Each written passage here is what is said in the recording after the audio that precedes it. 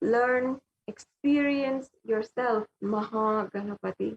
You'll be able to learn about Mahaganapati Paramborul, how to imbibe the attributes of Mahaganapati Paramborul and manifest completion in life, how to manifest the right reasoning in life, learning the science of oneness or Nityatva, and manifesting the power of feeding Ganesha, literally. And you might be wondering how you might be able to achieve this. One is by listening. Second, by internalizing, by applying these powerful manifestations and powerful cognitions in your life, by manifesting the powerful cognitions as a part of you, and with a darshan and initiation into the power of feeding Ganesha.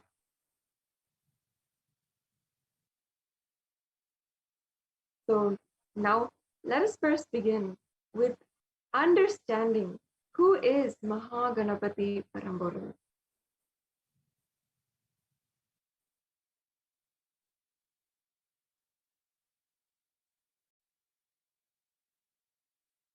There's a beautiful verse from the Ganesha Upanishad where it describes and praises Lord Ganesha and says, you have manifested as Bhumi, earth, you have manifested as Apas, water, you have manifested as Anala, fire, you have manifested as Anila, wind, and you have manifested as Nabha, sky or space.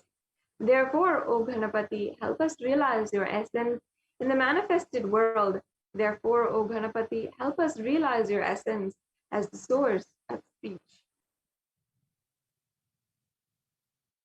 Mahaganapati Paramborul is worshipped by all sampradayas. He is the embodiment of auspiciousness, the embodiment of completion, the embodiment of joy, and the remover of obstacles. And the Supreme Pontiff of Hinduism himself has described, I can say the largest worshipped deity in India is Ganesha. Every street will have a Ganesha temple. And you don't need too much ritualistic or a highly arranged puja for him. Anybody can worship. Ganesha is the most worshipped god. And beautifully, it's described how Devi just puts her muscle memory in the haldi, the turmeric, which she applied on her body, and the mehendi. And this is what the Supreme Pontiff of Hinduism himself had described, which she applied on her body and mehendi, and she just pulled both of her muscle memory out to make Ganapati and breathe life into it. And of course, then the child becomes alive.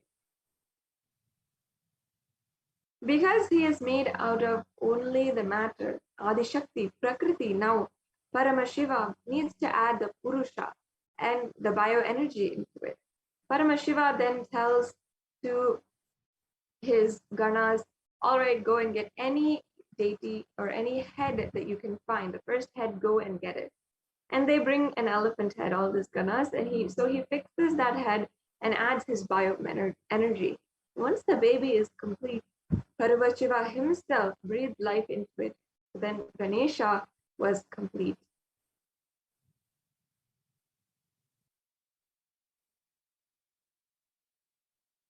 Yes.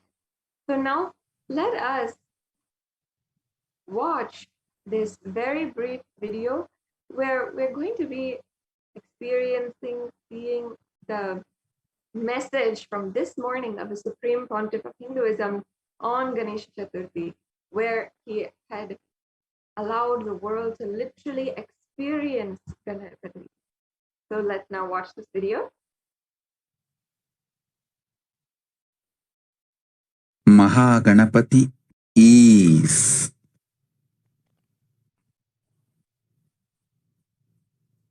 cognize his astitva. He is alive very much, intensely, powerfully. In Mahakailasa, how much you are alive zillion times with more intensity is alive now. Listen, whether you are happy, sad, blissful, painful, good or bad, you feel, you exist. The feeling you exist is called isness, tatata, nirvana.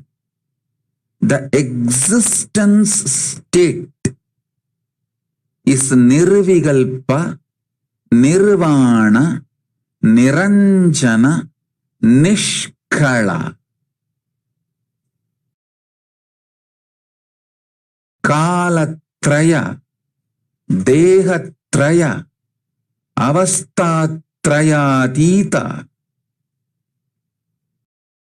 Kalatraya, dehatraya, avastatraya, atita.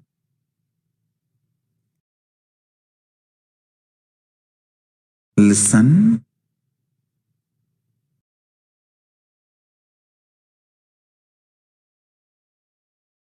Ganapati is the source of your very feeling you exist. You feel you exist. That feeling, that experience is from Ganapati. So understand, Ganapati exists zillion times more intensely. So bow down to his existence. Keep the Atmalinga in Sankalpa Mudra. Bow down to his existence. Through Ganapati Atharvasirsha Upanishad, now Ganapati will be landing in all of us. In the deity we have, in the Atmalinga you have, and in your Mooladhara Chakra, the source of your existence.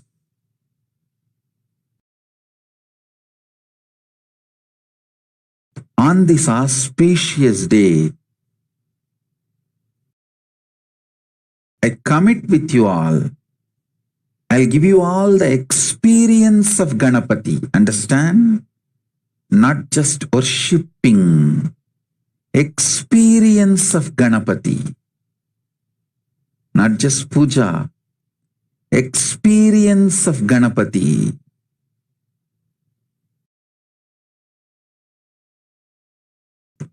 So bring Atmalinga in your hand in Sankalpa Mudra and keep all your three eyes open.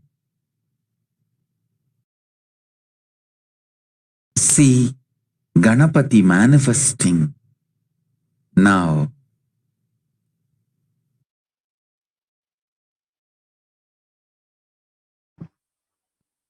Yes. Now let us be introduced to Ganesha and how he represents all of the various auspicious qualities by the Supreme Pontiff of Hinduism himself from 2010.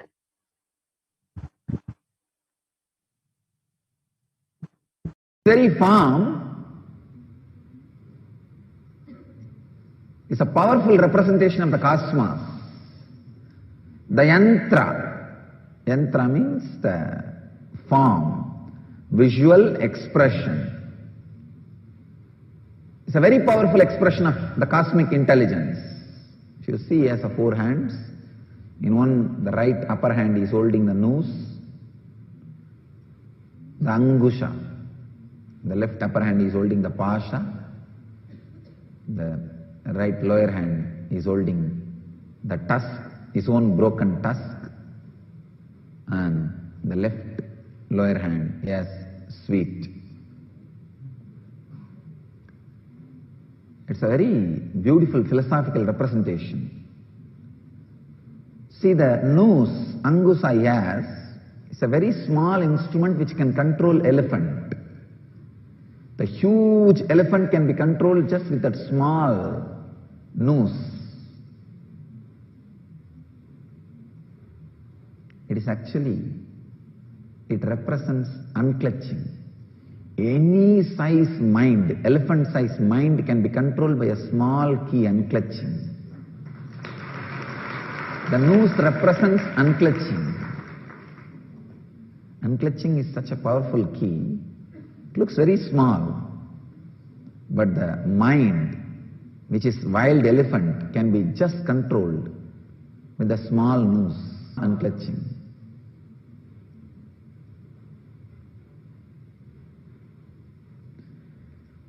Left hand, the pasha which he holds, pasha means attachment.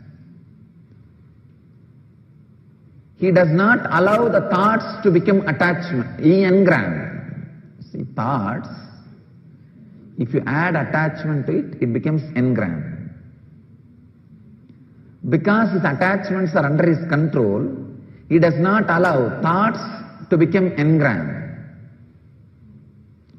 One side, thoughts are never becoming engram, they remain as thoughts because pasha is under his control.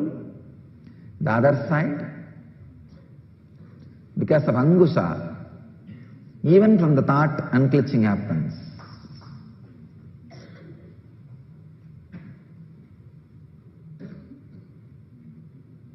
So his inner space is completely under his control because of the Angusha and Pasa.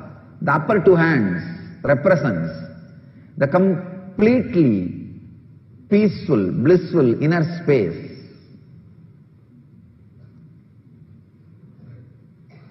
And the lower right hand, which holds his own tusk, you need to know the history of the tusk. Once Vyasa requested Ganesha to write Mahabharata, largest poem ever written in the planet Earth, even now, still now, is Mahabharata. Longest and largest poem. Vyasa wants somebody to pen down, because when the flow happens, it's such an extemporaneous, spontaneous flow, he can't pen down. He has to just open it and somebody else has to pen down. He is not able to find anybody for his speed.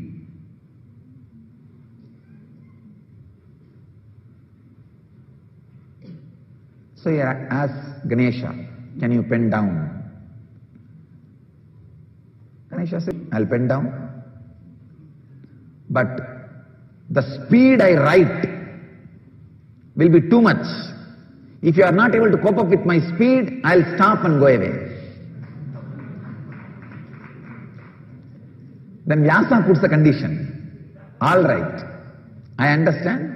I am also putting a condition. You should write everything only after you understand. So agreement was prepared.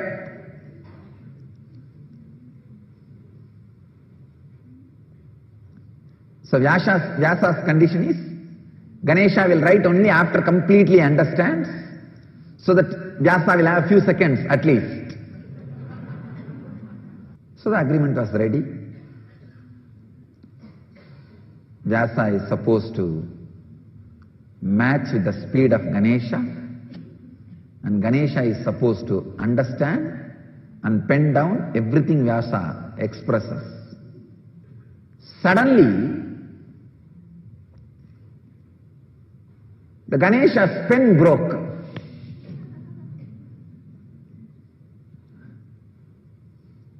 And now, because this class was not there in the agreement, what to do when the pen breaks? It is whose responsibility? Naturally not Vyasa's, because Ganesha is only penning down. It's supposed to be his responsibility. But Ganesha can't miss, because he has given, as per the agreement, Ganesha has to pen down everything. Even if you miss few seconds, some of the great important truths which Vyasa is expressing will be lost, because the expression is happening in full speed. Banks of Saraswati. Writing is going on. Suddenly the pen broke. Now what to do? Ganesha, he has to complete, he can't miss. And he can't run for pen. If he runs for one more pen, he may miss few words. And he can't tell Vyasa, stop, stop, stop. I'll get another one pen. No. He immediately breaks his own tusk and starts writing. This shows two things. One, his spontaneous decision making. Two, his courage to sacrifice for the cause. Understand? First thing, he is not telling Ganesha, he is not telling Vyasa, stop, stop, stop, I will run and get a pen. And this was not there in our agreement. No. Spontaneous decision making and courage to sacrifice his own tusk. That tusk means courage to sacrifice and spontaneous decision making power. So the upper two hands represents his inner space, pure blissful inner space. The lower right hand represents his ability to take spontaneous decisions and courage and sacrifice for the cause he has taken up. When these three are there, life is a sweet. That is what he means by having the sweet in the lower left hand.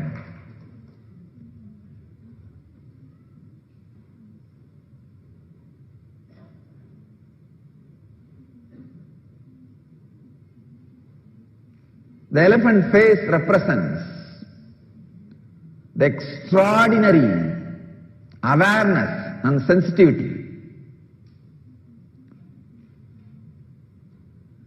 The elephant's eyesight or the elephant's ability to smell is extraordinary.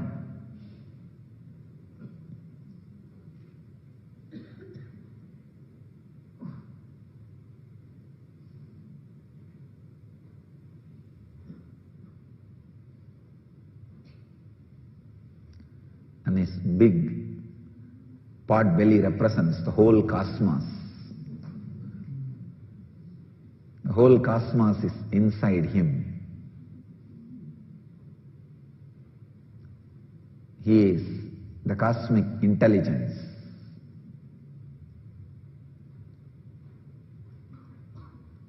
And his mouth represents the playfulness. See, mouse, even though you have little fear, it always creates a kind of a playfulness in you. The playful feeling. Whenever you see it, you start laughing.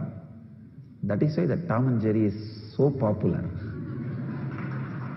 The mouse can create a playful feeling inside your mind all over the world. All over the world, in human consciousness, the mouse is always associated with playfulness. He is doing this whole thing so playfully.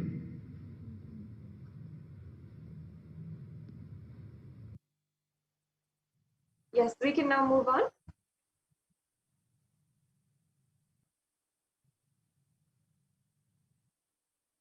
So as you can see, tuning in to Ganesha means imbibing these qualities, where Ganesha holds the Ankusha, Pasha, the tusk and the Modak.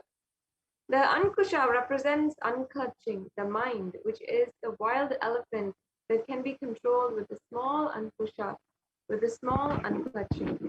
The pasha represents attachment, and he does not allow the thoughts to become attachment engrams.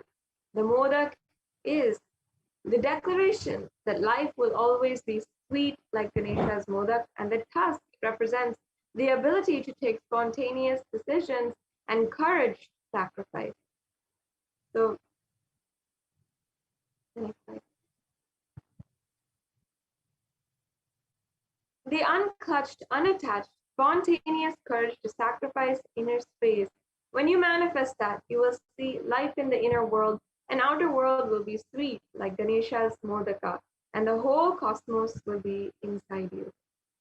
So now we will be going into the demonstration of Shaktis, the next segment of today's program.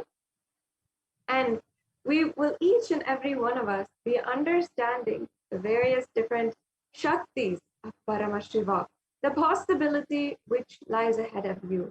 So I now invite the Nithyananda Gurukul Balasans.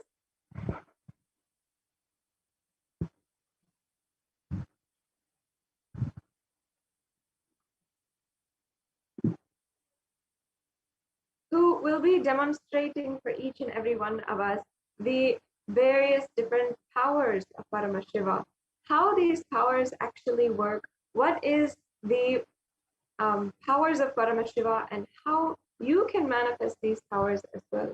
So now the Nithyananda Gurukul Balasans from Adi Kailas Sarvajna Peetham will be guiding us into the next segment of today's program.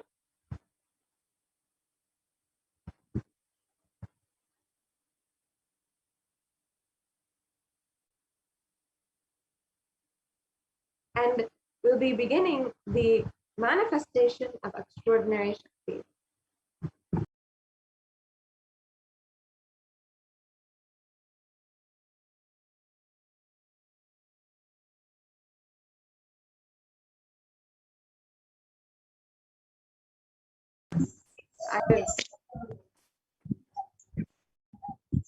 Thank you so much, Manipur Nithyananda, for that beautiful introduction to this power manifestation segment. So let us now move on and dive more deeper into this power manifestation session with the blessings of Lord Mahaganapati, as it is the auspicious day of Ganesh Chaturthi today. So today, all of you are going to be witnessing the Balasans, the Nithyananda yogis, and initiated disciples of the Supreme Content of Hinduism, demonstrating the extraordinary Shaktis of Paramashiva to all of you today. We will be demonstrating powers of third eye and body scanning, where all of you will be witnessing one awakening ability to be able to see through the cosmic browsing center, which is located between the two brows, and also the power of body scanning, where one awakens the ability to see and scan illnesses, diseases, medically diagnosed issues, and any problems through the third eye. So let us understand who is the source of all these Shaktis. Paramashiva is the primordial divinity in Hinduism, the ultimate reality and cause, which is self-present, Swayam Prakasha, all pervading, unchanging beyond time, space, form, and causality. Let us learn how we awaken these divine Shaktis. All these divine Shaktis are awakened in us through Diksha. Diksha is the direct transfer of spiritual energy. And let us now see a small video which explains us the power of Diksha, the science of Diksha, and how we get initiated into these powers just by a look, word, or a touch by the divine, by the avatar.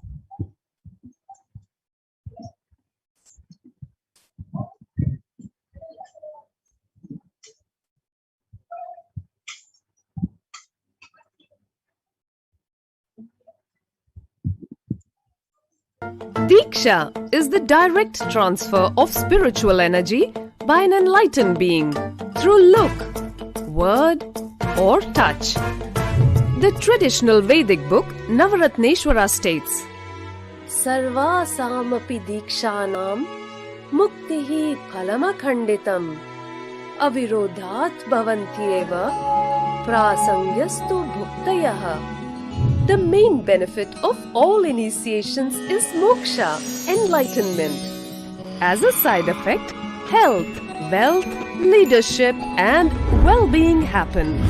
And in Rudrayamala Tantra, Shiva says, Devi Diksha Vihinasya na siddhihi na cha sadgatihi tasmat sarva prayatnena guruna dikshito bhavet.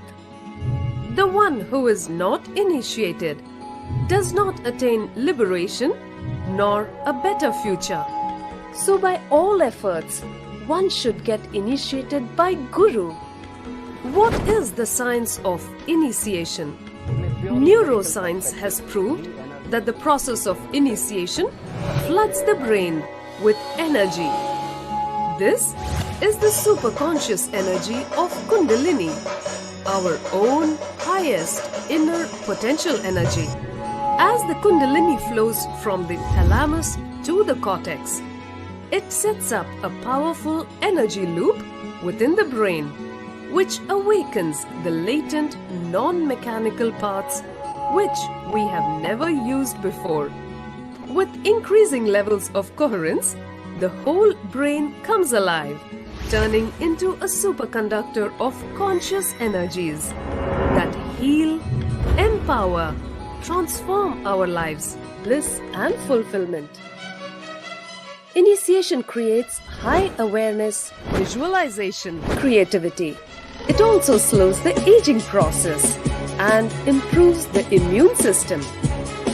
Kundalini awakening, healing experience, levitation, teleportation, materialization. Experience the power of initiation through a range of exclusive programs conducted at the ashram. Nithyananda Dhyanapitham, Nithyananda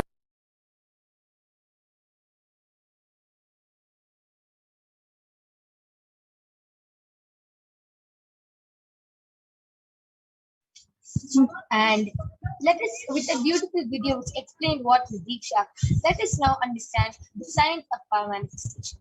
So the first is the Shastra Pramana, which is the eternal unchangeable truths, which are revealed in the source scriptures. So these are the Pramanas, which are the evidences, the four aspects of evidences that authenticates the power manifestation, the science of power manifestation. So the second is the Apta Pramana, the experiences and results of Aptas or authorities of Hinduism, Vedic rishis and scientists who have time-tested and verified this. Third is the Atma Pramana, the account of the Supreme Pontiff of Hinduism, Jagat Guru Mahasanidhanam, His Divine Holiness Bhagavan Nithyananda Paramashivam. This millennium's avatar's personal experience of power manifestation. And last is the Pratyaksha Pramana, or the empirical evidence from observation and scientific experimentation. So let us now listen to the Shastra Pramana from the Vijnana Bhairava Tantra, Dharana 11, Sutra 34. The Shastra Pramana goes, Kapalantarmanonyasa Tishtan Militalochanaha Kramena Manaso Dadyat Lakshaye Lakshamuttamam. The translation goes, by fixing the mind on the inner space within the crown center and sitting stably without any movement, having the eyes closed in succession, by that stability of the mind and inner space, through the power of the third eye, one directly sees the ultimate goal Laksham, by having the vision beyond the sight that reveals any object or place, attaining the space of oneness with the source Paramashiva.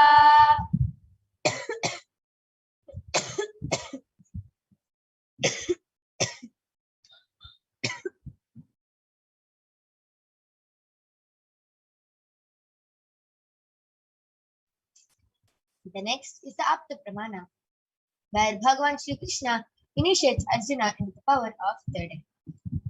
Bhagavan Krishna beautifully initiates Arjuna into the third eye by saying, Natumam shakyase drashtum manenaiva sachakshusha divyam dadami te chakshuhu pashyame yogamaishwaram. The translation goes, but you cannot see my cosmic form with these physical eyes of yours. Therefore I grant the divine third eye. Behold my cosmic opulence.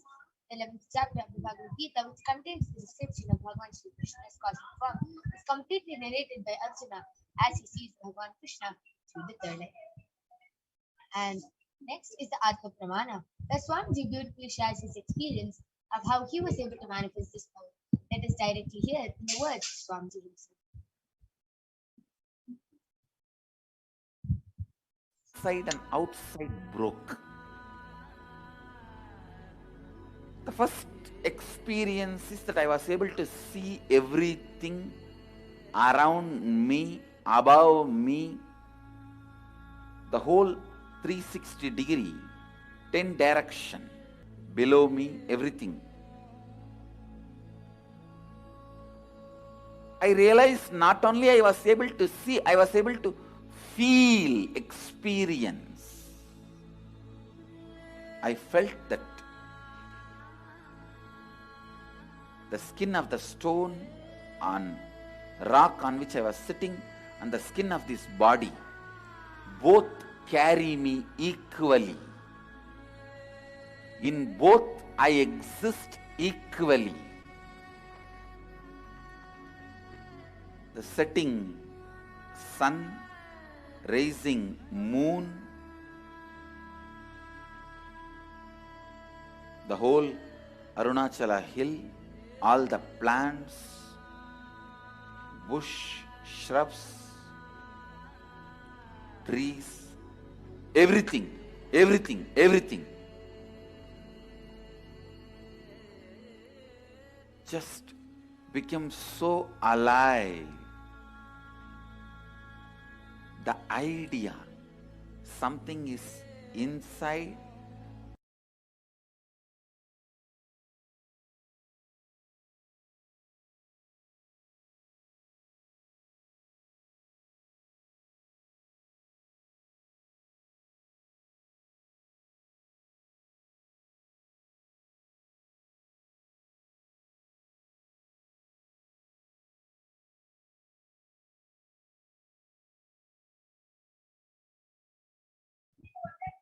Yes. Last is the Pratyaksha Pramana, the empirical evidence from observation and scientific experimentation. So, the study measures compares metabolic cell activity of the brain in conscious and meditative states using a possible emission tomography, the PET.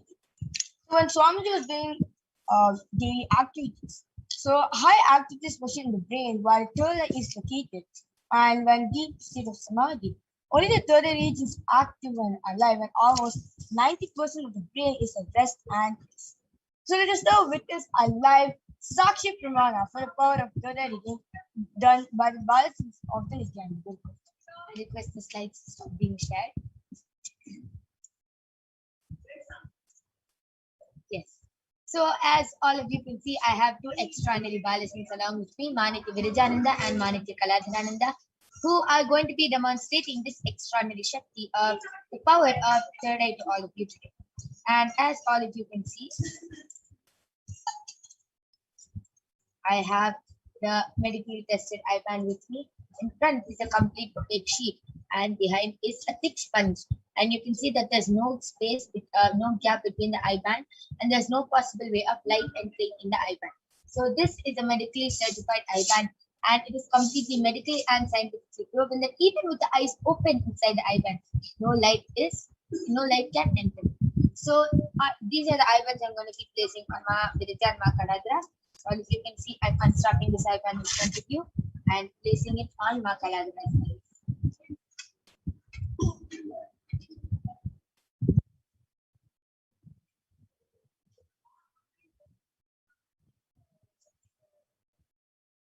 Yes, Ma Kaladra, are you comfortable? Yes. Yes. So now,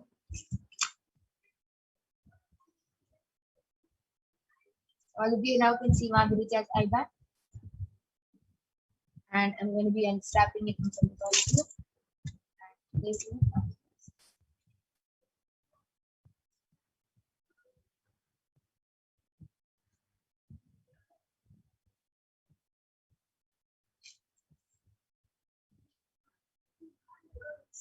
Yes, Ma Virija, are you comfortable? Yes. Yes. So both Ma Virija and Ma Kaladra are completely comfortable. I request both of you to turn to your right, left, up, and down. Yes. So all of you can see that there is no gap between Ma Kaladra and Ma Brija's IBAN. I now request the YouTube comments to be projected.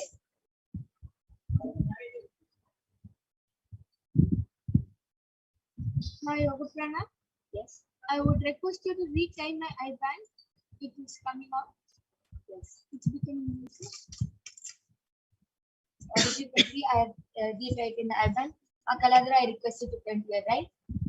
Could you fix my IBAN to come also now? Now are you comfortable? Yes. I request you to print here, right? Left, up, and so I request all of you, all the viewers right now, go ahead and post any comment you want in the Kailasa's HDH Nithyananda YouTube channel on this auspicious day of Chaturthi. You can go ahead, post anything you want, medical terms, scientific terms, emojis, numbers, shapes, letters, anything you want. And Ma Virija and Ma Kaladra are going to be reading out your comments online.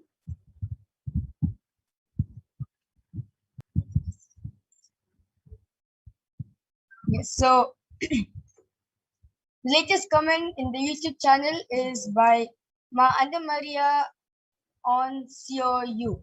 And she has contributed to Kailasa. So thank you so much for contributing to Kailasa. And yeah, so let's now go ahead to Facebook comments.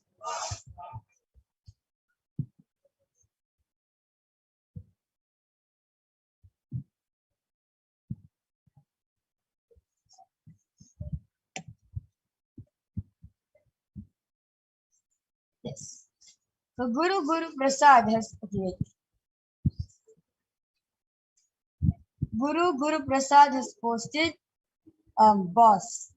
And before that, Elizabeth De Mentos has posted Nithyananda Swamiji. Nithyananda Swamiji, and the comment before that is from Sri Nithya Amrita Pranananda, and he has posted 3 smiley emojis with 3 hearts on his face. And the previous comment is also from Sri Nithya Amrita Pranananda, and he has posted Om Kam Ganapati. All of you saw how Ma Virija and Ma Kaladra so beautifully were able to read the YouTube comments without any mistake or anything. Ma Virija and Ma Kaladra were so beautifully able to read it just as if their eyes are open. Yes, now the YouTube comments are being projected. I request all of you, all the viewers, to go ahead, post anything you want. Medical terms, scientific terms, words, paragraphs, sentences, letters, numbers, emojis, anything you want. And Ma Kaladra and Ma Virija are going to be reading out your comments live.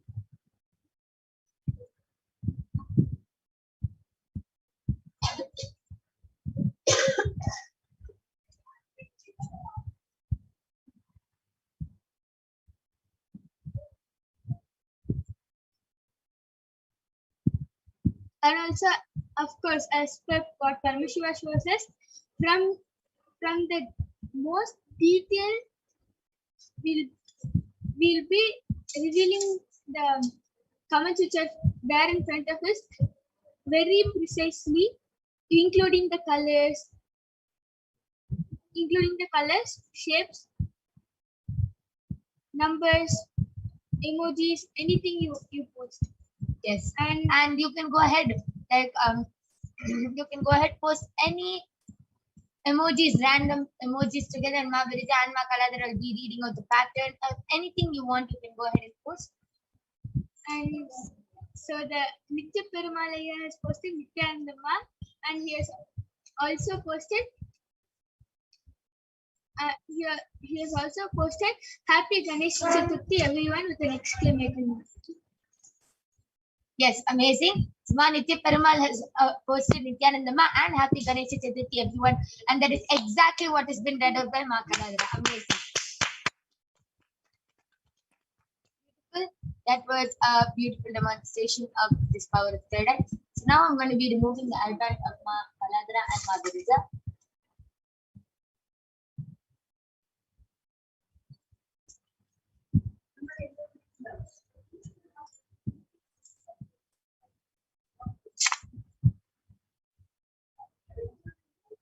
Yes.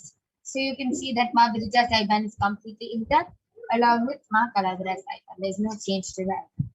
Yes. So now you are going to be witnessing one more extraordinary Shakti. We have a few more minutes left, and you're going to be witnessing the extraordinary Shakti of the power of body scanning. Anyone who wants a body scanning, please go ahead and request in the Kailasa's HDH Nithyananda YouTube channel, and the Balasins of the Nithyananda Gurukul will gladly be doing a body scanning for all of you today. So we'll be back right after a short break.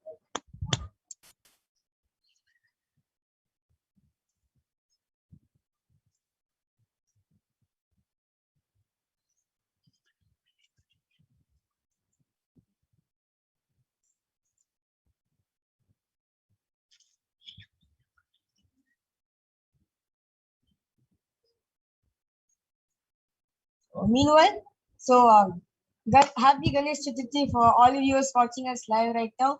And you'll be having special darshan of Mahaganapati at 8 p.m. IST. Stay tuned for that. So this is just a preparation for the main mega thing to come up. So yeah.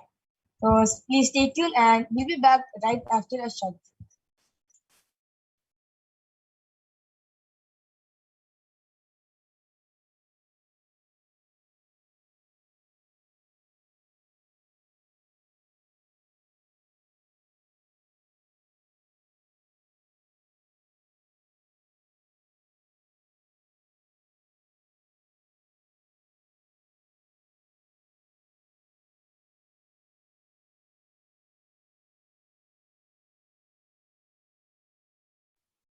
Yes. So let us now witness the extraordinary Shakti of body scanning. Just before that, let us move on into the Pramanas.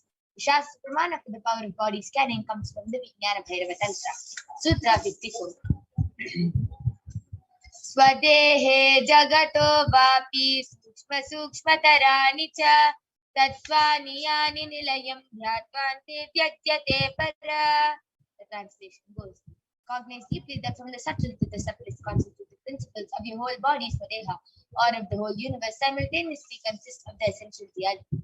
They are being absorbed in their source cause, Paramashiva, and by the experience of such restful awareness, one becomes complete from all the thoughts, and the ultimate universal divine power, Paradevi, Adishakti, is revealed, and the supreme power manifestation happens. Next is the Apta Pramana from the life of Siddha named Teriyar. Teriyar was one of the prominent disciples of Agathya, and one day a man suffering from a severe headache comes to Agathya for scanning and healing. Agathya uses the power of body scanning and reveals that there is a small type of Terai, a type of fog, sitting in the person's brain. And Agathya immediately instructs his disciple Teriyar to perform an open head surgery and remove the fog. Teriyar immediately performs the open head surgery and completes it successfully and completely heals the man. Thus, the disciples gain the name Teriyar. Third is the Atma Pramana, which is from the life of his divine holiness Bhagavan Nithyananda Paramashivam.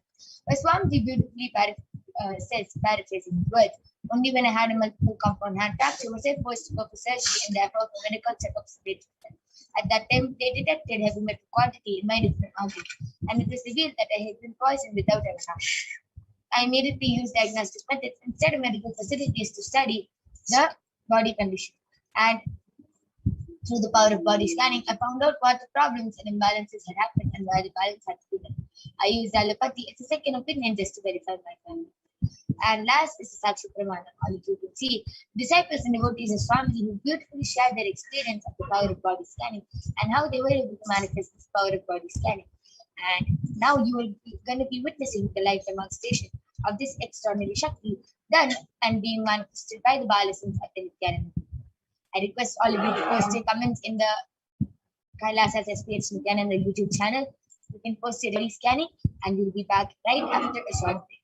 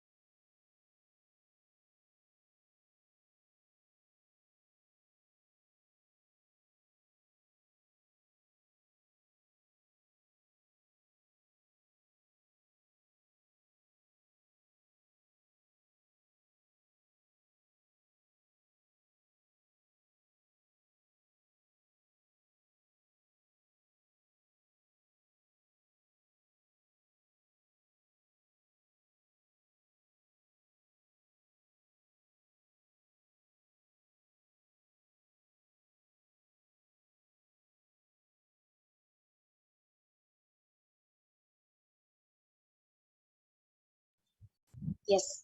So I'm back with the Balasins of the Nithyananda Gurukul Maniti Brahmayogananda, who is going to be demonstrating this extraordinary Shakti of the power of third eye body scanning today for all of you. So I request the YouTube comments to be projected. Okay. Ma Celine G has posted, Ma, can I have a body scanning for my relation with my dad? Yes, Ma, you can surely have a body scanning for your relation with your dad. Ma Brahmayoga, please go ahead. Quickly do the body scanning for Ma Celine G and reveal whatever Paramashiva reveals.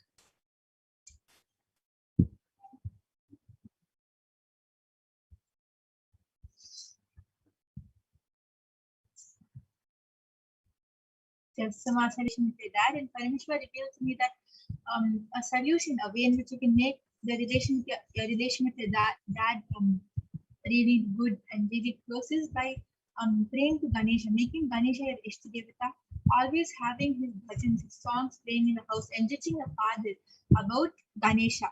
When he gets enriched about Ganesha, and when he actually sees a miracle happen in his life because of Ganesha, he'll get really connected to the Ganesha, and he'll feel so grateful to you, and both of your relations will really strengthen and will really become nice.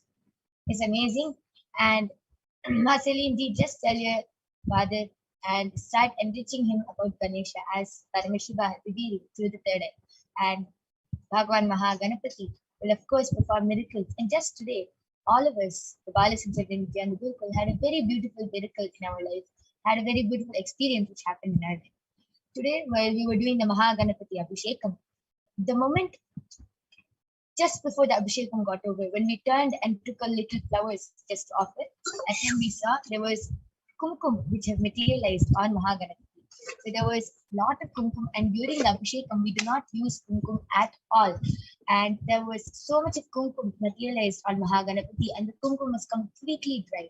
So Mahaganapati accepted the Abhishekam and also materialized kumkum, and it was a beautiful experience which all of us had today with Bhagwan Mahaganapati. So he will continue performing miracles in your life. Just be sincere and connect to Paramashiva, and you will be able to improve your relationship with your dad as Paramashiva reveals through the third eye.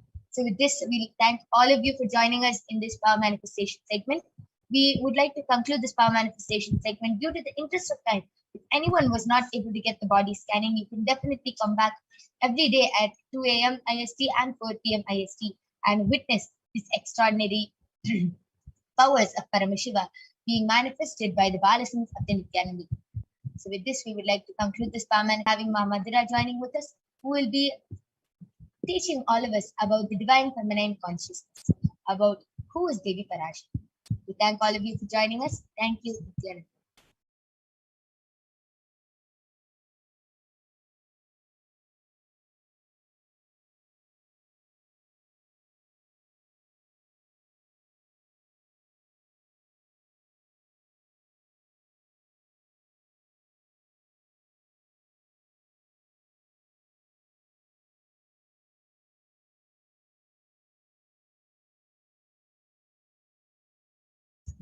Yes. So we'll be moving on to the next segment right after a short break.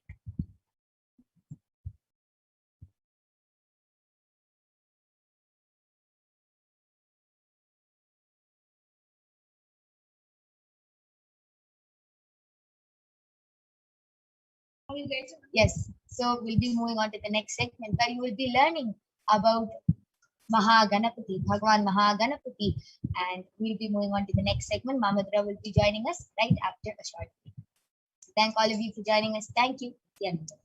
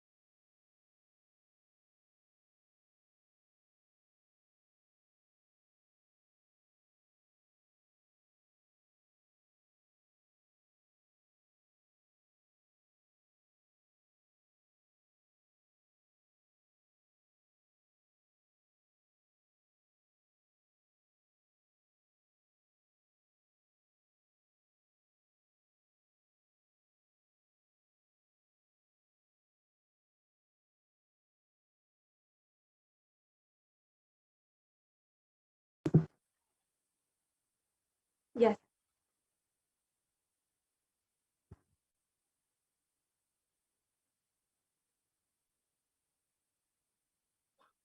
Now let us begin the next segment in today's program and continue from where we were.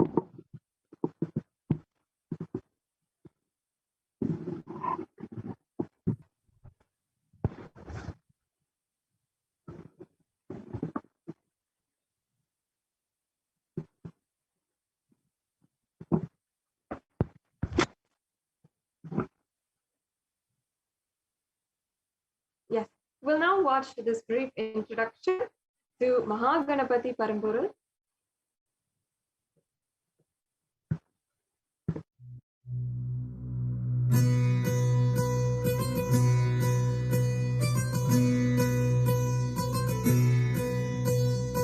Ganesha, he embodies, symbolizes spontaneous completion celebration.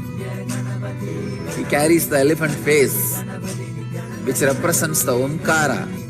His form is the ultimate, his name is the ultimate. Very happy about himself, very happy about the universe, very happy about his happening, everything. Just see him, you will be joyful. Very powerful, easily pleased, like his father. Extremely compassionate. He is the ultimate boon giver. Enjoying, celebrating. He is beyond any procedures, systems. Mischievous, naughty. A modern day who eats left and right happily. He doesn't come under any rule and he doesn't come under any regulation, but he has all the powers and he is embodiment of Sachidananda. As embodiment of Paramashiva, Mahaganapati Paramburul is sitting with joy and bliss and blessing all of us in Kailasa, listening to our prayers, removing all the obstacles, making all of us experience Paramashiva, oneness. He is really, really real. Even now, he is sitting in Kailasa with 25 elephant heads and 50 hands. As Mahaganapati, he is sitting now alive in Kailasa. He is alive. He is available. He is ecstatic. Invoke him. He is easy to approach. Om Gam Ganapataye Namaha. Just repeat this and call upon him. Ganesh Chaturthi, the day Mahaganapati Ganesha happened. Neither trailer, nor suspense, or storytelling, nothing. Straight fact. You are going to see the Ganesha exactly how he is sitting now in Kailas.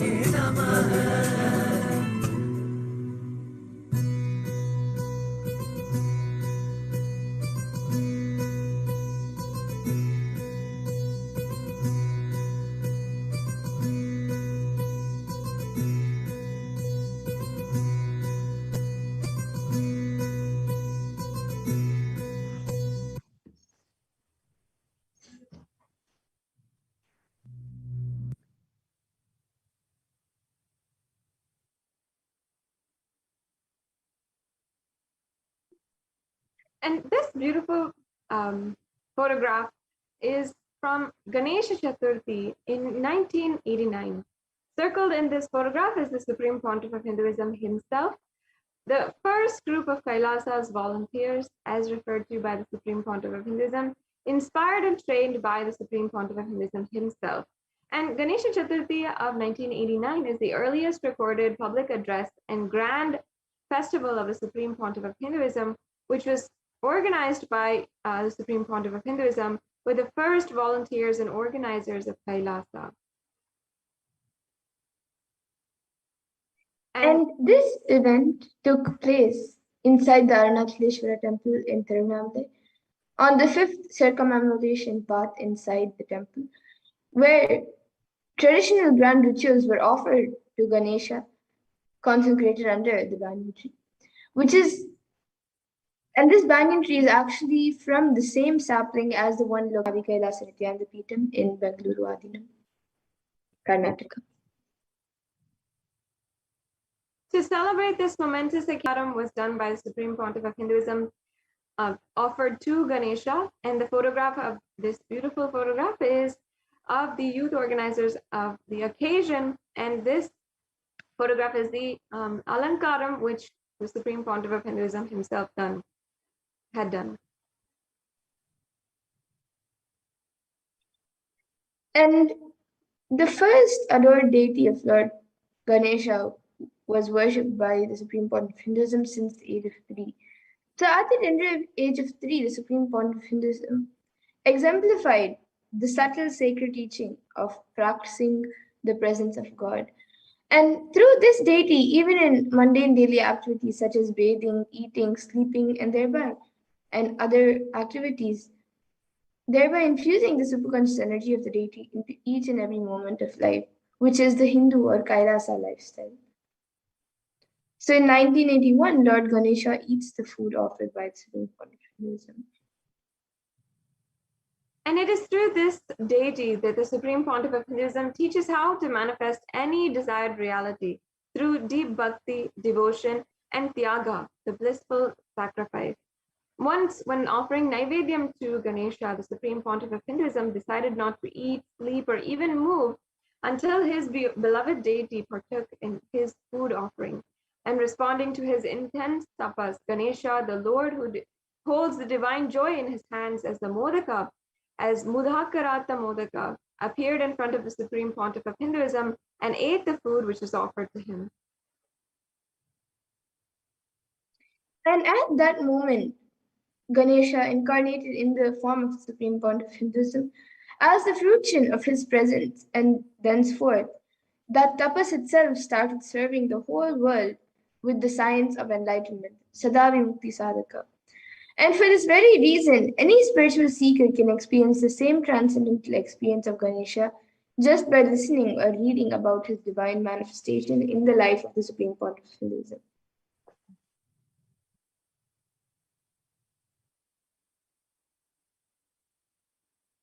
And today, millions are initiated into this same space of power manifestation and demonstrating the science of manifestation of gods the Supreme Pontiff of Hinduism has received.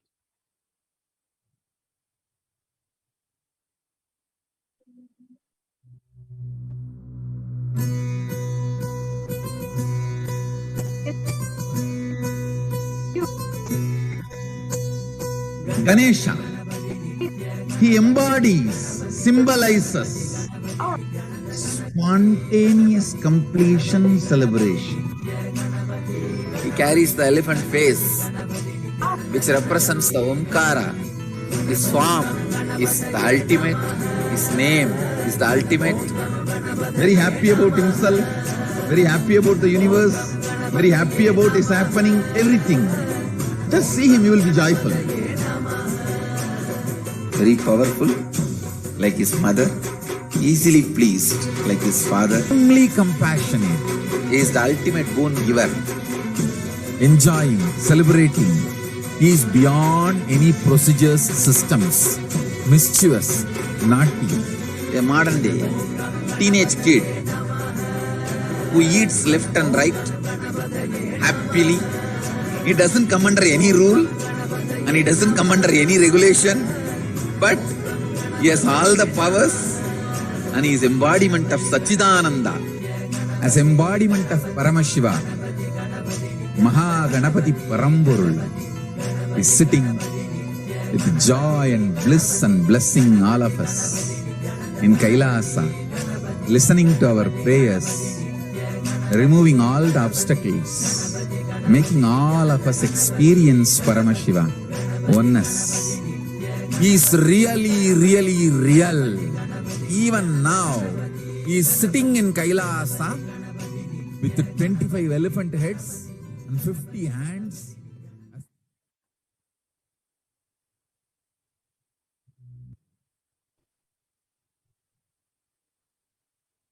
And the Shastra Pramana for this comes from the Vedas and Agamas, and it speaks about how the power of devotion and its powerful manifestation from Paramashiva's onwards. So it says,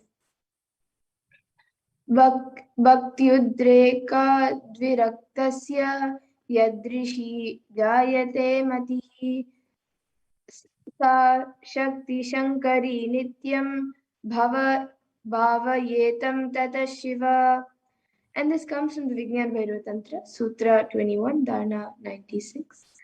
And the translation for this verse is, by the intensity of devotion or pure love for the divine, when the detachment arises in your mind beyond the intellect, that is the Shakti of Shankari, the power of divine consciousness.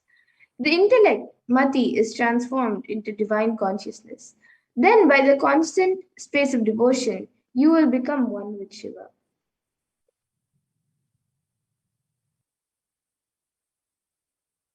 Now, we'll be understanding from the Supreme Pontiff of Hinduism himself the beautiful narration of the incident from his life on feeding Ganesha and how Ganesha manifested through his very beloved deity.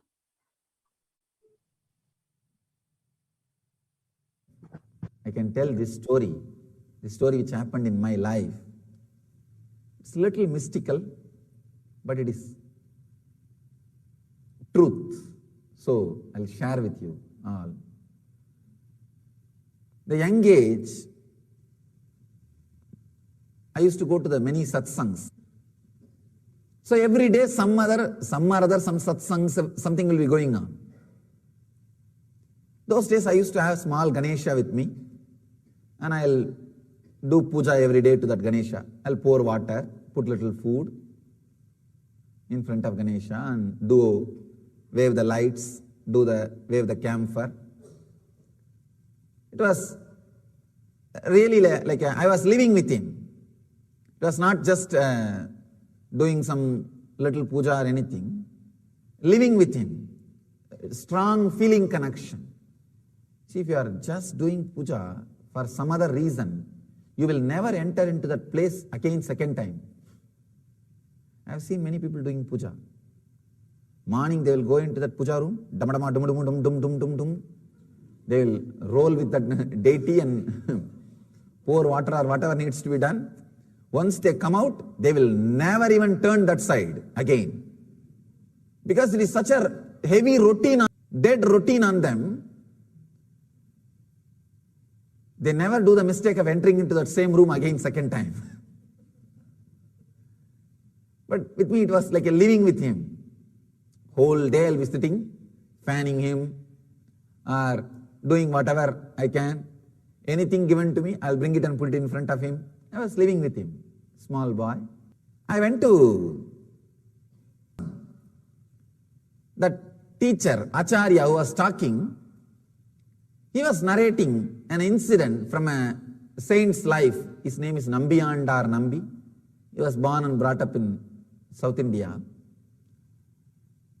Great saint. His life story that master was describing. It's a very beautiful story. That his father used to worship one Ganesha temple every day. One day the father fell sick. Then he asked the son, please you go on, do the worship. Then son goes with the food and all the worship articles. He does the sacred bath and puts the food in front of Ganesha. And the son thinks really Ganesha will eat every day. He's doing first time.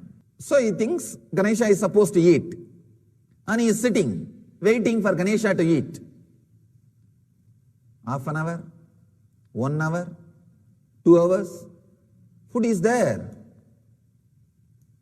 And this guy started worrying. What happened? Did I do anything wrong? You are not eating. And he started talking. Of course, no response. Then he started telling, if you don't eat, if I go back, my father may fire me. He may shout at me. Please do something. If I have done some mistakes, forgive me. Please eat. Of course, Ganesha is very silent. If they start eating, who will put the food in front of them? Anyhow, he was silent. Then he became very serious. The Nambi, the saint, he became very serious. He said, no, you have to eat. Please eat. Otherwise, see the Shraddha, beautifully the Upanishad says, Kathopanishad says, Shraddha Vivecha. When he is describing about Nachiketa, the Upanishadic hero, they use the word Shraddha Vivecha. He was possessed by Shraddha.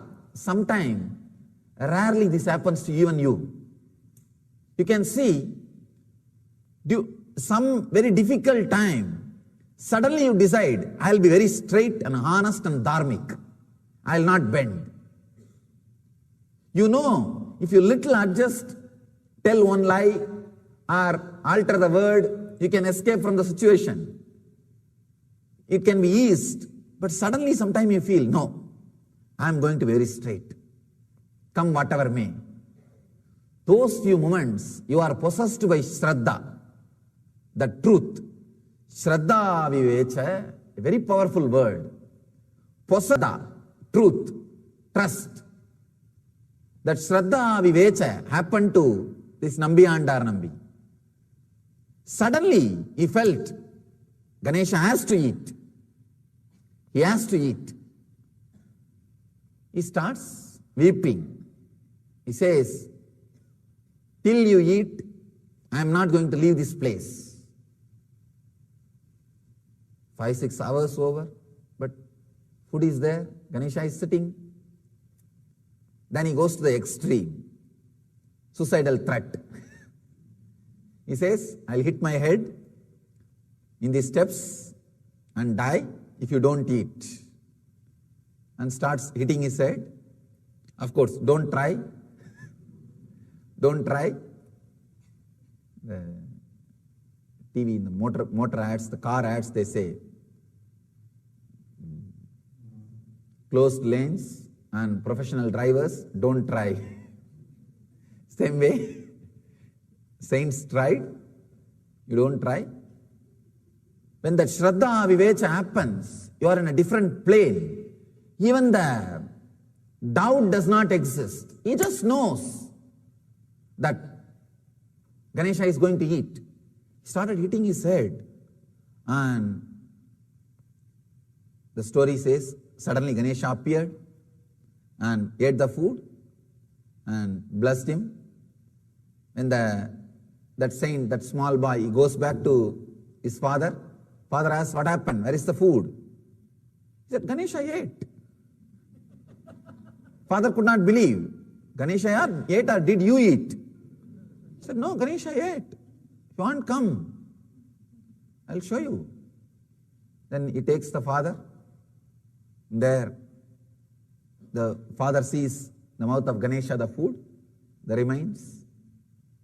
The story says, father fell at the feet of the son, said, all these years, I was only doing it as a ritual.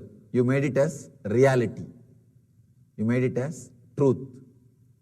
When I heard this story,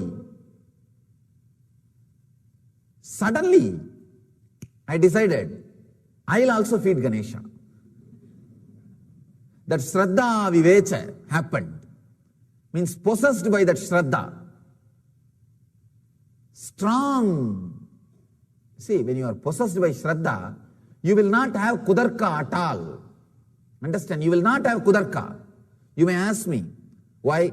When you heard the story of Nambi, you tried, but you are telling us not to try. See, in my case, there was no Kudarka at all. If there is no Kudarka, you are also a professional. You can try. But you see inside, one corner of you, there is a Kudarka. That's why I am saying, till that Kudarka disappears, don't try. Especially these risky techniques. I decided, I'll also make Ganesha eat. Let me tell you what all the mistakes I did and how I had this Kudarka. See, when I heard the story, I decided I will also make my Ganesha eat. This is Darka, simple logic. When he made Ganesha to eat, why not me? Simple Darka. The next step was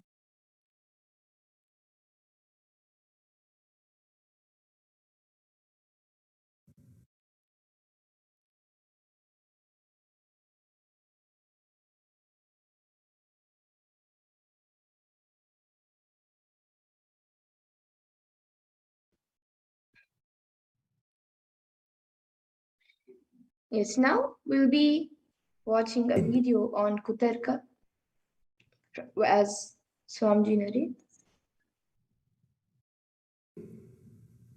See, in my house, it's a giant family. I had one old lady, one of my grandmothers. Means it's like many people will be staying, you don't know who is who and who is what. And not only that, 3-4 streets are relatives. That's the way the Indian communities will live. The 3-4 street will be your cousin, cousin brother, nephew, name it and they will be there. Just inside the family and relatives. So, this old lady, if the kids are not eating, she will always threaten them. Hey, I'll put you inside the well. The center of the house, there will be a huge well. I'll put you inside the well. She will shout. So I heard only that logic. So naturally, what will I do? I went and put a little food in front of Ganesha and told him, eat now. When I saw half an hour he did not eat, I started using the same thing. Hey, I'll put you in the well. Kudarka, please understand. Because I heard only that. See, this satsangi, the teacher, he taught me Darka. This environment, this old lady, she taught me Kudarka. The same way, I started shouting. I told, she will use all the old Tamil words to threaten. I started using all those words.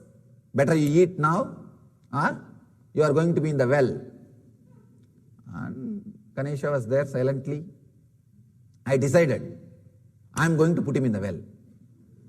And usually what she does, I have seen, she will take the kid in the hand and take little food in the other hand, and she will show the well. See, I'll drop you, drop you. These kids will shout, cry. They'll open the mouth, she will put the food inside. When the kids start crying, they will actually open the mouth, she will put the food inside. Then it will go. That's the way she will feed. I decided I will also do the same thing with Ganapati, with that Ganesha. I took the Ganesha in one hand and food in the other hand. I showed the well, hey, see the well, I'll throw you inside. And he's not opening the mouth. I tried 2-3 times. Then I decided there used to be a vessel in which they will take the water from the well. I put the Ganesha in that vessel. I started lowering, threatening him. See, I'll really drown you. I'll really drown you. And when the vessel was about to touch the water level, suddenly I realized, maybe now he would have changed the mind and he wants to eat, but there is no food in the vessel. So I brought him out, put the food also in the vessel, and started doing again.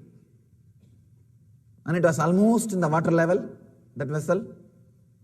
That bucket is in the water level, but nothing is happening.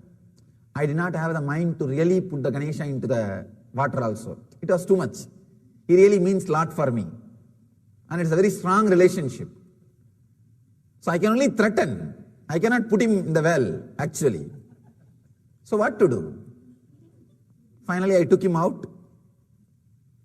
I said, all right, maybe he did not like the cooking.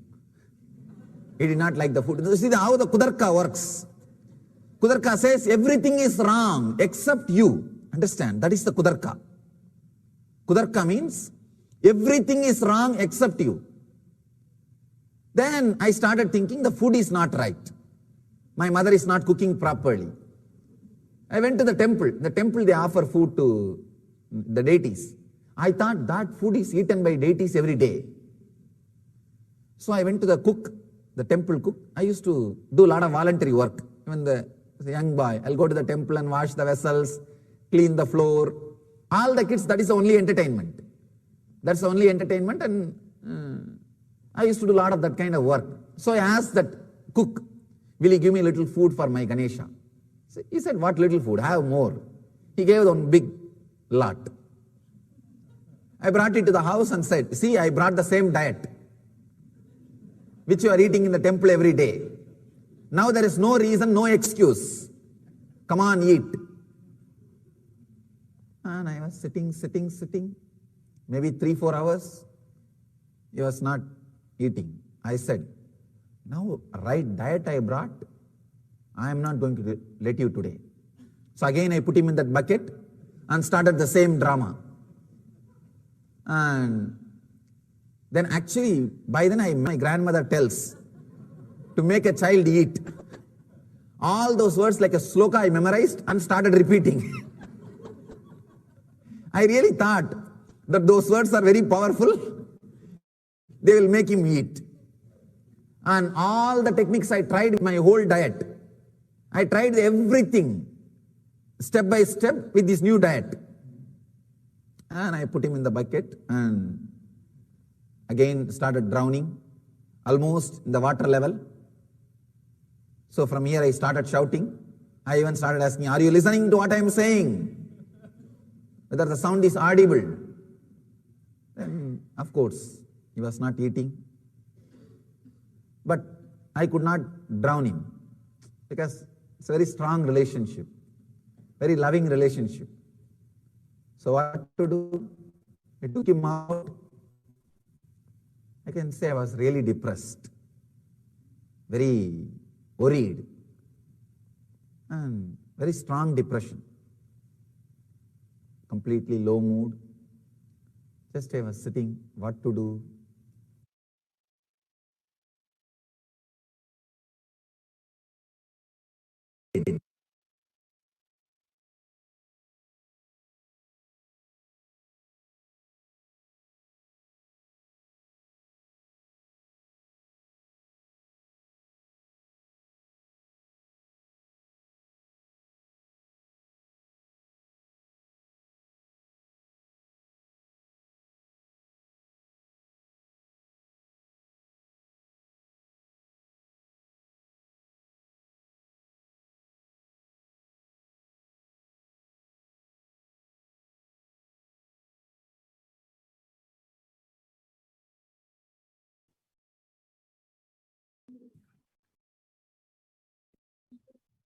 So, the Supreme Point of Hinduism says, somebody asked me, Swamiji, why in our graveyards, tombstones, we put the date of birth and the date of death?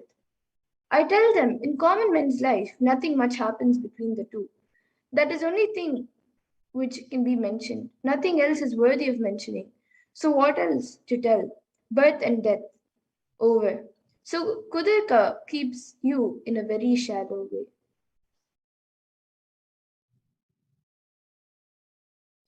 So now let's do a small internalizing exercise for a few minutes. So you can pen down 3 incidents in your life when you negated simple possibilities of life with Kudirka. For example, Swamiji's avatar. He may manifest powers. I have so many fears. I cannot manifest powers. So, like this, you can pen down 3 incidents in your life when you negated the simple possibilities of life with Kutarka. So, all of you can do this exercise for a few minutes.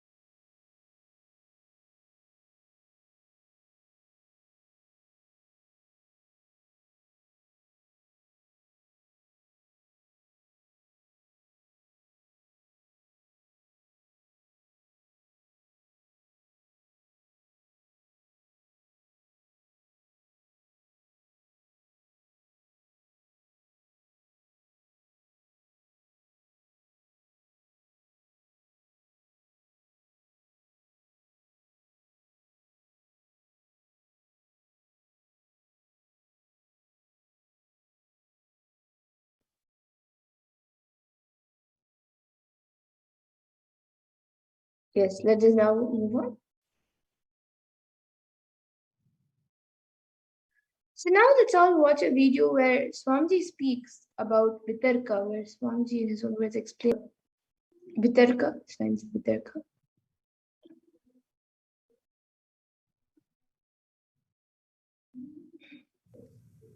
Practically, I fixed all the problems.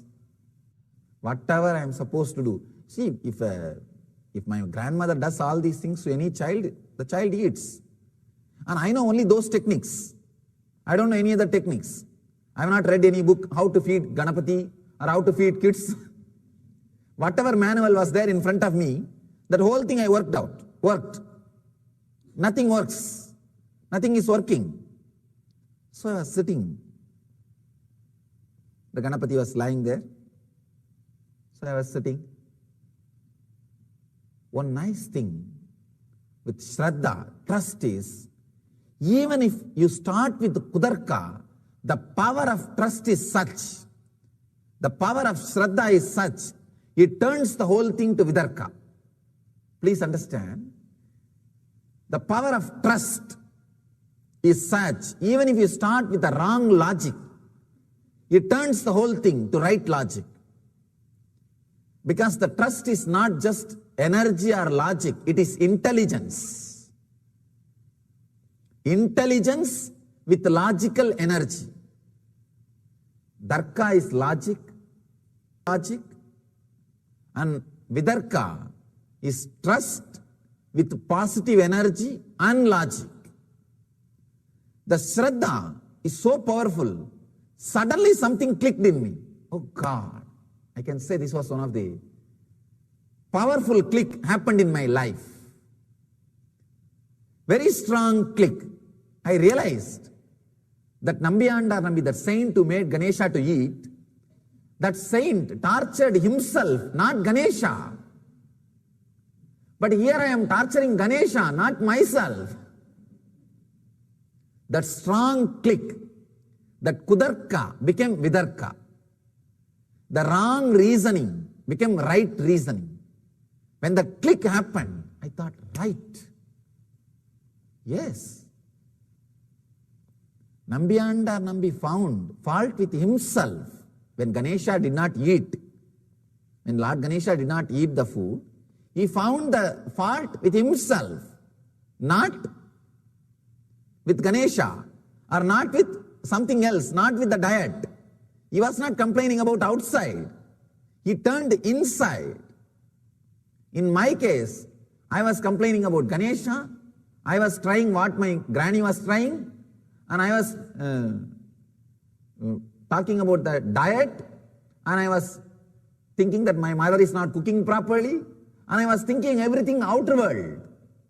I was doing Kudarka. I was finding fault with everything external.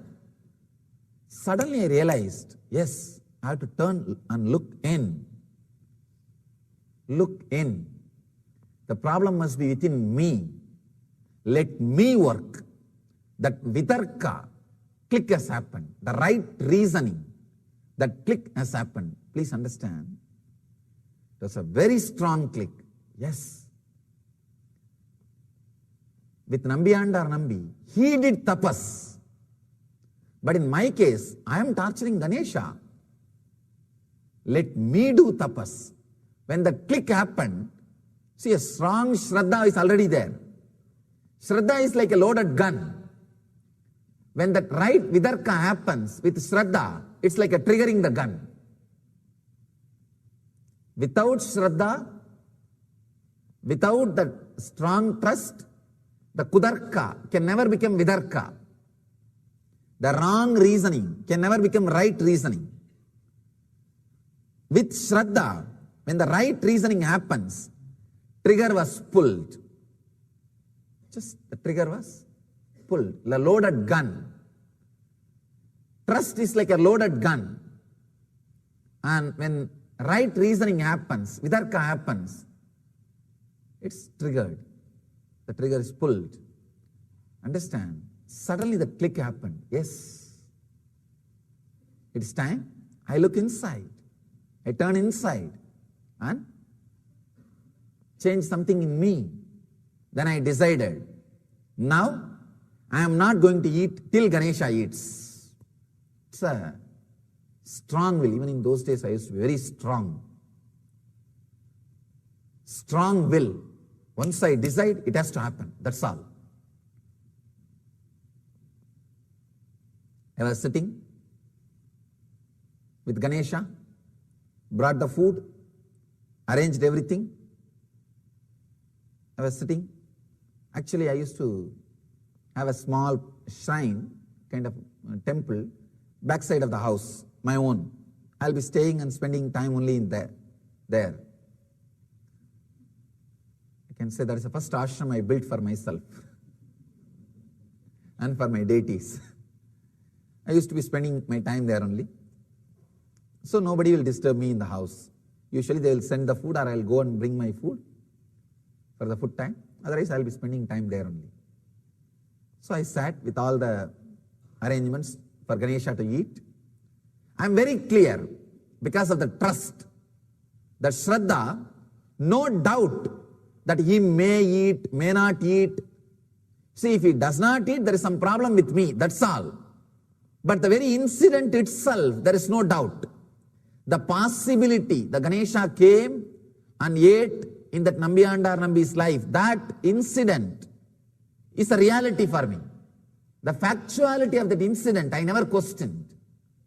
When the right reasoning happened, with the trust, I was sitting with the Ganesha, one day over, and the food is there. I was very strong. No question of eating. No question of eating till you eat. So I'll go and bring food from the house and keep the food in front of Ganesha, and I'll sit. I'll remove the old food, throw it away, and sit. One day was over, one night was over, and I was not even sleeping. I was sitting. And again, second day is also over. I was very strong. See, a small boy without food, naturally the logic will be imbalanced. The willpower will come down. I said, nothing doing. I'm going to do it. Till he eats, I'm not going to eat. Maybe third day, I touched that zone when this trust and vitarka, right reasoning, both became part of the very bio-memory, the prarabdha, the very system. That is when that explosion happened. Suddenly, I can say, it's surely not unconscious. I fell into some state, and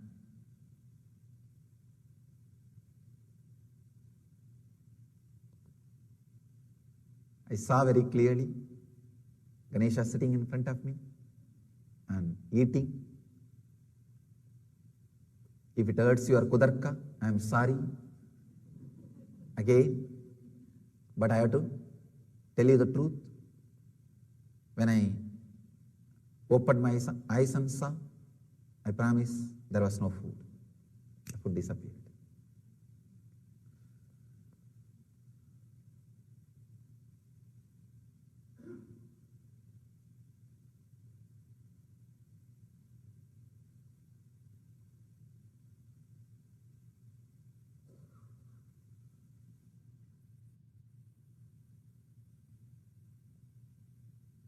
Whatever way you want to understand, but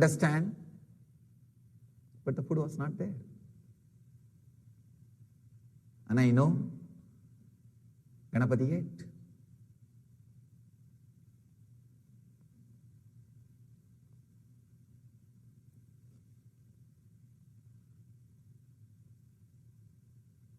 Maybe people with kudarka can tell, who knows, when you were closing eyes, some rat would have come and ate.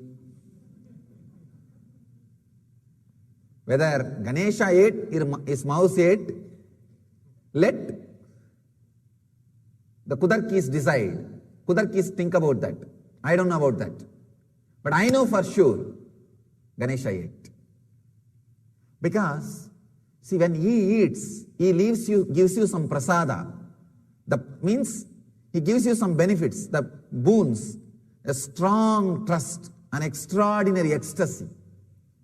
Those are the prasadas, gifts, boon from the Lord.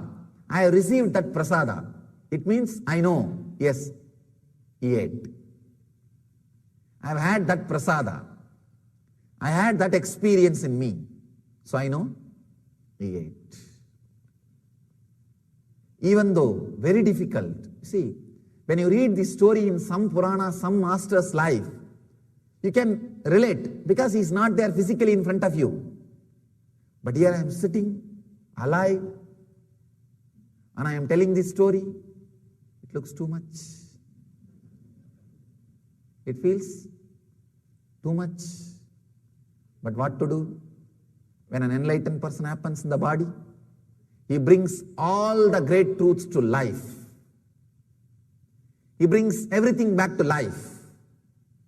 Sometimes people ask me, why did you do so many tapas, so much of spiritual practices, Swamiji? Like this puja, this feeding Ganesha. Why you need to do all these things? You are after all born enlightened. You could have expressed your enlightenment directly. I said, no.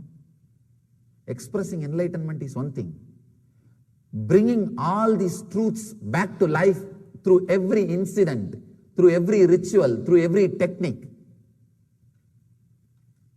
is the purpose of an enlightened being landing in the body. Even though it looks little strong, understand what I said is honest truth. It's honest.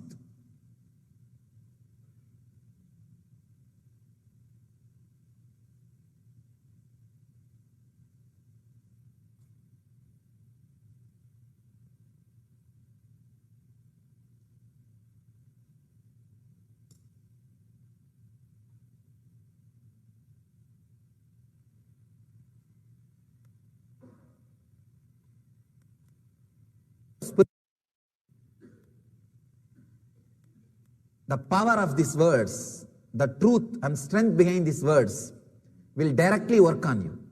You don't even have to believe. You don't even have to have darka or kudarka. You will see the power of these words because this is vidarka, this is satya. It will create automatically the right vidarka in you, the right reasoning in you. I wanted you to understand this incident, my experience, so that you understand about that vidarka. Please understand. When I heard that master's story and started thinking, when he can, why not me? That is darka. When I started trying the wrong method, wrong technique, it's kudarka. And because of my trust, when the right thing clicked, it is vidarka. And it leads to Sampranyada Samadhi. That is what Patanjali calls here. The Vidarka leads to Sampranyada Samadhi, means Samadhi with the experience of a form.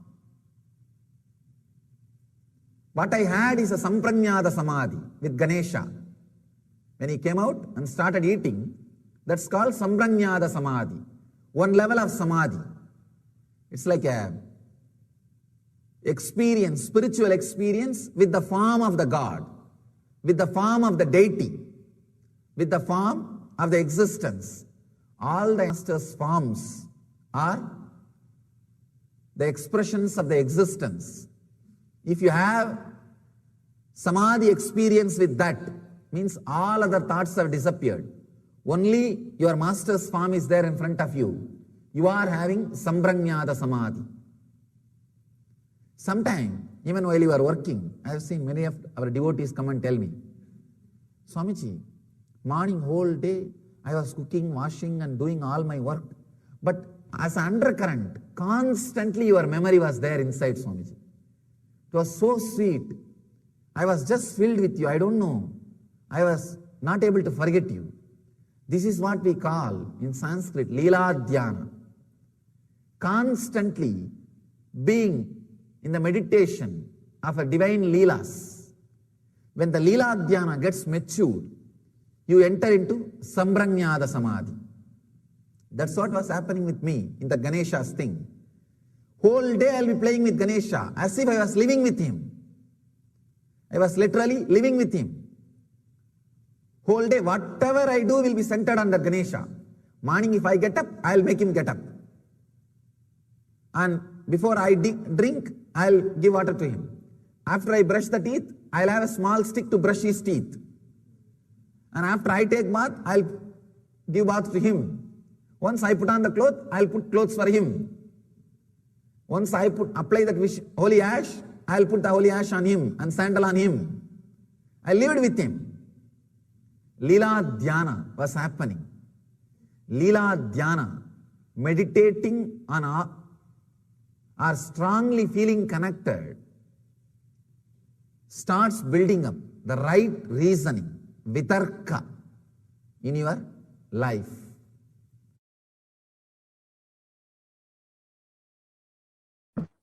Yes, let's go on. So understand that vitarka is the right reasoning. Vitarka means connecting a step above logic. Vitarka means the right reasoning beyond the simple logic or negative reasoning, the right reasoning. The way in which you think, the way in which thoughts are created in your system. If it leads you to peak potential for experience, which you are hardwired for, you are having vitarka, means the right reasoning.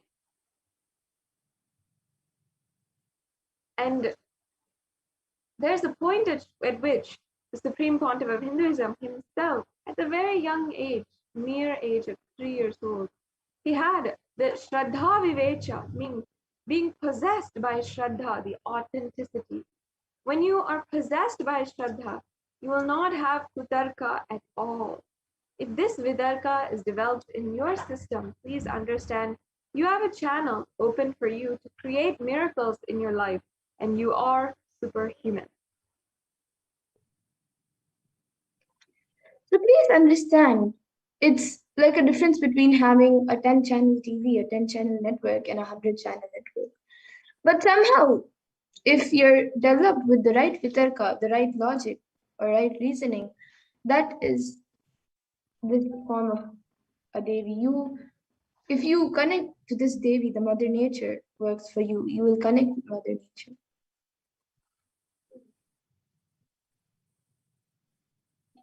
If you are brought up with this right reasoning, with this right vitarka, you have like 100-channel dish, 100-channel TV network. Now you have that unique capability of expressing miracles in your life, attracting miracles in your life. And your very being, your very consciousness is capable enough of creating miracles.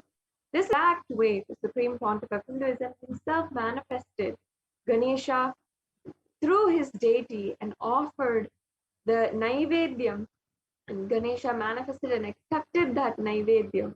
And in fact, even after this incident, his guru, Yogi Yogananda Puri, every single day, once he knew that this incident had happened, and Swamiji had the darshan of Ganesha, every single day, Yogi Yogananda Puri would bow down to the altar of Ganesha and say that for thousands and thousands of years, that very same Ganesha, deity of Ganesha, will be worshipped.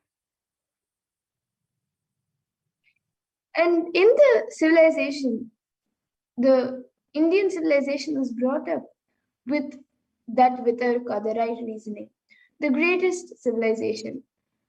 Otherwise, you cannot imagine how millions of people standing and spending hundreds of years just building temples. There is no question of machineries at that point in time. Everything was physically hand carved.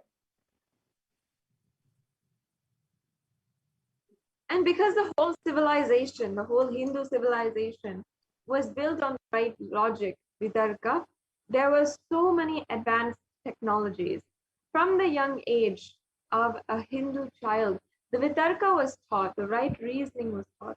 And because of that right reasoning, the vitarka, every single member of the civilization was able to experience the gods and goddesses. They were able to literally traverse multi-dimensions and be able to travel the whole universe. all the 14 lokas, everything was accessible to a person. And they were able to experience the great truths of Sanatana Hindu Dharma and those great energies of all the gods and goddesses.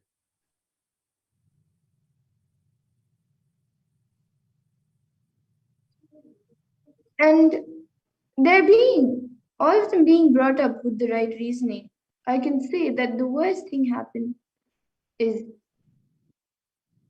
I can say this is the worst thing happened in India. So losing the faith, losing the trust over their own Puranas, or the Kutarka, the negating logic, happening towards their own Puranas. Unfortunately, this has happened over so many years, thousands of years. There's been so much of destruction of the Hindu Puranas and the Hindu scriptures, even libraries being burnt to ashes over thousands of years. In fact, the Nalanda University was one of the largest libraries. In fact, if I can say, the largest library that existed at that time, but it was burnt down. And not only that, it took more than 6 years for it to be burnt down completely. The Mughal invasions had continuously burnt it down. That is the worst crime that is done to humanity. And the Supreme Pontiff of Hinduism is the only being, the only leader who is running the largest movement to revive these ancient Hindu scriptures and revive the right reasoning, the Vitarka. Supreme Pontiff of Hinduism himself says, such an ecstasy to live in this body with what I call consciousness or mental setup. It's purely the only reason, the bringing up, where I lived and grew, the possibility, the energy of the right reasoning, the Vitarka was alive. And Swamiji continues, it is time we remind our civilization what we lost and bring our civilization back to Vitarka, the right reasoning.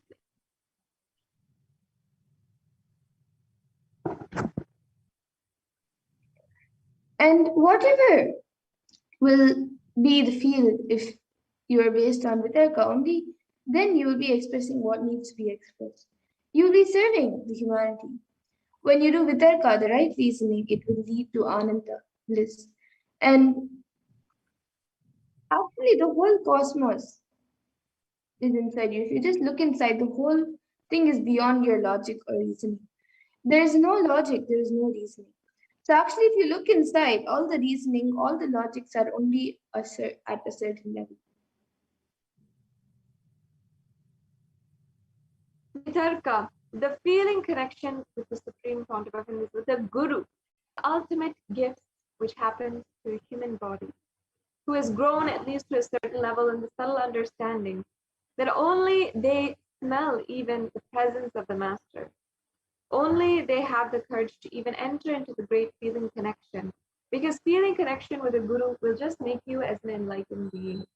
Vitarka is going beyond all logical reasoning, everything, and simply connecting with the Guru without any reason needed inside of you. It is feeling connection with the Master. And Vitarka leads you to depth. Swamiji says, I can say translate the word Vitarka as friendly logic, a logic which does not have chili, which is ready to expand, which is ready to step beyond its boundaries, which is ready to jump above itself. So just sit with little Vitarka.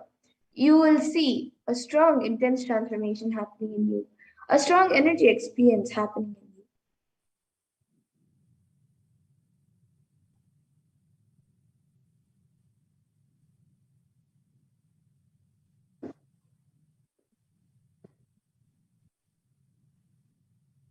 Can we go to the next slide, please?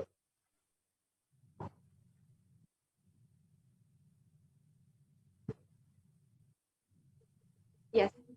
So understand, Vitarka is the feeling connection with the Guru. And today we have none other than the incarnation of Paramashivoham. From the right reasoning of Vitarka, rewrite the new possibilities and understandings you derive for the 3 incidents that you had approached with Vitarka. any incident that you had written down previously in this exercise. We had briefly, if you're joining for the first time, we had briefly written all of the incidents, or just 3 incidents, that we had the wrong logic, or the kutarka, the negating logic. If you've written this down, now rewrite the new possibilities and understandings you derive for the 3 incidents that you approached with kutarka. Now approach the situation saying, my guru is Paramashiva. He is much bigger than my self-doubt, self-hatred, and self-denial, and I will literally manifest powers. Just this beautiful cognition, you will see how there's such a shift in your space and a transformation inside of you. So go ahead and just take a few minutes right now. You can take just 5 minutes and write down the new possibilities and understandings you derive for the 3 incidents that you approached with kutarka. And again, the example is the new possibilities, the vitarka that you can hold, the right reasoning, saying, my guru is Paramashiva. He is much bigger than my self-doubt, my self-hatred, and my self-denial. Let me simply surrender to him, and I know I will just manifest the power. So just take a few minutes now and deeply analyze anything that you wrote down before. If you'd like, you can also take a few minutes and finish the exercise from before and finish writing down any of the incidents where you approached life with kutarka. And then write down, see that whole incident from the perspective of vitarka, the right reasoning.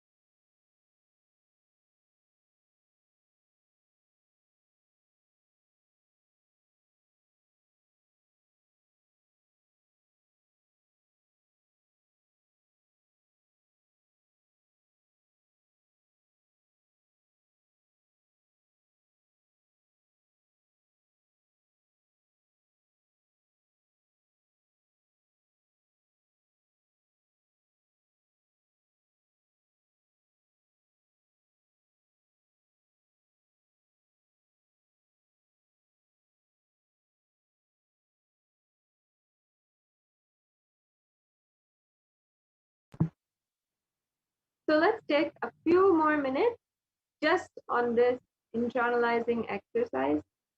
See, there's only few very simple ways that you can experience Mahaganapati today. One is by just simply listening to the great truths of Mahaganapati and the experience himself, which is in itself an initiation for you to experience, for you to manifest Shaktis. And second is by internalizing, by imbibing. If you internalize, if you apply all these teachings in your life, in your power, in your cognitions about yourself, about life, about the others around you, then you will deeply see how the shift can happen inside of you. So once again, I'm just going to reiterate this internalizing exercise. From the right reasoning of Vitarka, rewrite the new possibilities and understandings you derived for the three incidents that you had approached with Vitarka. And that being any experience that you had, any kind of any even kind of relationship that you might have, or anything, you can just simply see and visualize that whole incident taking place in your inner space, and simply decide to view the whole incident with the right reasoning and the vitarka, and then rewrite the new possibilities from that incident. Just think, my guru is Paramashivam. He is much bigger than all of my self-doubt, self-hatred, self-denial, whatever it might be. And I will manifest powers. This is the new possibility. This one possibility you can apply in all the different situations in your life. You will see how that brings so much of power in your life, so much of relief, so much of healing, and so much of love and joy. So once again, let's take a few more minutes and do this exercise where you are just applying the right reasoning, the vitarka in your life.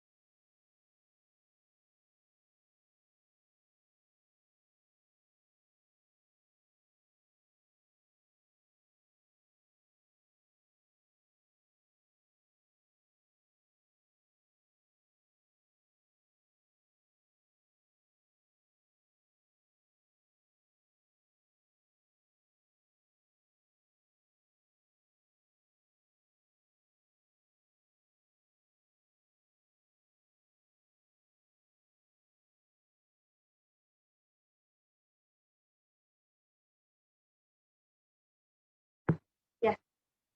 Now let's move on. I hope that everyone has taken a few minutes and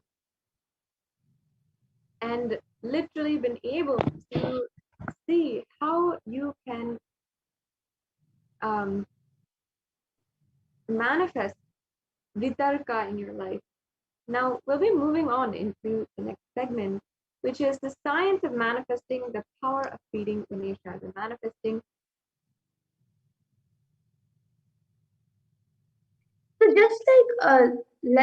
just like length is one of the real dimensions of universe, eternity is the real dimension of you. So please understand how you believe length, breadth, and depth as a fact and as a truth of the existence, the same way eternity is the truth of the existence. And that is what I'm trying to tell you. So catch this. Nityatva, eternity is the truth of your existence.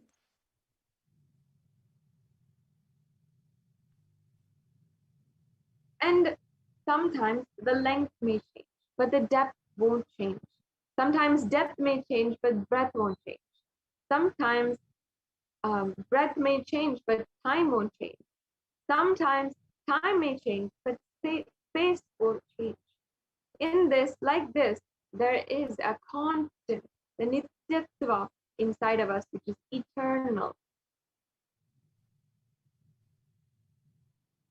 So that dimension of Nitya is alive in everything. And that makes sure that everything does not change in everything at a time. So listen carefully. The more and more you remember that you have the Nitya component in you, the eternal component in you, that is when you will more and more become fearless.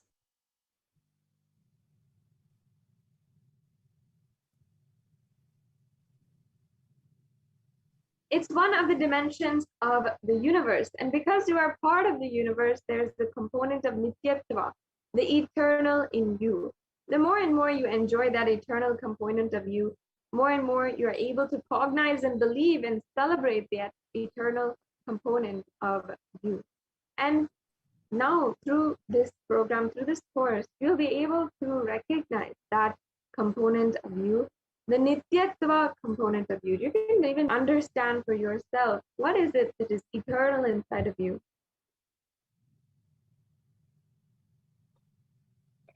So the wealth that you make will be based on eternal principles, very powerful long-term strategies. You will not become a billionaire overnight. You will not become a pauper overnight. You will not declare bankruptcy overnight. And you will, but you will be if you will be very brilliant, then you'll be a wealthy person. And the journey towards wealth will not be painful.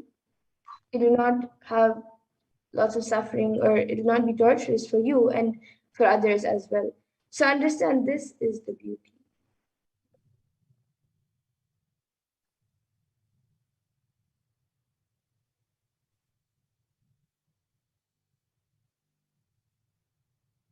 And the beauty of a person who rests in his eternity is that he will be in such extraordinary joy and peace. He knows where to use his inspiration, where to use fear, where to use greed. He will never harm people. He will be non-violent. Paramashanta. Because Swamiji himself is Paramashanta, no harm can come to him. And despite so many attacks, despite so much of abuse against the Supreme Pontiff of Hinduism in so many different kinds of ways, whether you take the cyberbullying or even the physical attacks while Swamiji was in India in 2010 to 2018, whether it is anything, because Swamiji was in that space of non-violence, Paramashanta, because he is Paramashanta Swarupa, no karma came to him. And even if you declare that you will be in that pure space of nityatva and you rest in that eternal portion of you, you will also be in that space of extraordinary joy and peace. You will understand how to navigate your life, and you will see and experience Paramashanta and experience that no karma will come to you. And Nityatva is the space where matter becomes energy energy becomes matter. And that happens just like it happens very easily. It will just happen out of the will, and nothing else is actually required other than your will to manifest. And matter becoming antimatter, and antimatter becoming matter, or again antimatter, matter becoming antimatter, nullifying each other, matter and antimatter nullifying each other, and becoming energy. All these actions are like in the Brahmandas, universes, how the Brahmandas and universes get created, which are the universes get created, and how Big Bangs get created, black holes get created. All happens just by will. There is no effort or no other thing. It just happens by will.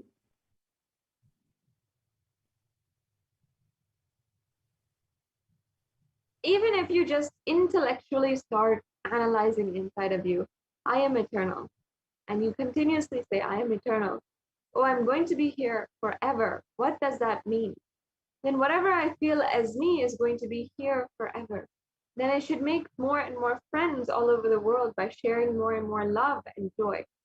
You'll just see simply more and more love and more joy becomes spread. And you'll be creating more and more good things, empowering more and more people with these powerful cognitions. You will see how simply it happens inside of you. If you start if you start intellectually analyzing, I am eternal and I'm going to be here forever. And when you understand about each dimension, you become a master of that dimension. When you understand about eternity, you become the master of all the powers related to eternal dimensions. And once you understand that the eternity dimension, the universe is different for you, that is, Swamiji says, that once you understand eternity, body may be in the physical plane, but you live in a different plane.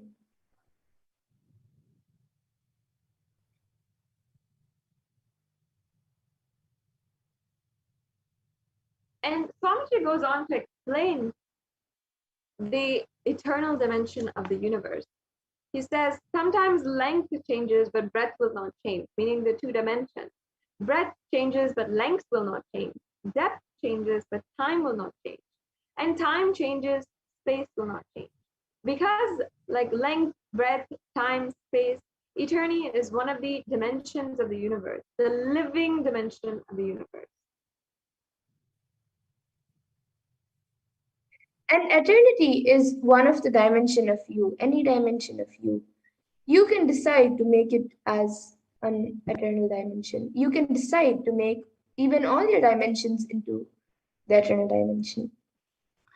See, deciding to make your whole body into eternal is what is Swarupa Samadhi. The eternal dimension of you is a power.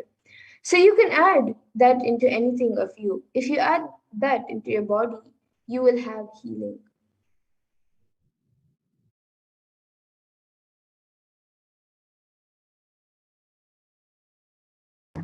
And it takes nothing, no extraordinary great tapas that you need to do, no intense practice or sadhana, just the grace of the Guru in order to manifest Nityatva, this beautiful, powerful cognition and experience. So whether we understand it or not, cognize it or not, the happening of the living incarnation of Paramashiva in our life as a guru is the greatest miracle in our life. So let's understand the guru through Paramashiva's own words, where Paramashiva himself explains the importance of guru and who a guru is in the Guru Gita. Yes, and each and every one of us always is graced today with the grace of the incarnation of Paramashiva himself as the Guru. In the Guru Gita is Bhagavan Paramashiva himself singing the glories of the Guru, which are told in the verses, with the most perfect disciple, his own divine consort Parashakti. Parashakti seated on his lap, Paramashiva sings the praises of the being to whom he himself fully prostrates. So from the Guru Gita, verse 20, Paramashiva says in this verse, Yogo Ratsa Shiva Prokto Yashiva Saguro Smritaha Vikalpam Yastu Kurvita Sanaro Gurutalpagaha. And the translation is, he who is Guru of Shiva himself, so declares the scriptures. And he who is Guru is Shiva himself, so declares the scriptures. And the truth that Shiva is Guru is reminded in the Smritis, the remembered scriptures. One who makes any distinction between the two commits the crime of uniting with one's Guru's wife.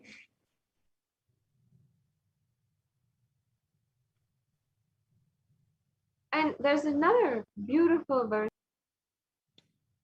where the translation says, to contemplate the form of one's Guru is to contemplate the infinite Paramashiva. To sing the glory of the Guru's name is to sing the glory of the infinite Paramashiva.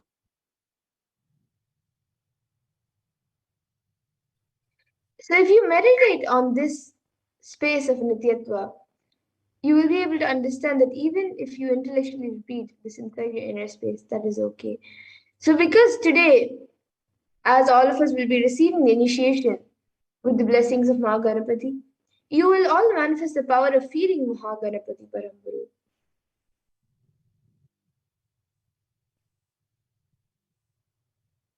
And once again, there's another verse from the Guru Gita where it says, the water of the Guru's feet is the holiest water.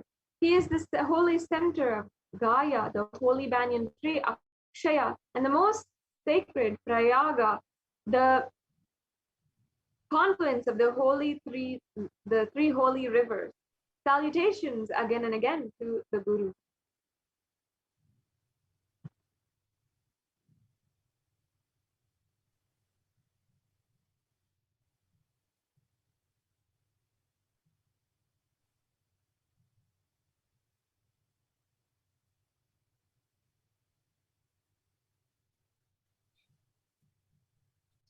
We can go on.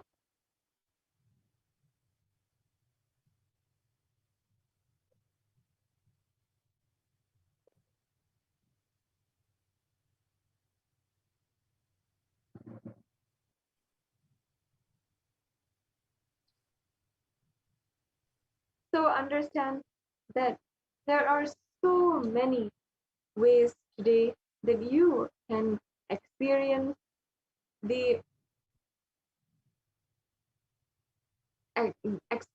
the dimension of Nityatva. Today, in just a short time, we will be having the Bhava Samadhi Darshan of Bhagwan Ganesha, and we'll be able to connect with the Supreme Pontiff of Hinduism, who will bless and initiate each and every one of us into this extraordinary power.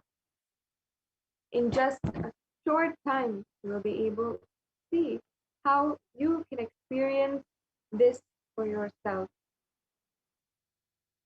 Now, we will be understanding in the next segment more and more on Ganapati and Mahaganapati, how to manifest the extraordinary space of Nityatva. And all over the world, we have seen how so many people have manifested the Shakti of Nityatva and manifested the Shakti of feeding Ganesha. And that is one of the most ultimate ways that you can experience today. By the end of this program, you will be able to experience that for yourself and see for yourself exactly how the dimension of Nityatva literally plays in your life. If you just see how you are eternal. Rituals for offering to Mahaganapati and our Guru, the Supreme Pontiff of Hinduism himself, Supreme Pontiff of Hinduism, incarnation of Paramashiva, who is gracing each and every one of us and guiding each and every one of us in order to experience the ultimate in our lives. And not only that, you will be able to see for yourself, to manifest the powers of Paramashiva, manifest the power of feeding Ganesha. From a very, very young age, the Supreme Pontiff of Hinduism himself had manifested the power and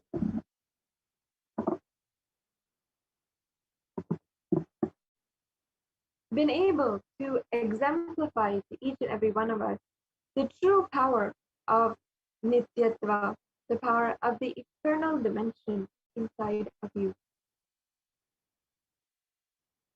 You can offer your gratitude today to Mahaganapati at www.kailasamailer.com/sevas. This is the official link so that you can offer any seva today. And you can also offer through the YouTube Super Chat a donation of any amount. Many times in our homes and in our house, and whenever we go to the temple, even if it is ourselves or our families, whenever we go to the temple, we're offering the hundi donation. And today, on this very auspicious day of Ganesh Chaturthi, we'll be having the grand celebrations with the Supreme Pontiff of Hinduism himself, and as well to have able to have the darshan of Ganesha and be able to be in the very presence of the Ganapati Homas as the Purnahuti is happening in the Adi Kailasa Sarvagnya Peetham, and as well as other different places, other different locations and Kailasas across the world. And through this channel itself, we've been able to have the darshan of Mahaganapati in his most glorious form, being worshipped and revered, and as well you will be able to have the darshan of the Supreme Pontiff of Hinduism on this channel. I invite all of the viewers to get connected on this channel, and you can take a few minutes right now and go to the Kailasa's Nithyananda YouTube channel or the Facebook channel or the Twitter or Instagram channel in order to be able to experience for yourself, get connected, and stay tuned for all of the upcoming events, not only for Ganesh Chaturthi today, but also for the next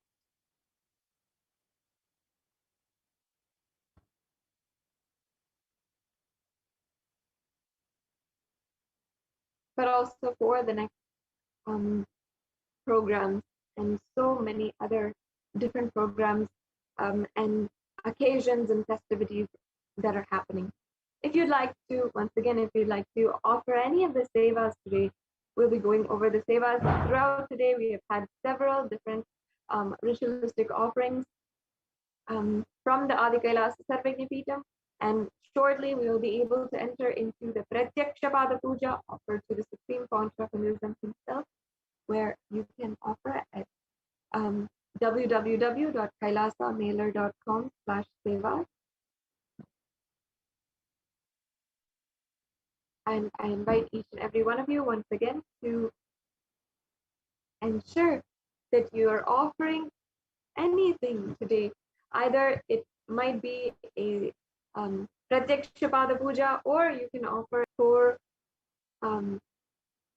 any amount that you'd like, or you can offer this as your gratitude to Mahaganapati and to the Supreme Pontiff of Hinduism for making available through this digital platform the darshan and celebrations of Ganesh Chaturthi. And we are celebrating all over the world, and in Kailasas across the world. I'm sure that so many of you are gathering right now in order to begin the festivities, preparing for the Pratyaksha Pada Puja, preparing for the Napana Abhishekam of Mahaganapati. And I know across the world, the Kailashians are sitting down, offering their naivedyams, offering their love and gratitude to Mahaganapati, and offering even the milk in order to experience the very same space that the Supreme Pontiff of Hinduism himself experienced.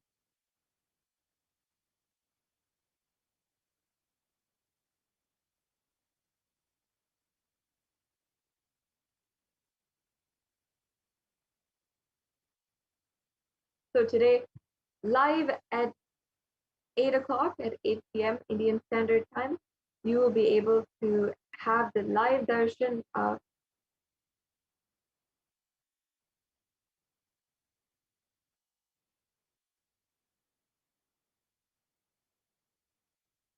you'll be able to have the live darshan of the Supreme Pontiff of Hinduism. And I'm sure that across the world, in all the different Kailasas, in all the different places that you are tuning in from, you might be tuning in from Los Angeles, from Montclair, and or from the Nithyananda Hindu Temple in Los Angeles, or in San Jose, Seattle, or in the United Kingdom, or in Australia and Melbourne, wherever you might be tuning in from. I warmly welcome and wish each and every one of you an auspicious Ganesh Chaturthi celebration. And it is always so amazing, so beautiful to be able to see each and every one of the celebrations ongoing on Facebook, on Twitter, as all of the Kailashians across the world are sharing their live videos and are sharing the rituals that are going on and sharing the festivities that are happening across the world, in Kailasas across the world. And even during this COVID pandemic, even during this time, we are celebrating and offering our gratitude. And today, that we can remove all of our obstacles, any obstacle that you might feel that you have inside of you. Whether you feel that you are, whether you feel that you are having inside of you any kind of obstacle or or you need any kind of breakthrough, you can offer today any of these sevas, and you'll see how that breakthrough manifests in your life. You'll see just how simply you can manifest a breakthrough in your life. And today,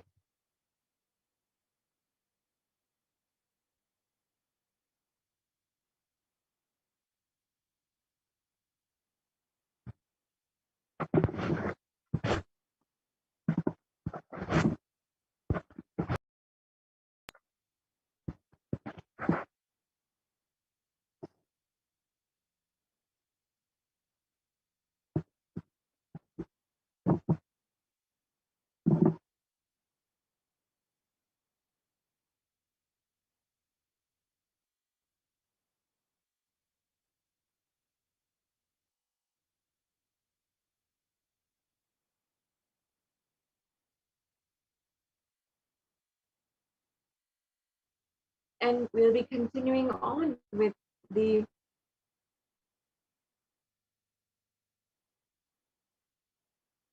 celebrations today for the Ganesh Chaturthi celebration. I invite each and every one of you to stay connected. If you're not already, like and subscribe, follow in all of the channels, and make sure that you are connected. You don't miss any kind of notification or any of the events that are happening today across Kailasas, um, as well as here from Adi Kailas Sarvajñapita directly. So I invite each and every one of you once again to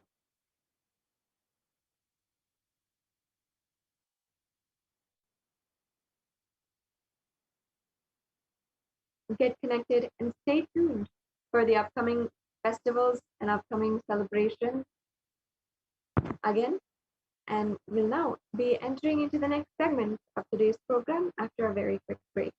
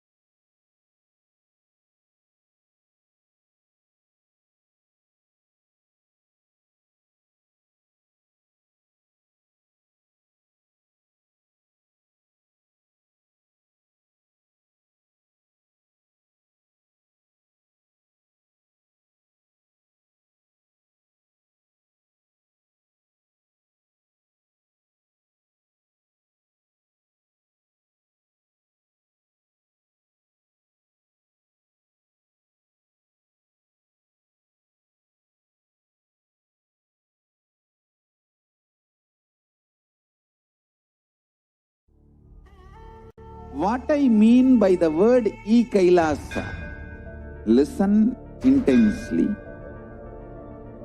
Enlightenment ecosystem, literally enlightenment itself, in your own home, wherever you are.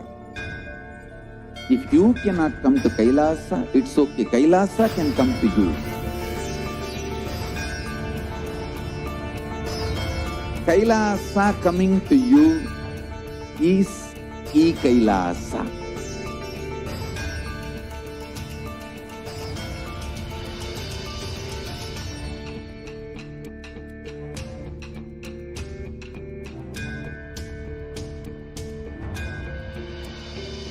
I will revive Hinduism. I am a Hindu revivalist, not by any revolution, but by evolution.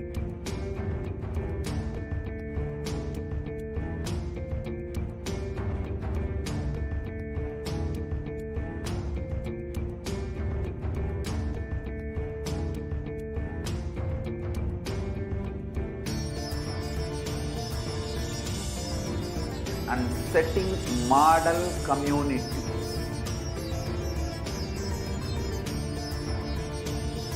Kailasas, enlightenment ecosystems, Sarvanya Pitas all over the world.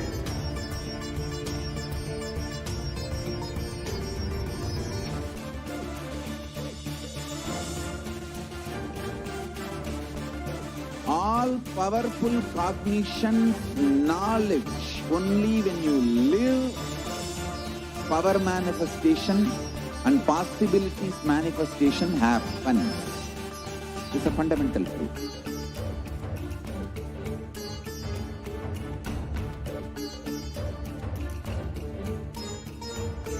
Hinduism cannot live exclusively as one sampradaya. No. All sampradayas of Hinduism is an ecosystem.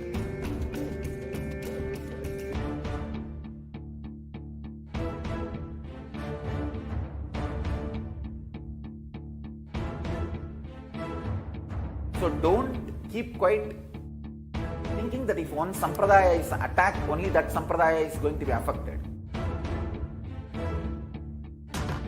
All of us are ecosystem.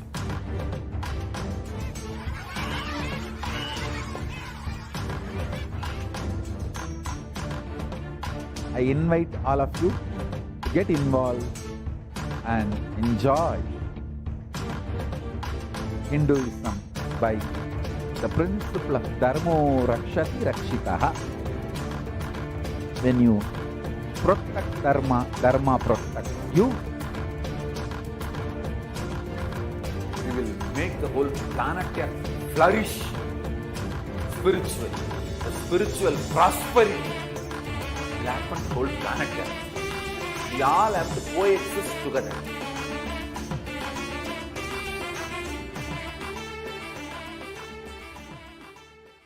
Just be alive for next 3 years. Don't die within next 3 years.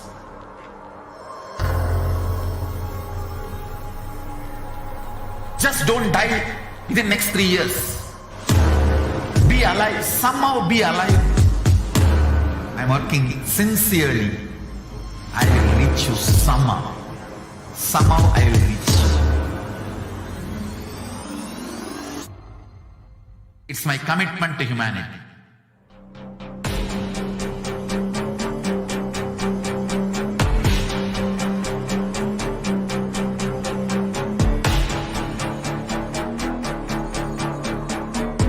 Within next 3 years, I will reach you wherever you are, whichever corner of the world you may be. I will reach you with enlightenment. You manifesting the space, state, powers, being Paramashivoham. It is possible, and it is possible for you.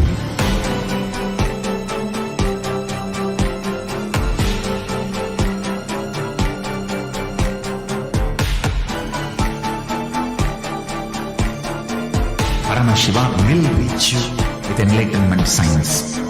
I know he is going to do the job. Just be alive for next 3 years. Nothing else.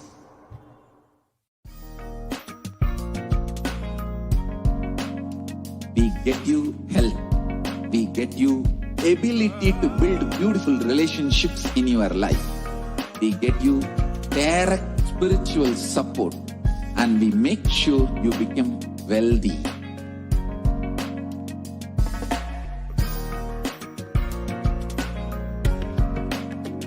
We won't stop giving you just good life. We will literally not stop till you live enlightened life. Manifesting the state of Paramashiva, space of Paramashiva, powers of Paramashiva, being of Paramashiva.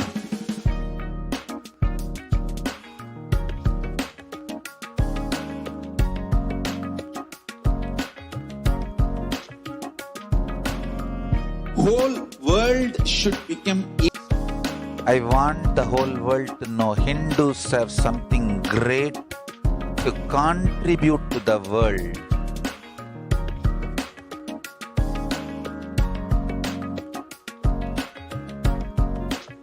We have something great to contribute to the world. Let us do that.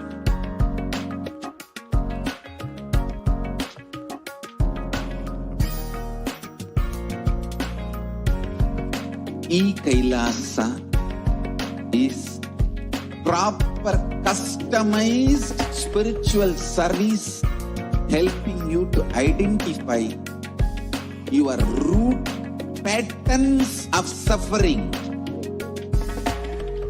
We have perfected the science of helping every individual from every cultural, religious background.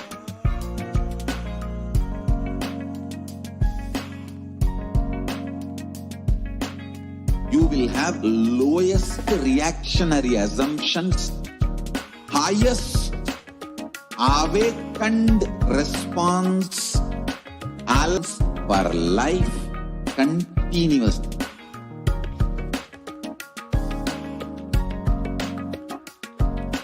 E-Kailasa is enlightenment ecosystem, literally enlightenment itself in your own home, wherever you are. Proper customized spiritual service helping you to complete with your life negativity. Withdrawal from life, self-hatred, self-denial, self-doubt, so much of tiredness, laziness. We can support you aligning your diet, your attitude, your aptitude, your understanding about life. We can help you with everything.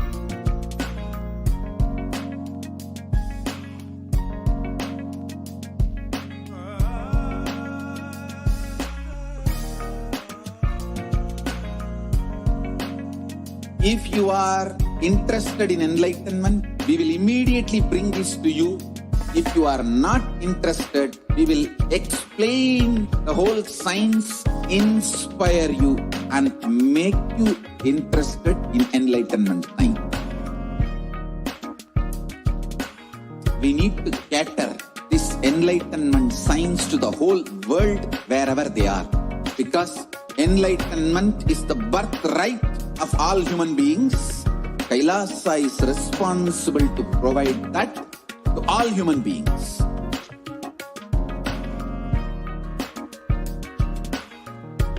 Kailasa is the totality of the knowledge I received from my gurus and practice manifested in my life, perfected by teaching millions of people from all cultures, time zones, backgrounds, genders, nationality, race, from every creed.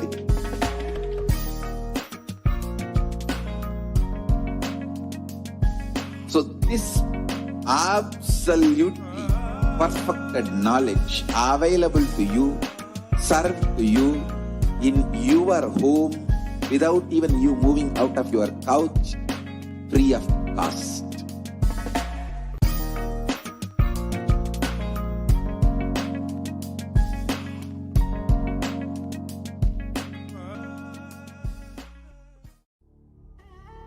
What I mean by the word e-Kailasa, listen intensely.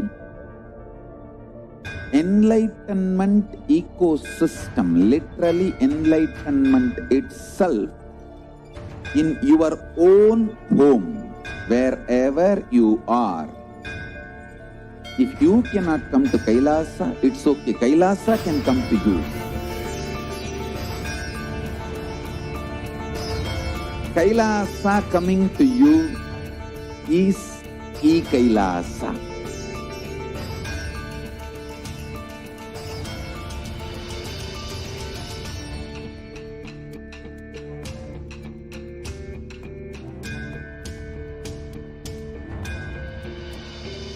I will revive Hinduism.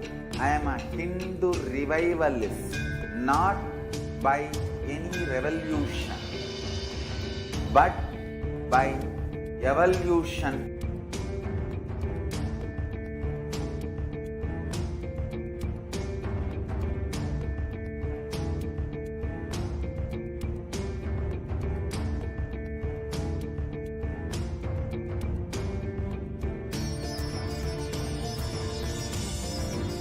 And setting model communities.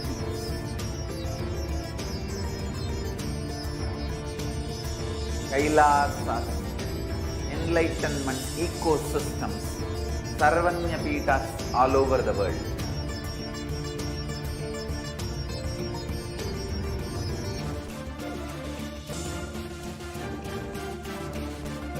All powerful cognition, knowledge, only when you live, power manifestation and possibilities manifestation happens.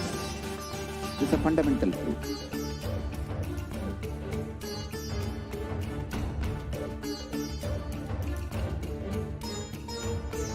Hinduism cannot live exclusively as one sampradaya. No.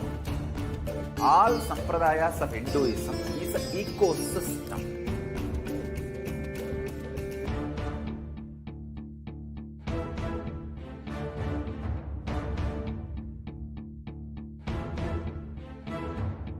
So don't keep quiet thinking that if one sampradaya is attacked, only that sampradaya is going to be affected. All of us are ecosystem.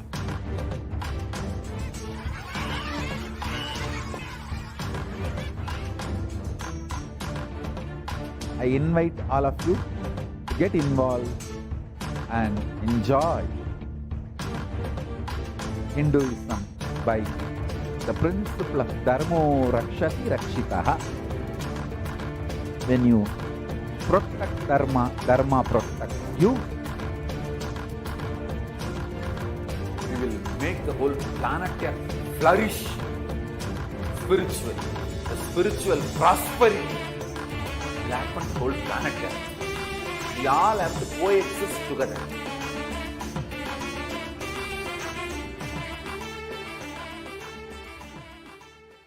Just be alive for next 3 years. Don't die within years.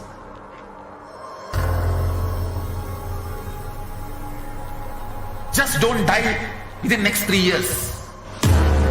Be alive. Somehow be alive. I'm working sincerely. I will reach you somehow. Somehow I will reach you. It's my commitment to humanity.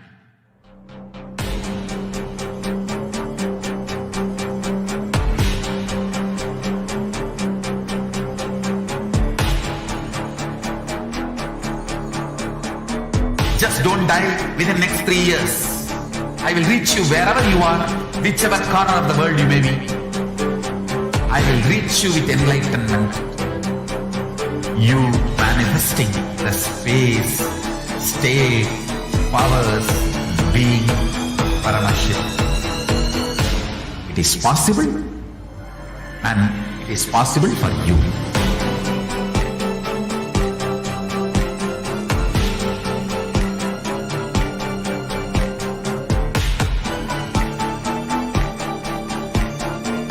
Paramashiva will reach you with enlightenment signs. I know he is going to do the job. Just be alive for next 3 years.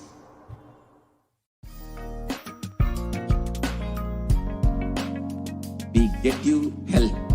We get you ability to build beautiful relationships in your life. We get you spiritual support, and we make sure you become wealthy.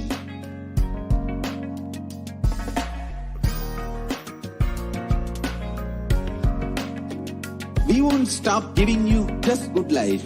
We will literally not stop till you live enlightened life. Manifesting the state of Paramashiva, space of Paramashiva, powers of Paramashiva, being of Paramashiva.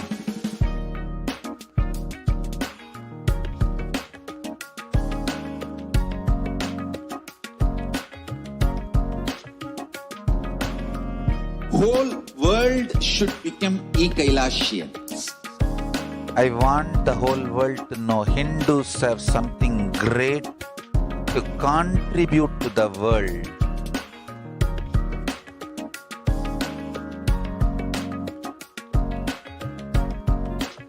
We have something great to contribute to the world.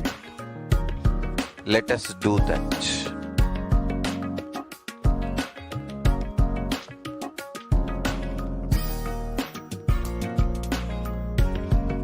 E-Kailasa is proper customized spiritual service helping you to identify your root patterns of suffering.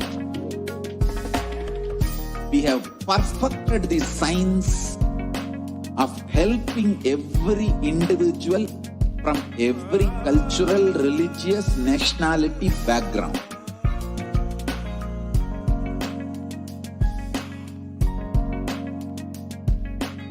You will have lowest reactionary assumptions, highest awakened response, alive response for life continuously.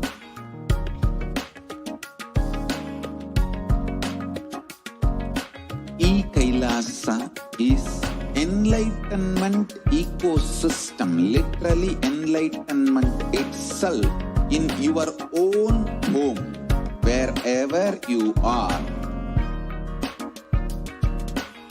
Proper customized spiritual service helping you to complete with your life negativity, withdrawal from life, self-hatred, self-denial, self-doubt, so much of tiredness, laziness. We can support you aligning your diet, your attitude, your aptitude, your understanding about life. We can help you with everything.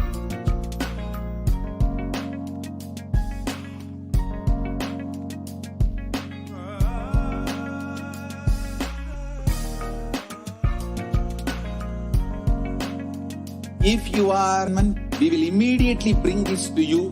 If you are not interested, we will explain the whole science, inspire you, and make you interested in enlightenment science.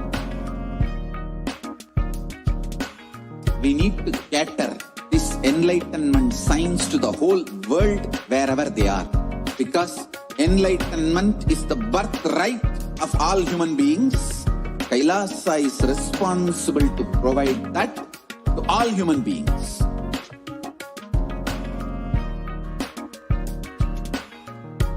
Kailasa is the totality of which I received from my gurus and practice manifested in my life, perfected by teaching millions. Nithyananda, welcome back to all of the viewers. let us begin continuing our celebration on this very auspicious occasion of Ganesh Chaturthi. And I welcome each and every one of you to stay tuned as we are getting closer and closer to the most auspicious time with the Supreme Pontiff of Hinduism. Now we'll be entering into the ways that you can celebrate with us on this very auspicious occasion of Ganesh Chaturthi. Mahaganapati embodies, symbolizes complete completion and spontaneous complete completion. Beautifully, in the last segment, if you had seen, you know that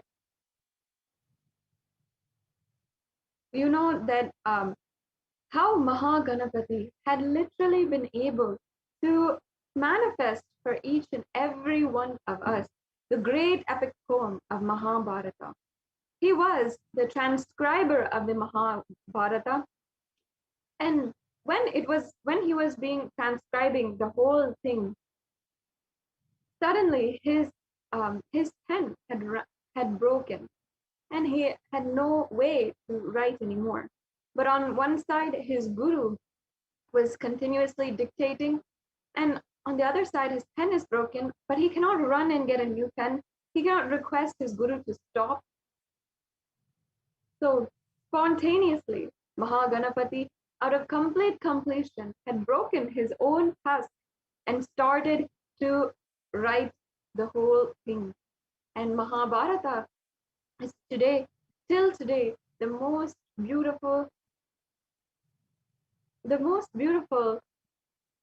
epic poem and one of the greatest Hindu Puranas that each and every Hindu celebrates today. And it's only because of the great sacrifice of Mahaganapati. And if you would like to know more about Mahaganapati, I invite the link which is provided in the screen right now, and you can ensure that you learn more from the Supreme Pontiff of Hinduism himself. The next slide, please. Mahaganapati is easy to approach for all of our prayers. He is simply Ashtutosha, meaning he is easily pleased and easy to approach. He can simply bestow any of the prayers that you want, anything that you feel you want and you're connected to in your life.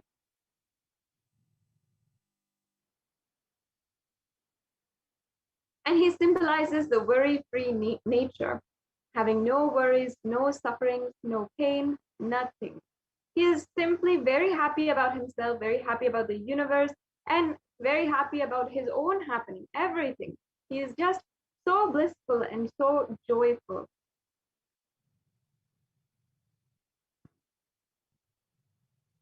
And Mahaganapati is also the god of ultimate wisdom, the compiler of the epic Mahabharata, as we had just discussed, and the supreme cosmic vibration, which is represented by the symbol Om.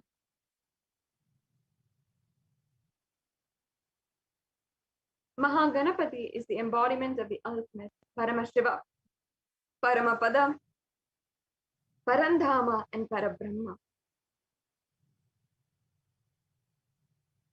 And he represents unclutching, unattachment, full spontaneity, and ultimate sacrifice, finally enlightenment and the cosmic consciousness itself.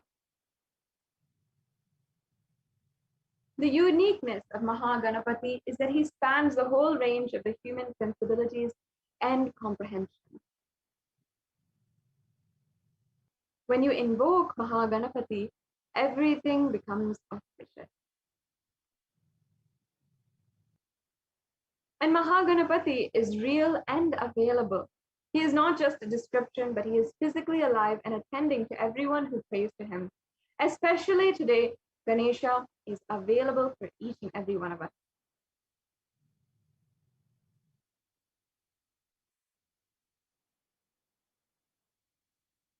Yeah, and here is a beautiful verse from the Ganapati Atharva Shirsham, which is the Ganapati Upanishad. Om Namaste Ganapataye Tvameva Pratyaksham Tvam Tattvamasi Tvameva Kevalam Kartasi Tvameva Kevalam Dhartasi Tvameva kevalam hartasi. Tvameva sarvam kalvidam brahmasi. Tvam sakshad atmat nityam. And the English translation of this verse says, salutations to you, O Ganapati. You indeed are the visible tattvam, the conscious essence underlying everything. You are indeed the only creator by whose power the universe is created. And you are indeed the only sustainer, the dharta, by whose power the universe is sustained. And you are indeed the destroyer, by whose power the universe is fully dissolved in its conscious essence. O Ganapati, you indeed are all this, and you verily are the Brahman, giving consciousness to all. You are the visible Atman, the eternal, underlying reality.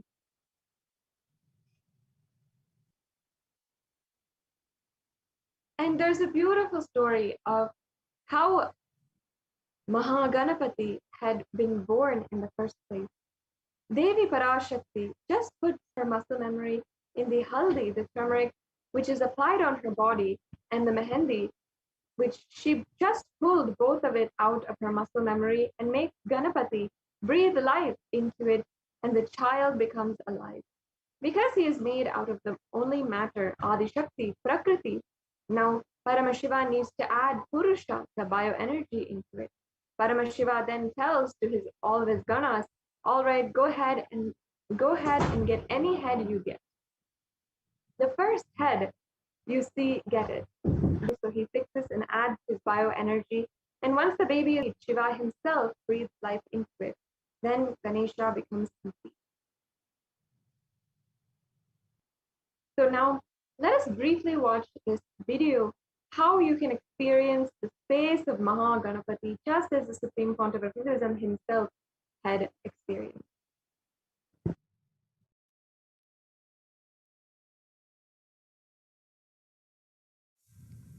Maybe I can tell this story which happened in my life. It's a little mystical, but it is truth. So I'll share with you all.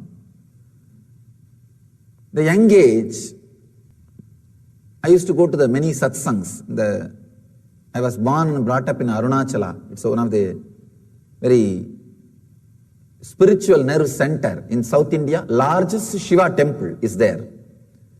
It's a community based on temple-based community. There is no industry, there is nothing else. Whole village runs with that one temple as a center. It's like a huge temple complex, and people who serve in the temple, they are all around the city, that's all. That's the way the whole village was developed. And still now, that is the largest building in town is a temple.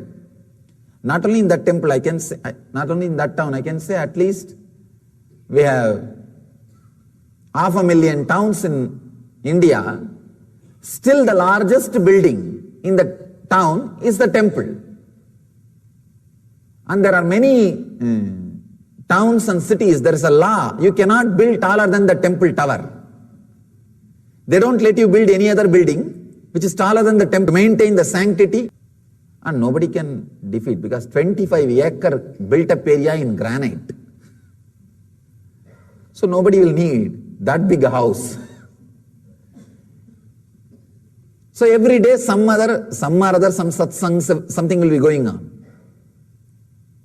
Those days I used to have small Ganesha with me, and I'll do puja every day to that Ganesha. I'll pour water, put little food in front of Ganesha and wave the lights, wave the camphor. It was really like I was living with him. It was not just doing some little puja or anything. Living with him, strong feeling connection. See, if you are just doing puja for some other reason, you will never enter into that place again second time. I have seen many people doing puja.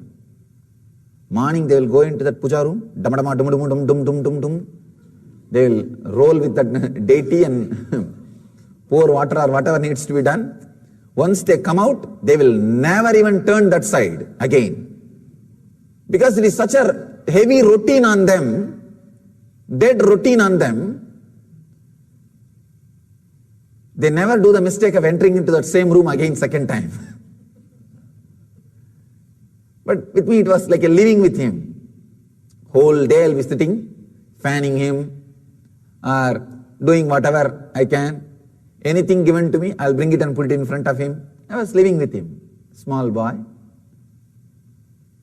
I went to one satsang. That teacher, Acharya, who was talking, he was narrating an incident from a saint's life. His name is Nambiyandar Nambi. He was born and brought up in South India. Great saint. His life story that master was describing, it's a very beautiful story. That his father used to worship in one Ganesha temple every day. One day the father fell sick. Then he asked the son, please you go on, do the worship. Then son goes with the food and all the worship articles. He does the sacred bath and does all the things and puts the food in front of Ganesha. And the son thinks really Ganesha will eat every day. He's doing first time. So he thinks Ganesha is supposed to eat. And he is sitting, waiting for Ganesha to eat. Half an hour, 1 hour, 2 hours, food is there. And this guy started worrying. What happened? Did I do anything wrong? You are not eating. And he started talking. Of course, no response. Then he started telling, if you don't eat, if I go back, my father may fire me. He may shout at me. Please do something. If I have done some mistakes, forgive me. Please eat. Of course, Ganesha is very silent. If they start eating, who will put the food in front of them? Anyhow, he was silent. Then he became very serious. The Nambiyandar Nambi, the saint, he became very serious. He said, no, you have to eat. Please eat. Otherwise, see the Shraddha, beautifully the Upanishad says, Kathopanishad says, Shraddha Vivecha. When he is describing about Nachiketa, the Upanishadic hero, they use the word Shraddha Vivecha. He was possessed by Shraddha. Sometime, rarely this happens to even you. You can see, some very difficult time, suddenly you decide, I'll be very straight and honest and dharmic. I'll not bend. You know, if you little adjust, tell one lie or alter the word, you can escape from the situation. It can be eased, but suddenly sometime you feel, no, I'm going to be very straight. Come whatever may. Those few moments, you are possessed by Shraddha, the truth. Shraddha Vivecha, a very powerful word. Possessed by Shraddha, truth, trust. That Shraddha Vivecha happened to this Nambiyandar Nambi. Suddenly, he felt Ganesha has to eat. He has to eat. He starts weeping. He says, till you eat, I am not going to leave this place. 5-6 hours over, but food is there, Ganesha is sitting. Then he goes to the extreme, suicidal threat. He says, I'll hit my head in the steps and die if you don't eat. And starts hitting his head. Of course, don't try. Don't try. The TV, the motor ads, the car ads, they say, closed lanes and professional drivers, don't try. Same way, saints tried, you don't try. When that Shraddha Vivecha happens, you are in a different plane. Even the doubt does not exist. He just knows that Ganesha is going to eat. He started hitting his head, and the story says, suddenly Ganesha appeared and ate the food and blessed him. When that saint, that small boy, he goes back to his father. Father asks, what happened? Where is the food? He said, Ganesha ate. Father could not believe. Ganesha ate or did you eat? He said, no, Ganesha ate. If you want, come. I'll show you. Then he takes the father. There, the father sees the mouth of Ganesha, the food, the remains. The story says, father fell at the feet of the son, said, all these years, I was only doing it as a ritual. You made it as reality. You made it as truth. When I heard this story, suddenly, I'll also feed Ganesha. That Shraddha Vivecha happened. Means possessed by that Shraddha. Strong. See, when you are possessed by Shraddha, you will not have Kudarka at all.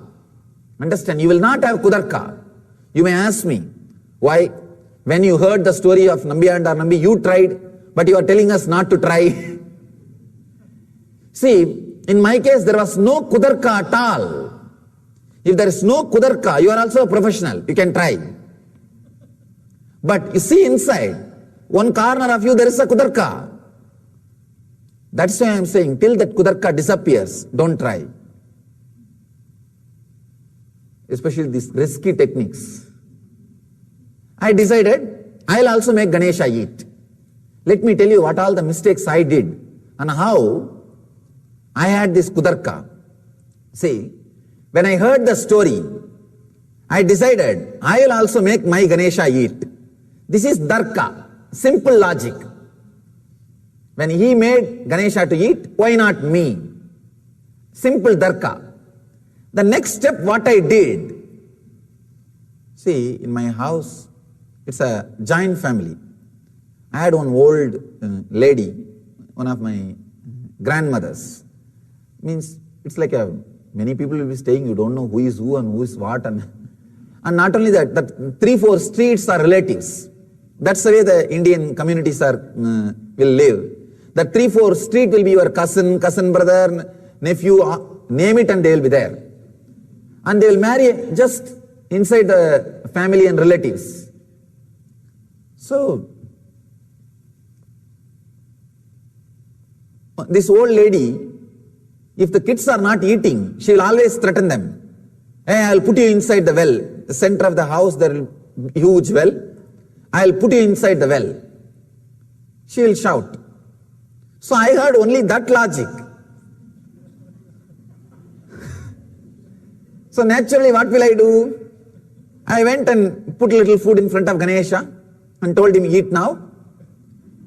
When I saw half an hour he did not eat, I started using the same thing. Hey, I'll put you in the well. Kudarka, please understand. Because I heard only that, see, this satsangi, the teacher, he taught me Darka. This environment, this old lady, she taught me Kudarka. The same way, I started shouting. I told, she will use all the old Tamil words to threaten. I started using all those words. Better you eat now, or you are going to be in the well. And Ganesha was there silently. I decided, I am going to put him in the well. And usually what she does, I have seen, she will take the kid in the hand and take little food in the other hand, and she will show the well. See, I will drop you, These kids will shout, cry. They will open the mouth, she will put the food inside.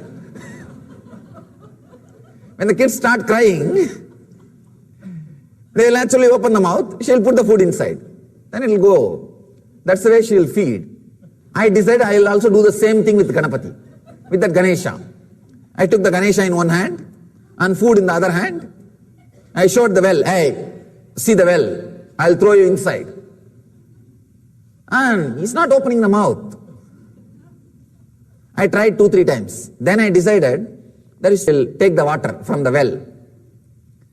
I put the Ganesha in the vessel. I started lowering, threatening him. See, I'll really drown you. I'll really drown you.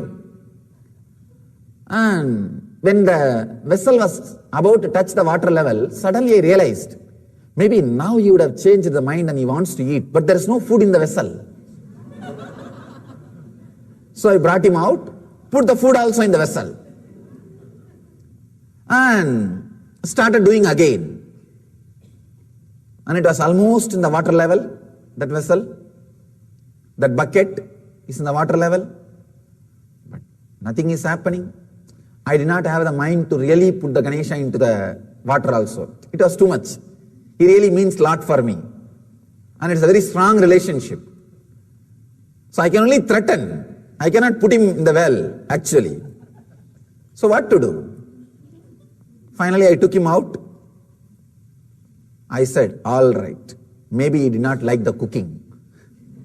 He did not like the food. You see how the Kudarka works. Kudarka says everything is wrong except you. Understand? That is the Kudarka. Kudarka means everything is wrong except you. Then I started thinking the food is not right.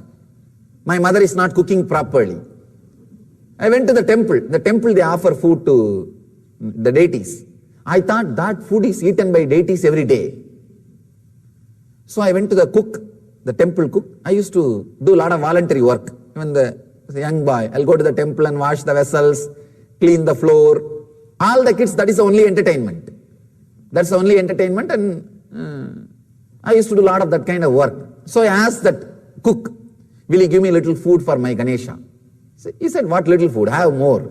He gave one big lot. I brought it to the house and said, see, I brought the same diet which you are eating in the temple every day. Now there is no reason, no excuse. Come on, eat. And I was sitting. Maybe 3-4 hours. He was not eating. I said, now right diet I brought, I am not going to let you today. So again I put him in that bucket and started the same drama. And then actually, by then I memorized all the abusive words my grandmother tells to make a child eat. All those words like a sloka I memorized and started repeating. I really thought that those words are very powerful. They will make him eat. And all the techniques I tried with my whole diet. I tried everything step by step with this new diet. And I put him in the bucket and again started drowning, almost in the water level. So from here I started shouting. I even started asking, are you listening to what I am saying? Whether the sound is audible. Then, of course, he was not eating. But I could not drown him because it's a very strong relationship, very loving relationship. So what to do? I took him out. I can say I was really depressed, very worried, and very strong depression, completely low mood. Just I was sitting, what to do? Practically I fixed all the problems, whatever I am supposed to do. See, if my grandmother does all these things to any child, the child eats. And I know only those techniques. I don't know any other techniques. I have not read any book, how to feed Ganapati or how to feed kids. Whatever manual was there in front of me, that whole thing I worked. Nothing works. Nothing is working. So I was sitting. The Ganapati was lying there. So I was sitting. One nice thing with Shraddha, trust is, even if you start with Kudarka, The power of trust is such, the power of Shraddha is such, it turns the whole thing to Vitarka. Please understand, the power of trust is such, even if you start with the wrong logic, it turns the whole thing to right logic. Because the trust is not just energy or logic, it is intelligence. Intelligence with logical energy. Darka is logic, Kudarka is negative logic, and Vidarka is trust with positive energy and logic. The Shraddha is so powerful, suddenly something clicked in me. Oh God, I can say this was one of the powerful click happened in my life. Very strong click. I realized that Nambiyanda Nambi, that saint who made Ganesha to eat, that saint tortured himself, not Ganesha. But here I am torturing Ganesha, not myself. That strong click, that Kudarka became Vidarka. The wrong reasoning became right reasoning. When the click happened, I thought, right. Yes. Nambiyanda Nambi found fault with himself when Ganesha did not eat. When Lord Ganesha did not eat the food, he found the fault with himself, not with Ganesha or not with something else, not with the diet. He was not complaining about outside. He turned inside. In my case, I was complaining about Ganesha. I was trying what my granny was trying, and I was talking about the diet, and I was thinking that my mother is not cooking properly, and I was thinking everything outer world. I was doing Kudarka. I was finding fault with everything external. Suddenly I realized, yes, I have to turn and look in. Look in. The problem must be within me. Let me work. That Vitarka, click has happened. The right reasoning, that click has happened. Please understand. It was a very strong click. Yes. With Nambiyanda Nambi, he did tapas. But in my case, I am torturing Ganesha. Let me do tapas. When the click happened, see, a strong Shraddha is already there. Shraddha is like a loaded gun. When that right Vidarka happens with Shraddha, it's like a triggering the gun. Without Shraddha, without that strong trust, the Kudarka can never become Vidarka. The wrong reasoning can never become right reasoning. With Shraddha, when the right reasoning happens, trigger was pulled. Just the trigger was pulled. The loaded gun. Trust is like a loaded gun. And when right reasoning happens, Vidarka happens, it's triggered. The trigger is pulled. Understand? Suddenly the click happened. Yes. It's time. I look inside. I turn inside and change something in me. Then I decided, now I am not going to eat till Ganesha eats. Strong will. Even in those days I used to be very strong. Strong will. Once I decide, it has to happen. That's all. I was sitting with Ganesha, brought the food, arranged everything. I was sitting. Actually, I used to have a small shrine, kind of temple, backside of the house, my own. I'll be staying and spending time only in there. I can say that is the first ashram I built for myself and for my deities. I used to be spending my time there only. So nobody will disturb me in the house. Usually they will send the food, or I'll go and bring my food for the food time. Otherwise I'll be spending time there only. So I sat with all the arrangements for Ganesha to eat. I am very clear, because of the trust, the Shraddha, no doubt that he may eat, may not eat. See, if he does not eat, there is some problem with me, that's all. But the very incident itself, there is no doubt. The possibility, the Ganesha came and ate in that Nambiyandar Nambi's life, that incident is a reality for me.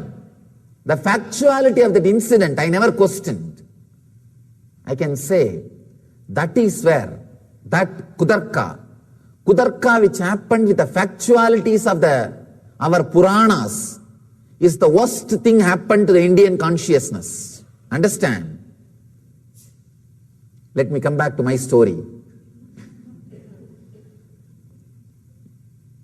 When the right reasoning happened with the trust, I was sitting with the Ganesha, one day over, and the food is there. I was very strong. No question of eating. No question of eating. Till you eat. So I'll go and bring food from the house and keep the food in front of Ganesha and I'll sit. I'll remove the old food, throw it away and sit. One day was over. One night was over. And I was not even sleeping. I was sitting. And again, second day is also over. I was very strong. See, a small boy without food, naturally the logic will be imbalanced. The willpower will come down. I said, nothing doing. I'm going to do it. Till he eats, I'm not going to eat. Maybe third day, I touched that zone when this trust and vitarka, right reasoning, both became part of the very bio-memory, the prarabdha, the very system. That is when that explosion happened. Suddenly, I can say, it's surely not unconscious. I fell into some state and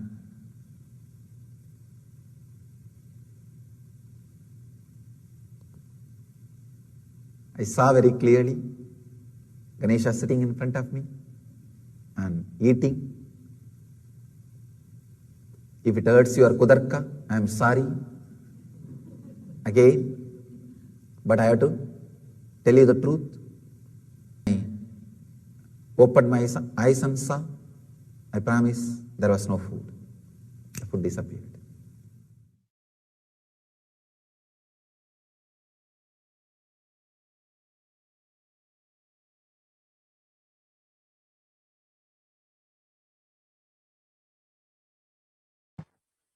Yes. This was a beautiful experience in the life of the Supreme Pontiff of Hinduism himself. The very experience which you can have today on this most auspicious occasion of Ganesha Chaturthi. Over the last few years, every single year on this very day, the Supreme Pontiff of Hinduism has been initiating into the very same power of feeding, manifesting Ganesha in the very deity of Ganesha, and Ganesha accepting the offering of Naivedyam. And as you can see here, Kailashians from across the world expressing their joy, their outpouring sharings of how Ganesha manifested in their life. And as you can see, literally Ganesha is accepting their offerings of Naivedyam. And you can see the Facebook posts that they have posted. This is just 3 of the sharings of so many people.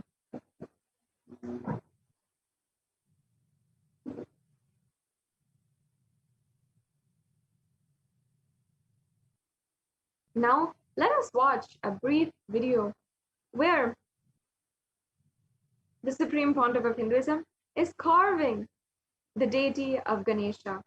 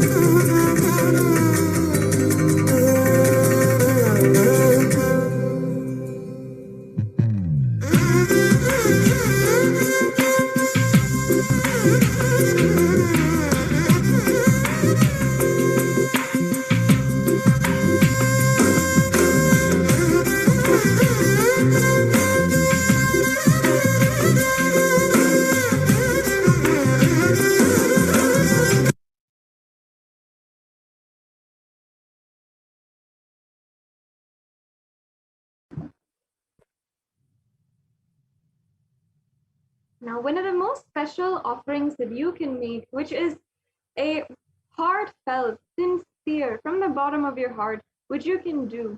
And this is not something that you need to do out of anything, but your love and gratitude on this auspicious day, wherever you are, is to offer the naivedyam. So you can offer one or more of these naivedyams mentioned below. And the naivedyams that can be offered is the tamarind rice, the modakam, the appam, the korukatte, or the fruit. So if you have any of these in your home, and if you want, you can take just a few minutes now, and as you are watching this program, as you are imbibing all the sacred, powerful cognitions, you can look up and see how you can make these very simple recipes in order to make naivedyams to Mahaganapati. In just a few short hours, in just a short time, we'll be having the darshan of the Supreme Pontiff of Hinduism, at which time you can yourself offer these beautiful naivedyams, these most auspicious offerings for you to ensure that you are offering today.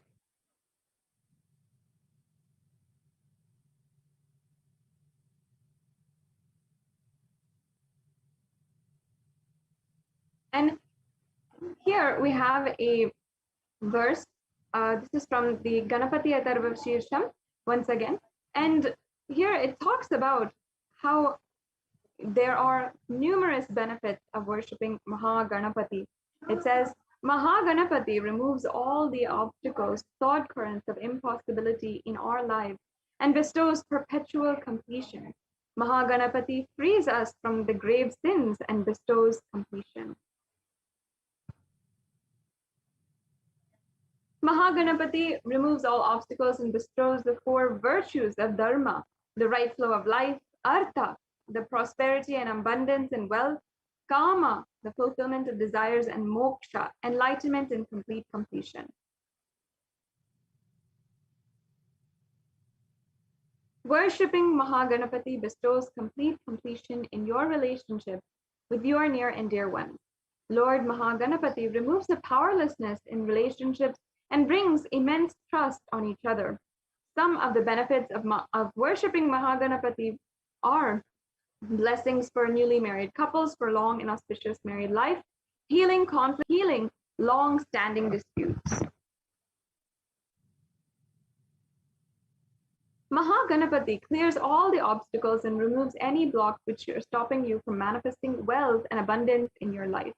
Today, offering puja and worship to Mahaganapati immediately bestows so many benefits, and few of the immediate boons Mahaganapati showers in the aspect of wealth are buying a new home, starting a new business, manifesting a new job, clearing loans, and starting a new investment. And you might be wondering, why is the need for rituals? Why do we need to worship God in a form? And Ramakrishna Paramahamsa, great incarnation of Paramashiva himself, who's worshipped and revered by the Supreme Pontiff of Hinduism himself, says, as long as you think you have body, you'll be able to relate to the cosmic energy only through another body. Only when you lose your body consciousness, you can see the divine also as formless. Till then, you need some reminding rituals. We need a physical way of connecting with God. And that physical way is through the science of rituals and the science of worship.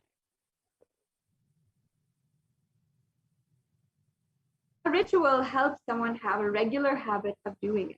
When Swamiji first introduced the Dhyan meditation, only 20 to 30% of people continued their meditation continuously for a few months. But the moment he added the last section, the Guru Puja, to it, which is a ritual, more than 80% of people had started to follow it sincerely. A ritual helped them decide to have a regular amount of time allotted for spirituality. Else we just postpone and say, today my friend is here, tomorrow I need to go to my cousin's house, and then the day after tomorrow I have a doctor's appointment. No matter what, we never develop that integrity towards the spiritual practice. The Vedic tradition has some specially designed formula for tapping the Kundalini energy at its source. There are special rituals where If it's done in the presence of the avatar in an energy field, the kshetra, it opens up all the possible gates to experience prosperity, success, health, healing in relationships, and all of this by tapping the Kundalini energy at its source. Any prayer or ritual done in the superconscious energy field enhances the benefit of the ritual thousandfold.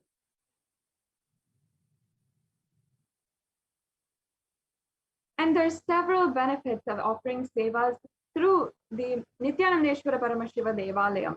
Any prayer or ritual done in the superconscious energy field of Kshetra enhances the benefits of the ritual thousandfold.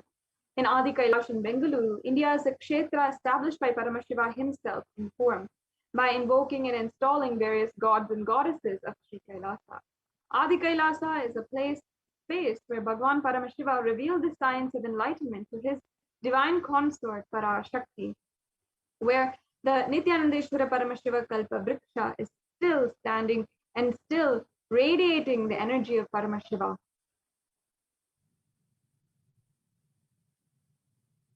And here's another verse from the Ganapati Atharvashirsham, the Palapati.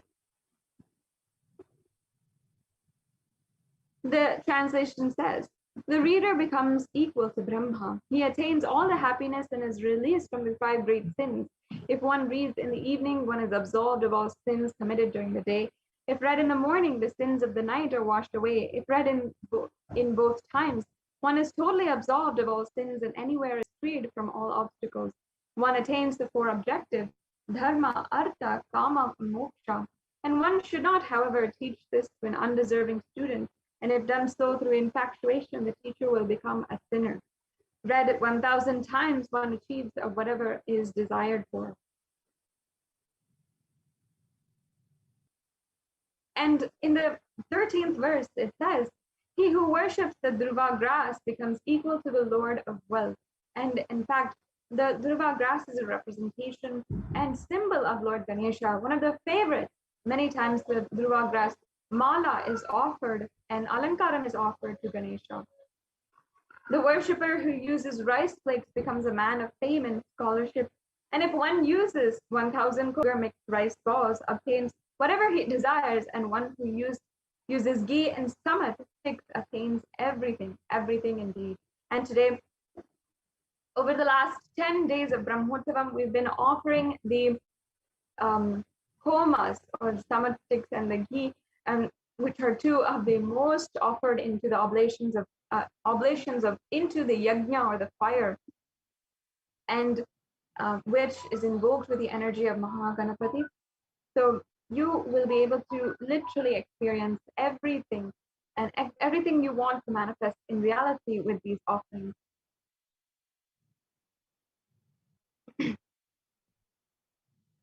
The first offering we have been able to be a part is the Sahasra Modaka Mahaganapati Homa. Mahaganapati is Modaka Priya, who loves the sweets made with rice balls. And the Homa is the fire sacrifice where Mahaganapati, in the form of Agni fire, accepts the offering. The Sahasra Modaka means that in this fire ritual, 1,000 sweet balls will be offered to Mahaganapati present at Agni. 10,000 chants of Ganapati Mula Mantra has to be chanted prior to invoking Mahaganapati in Agni. This Japam chanting is done to invoke the cosmic allowance to invoke and worship Ganapati in Agni. And this powerful Homa offered to Mahaganapati will please him greatly, and it will shower on all of those who offer the seva, the fulfillment of all desires. This is the final Homa done on the auspicious day of Ganesh Chaturthi today, and we'll be witnessing it today as well.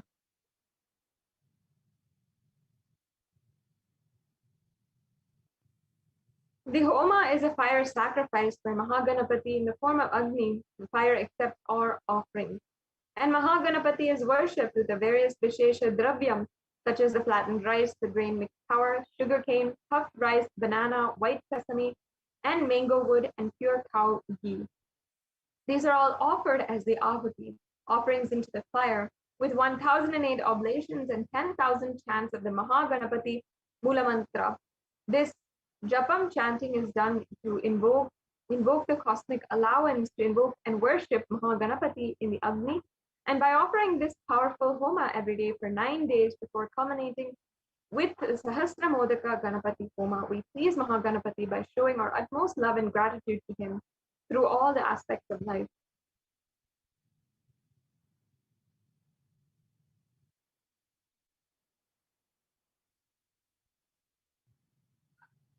And this is the Ganapati Dhyana.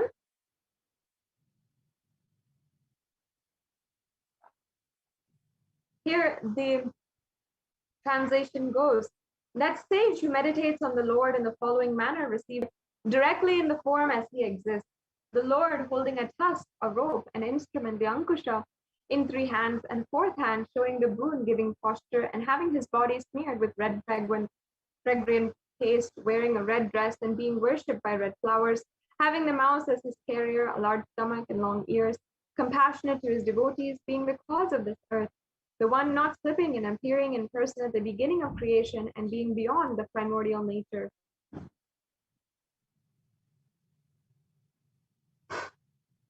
So this is for the Alankara Seva of Mahaganapati.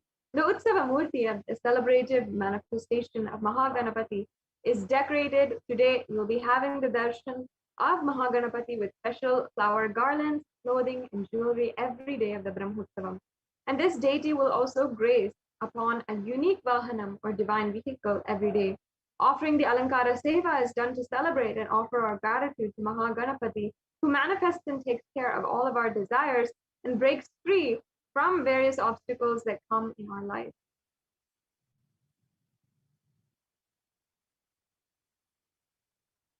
And there's a beautiful verse from the Snapana Vidhi, chapter 4 of Uttara Kamikagama, where it says, longevity, health, things contemplated by him to achieve all such benefits are attained by him.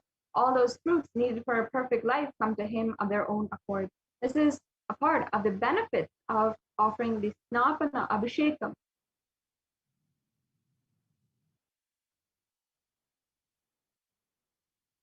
And the Abhishekam is an offering of energized water from the daily homas and Yagashala Puja that have been offered through the Brahmotsavam onto the Mula Vrigraha, which is the source deity of Mahaganapati in Kailasa's Nithyananda Paramashiva Devalaya. These pots or kalashas have been energized and worshipped daily in the Brahmotsavam and are the choicest offerings to Mahaganapati on the day of Ganesh Chaturthi.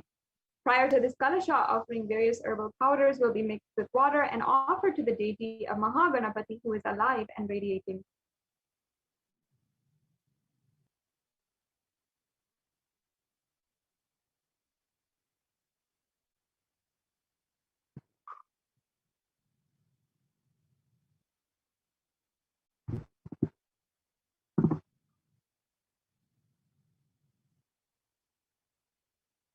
And here we have the Shastra Pramana again. The next slide, please.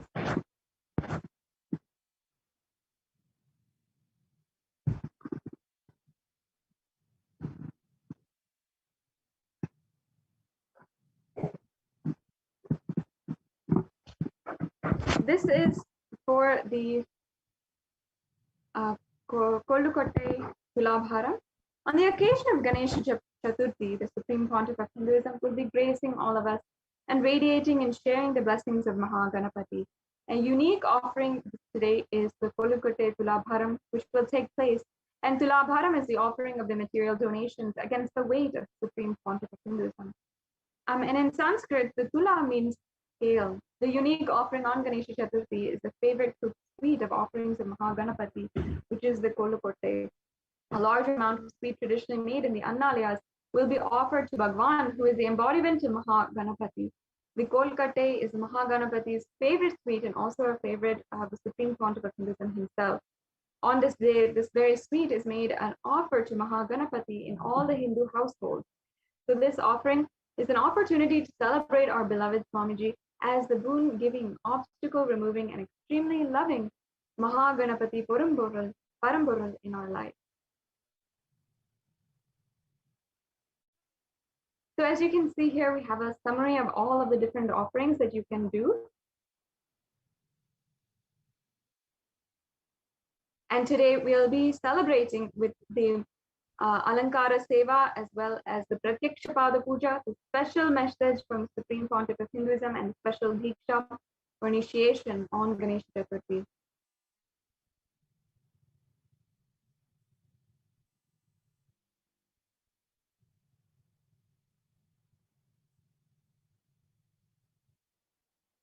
So we'll be able, today we're offering the Sahasra Modaka Ganapati Homa that is offered this morning, and then Maha Punahuti and Snapa Vishekam has also been offered. Today, in just a few short time, we'll be able to witness the Pratyaksha Pada Puja and Maha Arati to the Supreme Pontiff of Hinduism and the offering of the Kolukotte Tulabharam. If you want to register anytime now for these offerings, you can go to kailasamailer.com/sevas and you can register for any of these offerings. And of course, we have the Pratyaksha Pada Puja, the Tulabharam, which is still going to happen.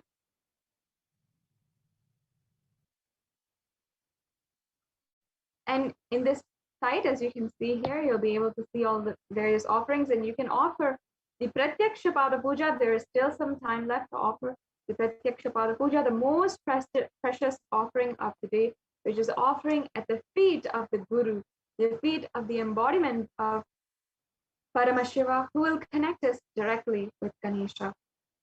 You can also make an e-hundi offering through the Kailasa's HDH Nithyananda YouTube channel, as you can see here. You can join the YouTube channel by going to the live event on YouTube, and it will look much like this, and you will be able to click join. Once you click join, then you'll be able to select which level you'd like to join as a member of the YouTube channel.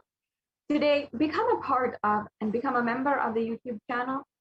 You will see how many blessings it gives, and simply being a part of this great nation of Kailas. You have the bronze level, the silver level, gold, platinum, and premium levels, and you can select join.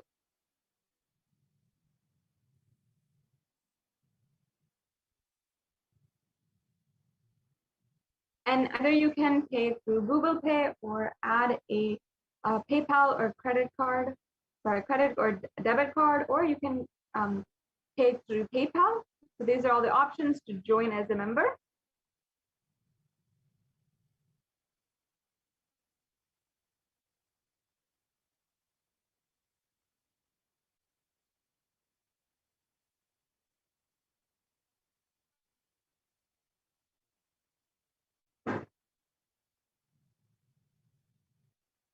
Yes. So this brings us to a conclusion. If I can request, we can just show the link to all the sevas, the kailasamailer.com/sevas, and we can project this slide. Yes, as you can see here, we have this available for each and every one of you to go to and register now for the Pratyaksha Pada Puja.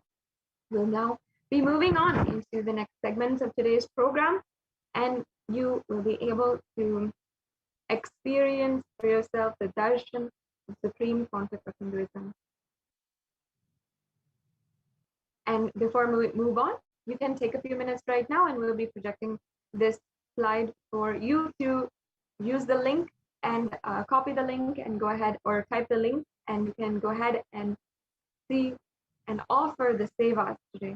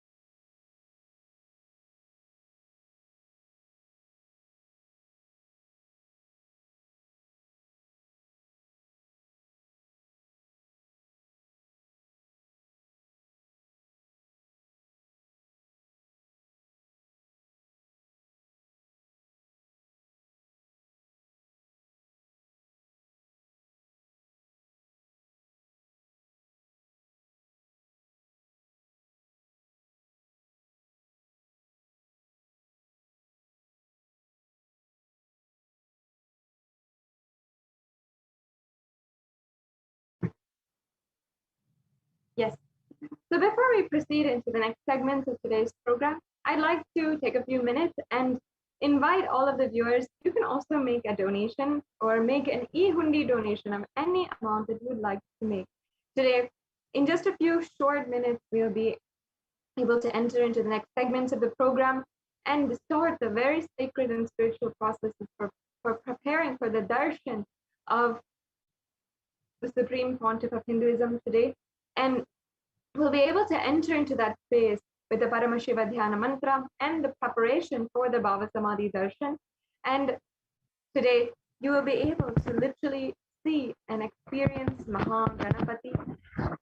I hope that you've been staying with us through this program. If you have been, then you had the opportunity, you've been able to literally experience Maha Ganapati in whichever way, and you've been able to see the Shastra Pramana, the various Shastra Pramana of Maha Ganapati, and the references, the descriptions of Maha Ganapati, and you've also been able to experience the way that the Supreme Pontiff of Hinduism himself had experienced and manifested Maha Ganapati and manifested Maha Ganapati through the deity of Maha Ganapati, which the Supreme Pontiff of Hinduism worshipped lovingly from the very age of 3 years old.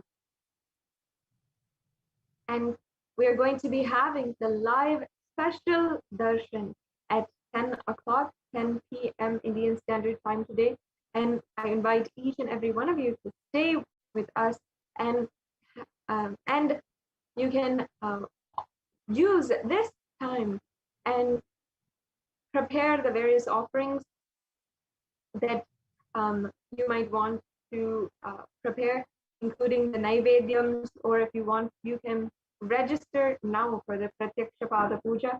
It is not too late. You can offer the Pratyaksha Pada Puja or the Tulabharam, the Kolukote Tulabharam today. And if you want also, you can offer any amount that you want to offer on the YouTube Super Chat. Ganesha is the Lord of removing all obstacles. And especially today, if you want to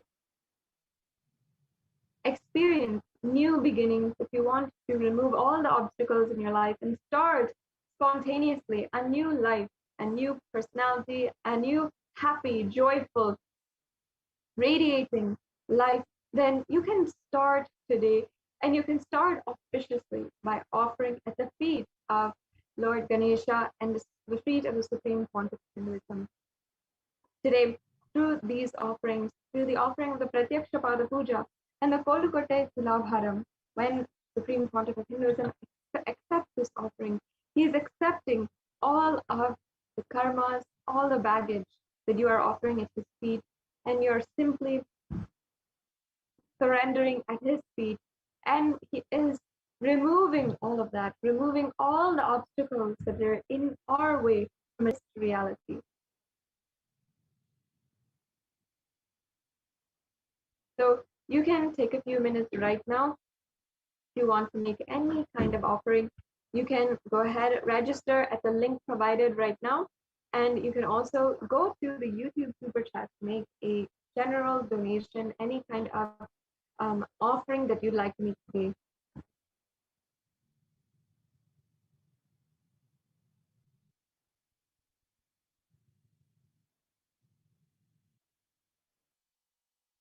So just take a few minutes now. Before we proceed into the next segments of today's program, go ahead and you can make any of the offerings that you'd like to make today through this link or through the YouTube Super Chat. On YouTube, there is a very special feature for all of the members of the Kailasa channel in order to offer the e-hundi offering. And the e-hundi offering is a very special way that you can offer your gratitude. For all of us Hindus, we know that whenever we go to the temple, we offer our gratitude, whether it is a small amount or how much ever it is, how much ever we want to, we simply offer our gratitude through the e-hundi, through the hundi offering. And you can do that very offering today through this evening offering on the YouTube Super Chat. So you can take a few minutes right now. Once again, I'm wishing each and every one of you, I'm wishing each and every one of you a very auspicious Ganesh Chaturthi celebration. And I know in Kailasas across the world, soon we'll be also having the glimpses of all the activities and festivities that are happening in Kailasas across the world. And we'll be able to witness the darshan of the Supreme Pontiff of Hinduism, where across the world so many different naivedyams will be offered, and we'll be celebrating our love and our gratitude to the Supreme Pontiff of Hinduism for manifesting Ganesha in our lives, the energy of Ganesha in our lives.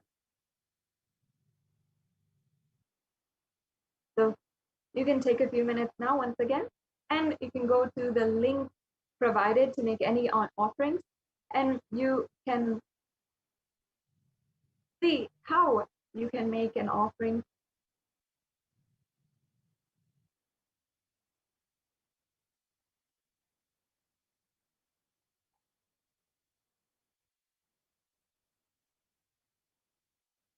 And I invite each and every one of you to share with us also in the comments section, either in Facebook, in Twitter even, or in Facebook, Twitter, in the in YouTube, wherever you are joining from, about how you are celebrating. And we'd love to see if you use the hashtag, if you use any hashtag Kailasa or any hashtag, you can also see. And we'd love to see how you are celebrating Ganesh Chaturthi in your location. Perhaps you're celebrating in Kailasas across the world. We'd love to see how you're celebrating. So you can share on Facebook, you can share the pictures, and you can see how we are celebrating across the world.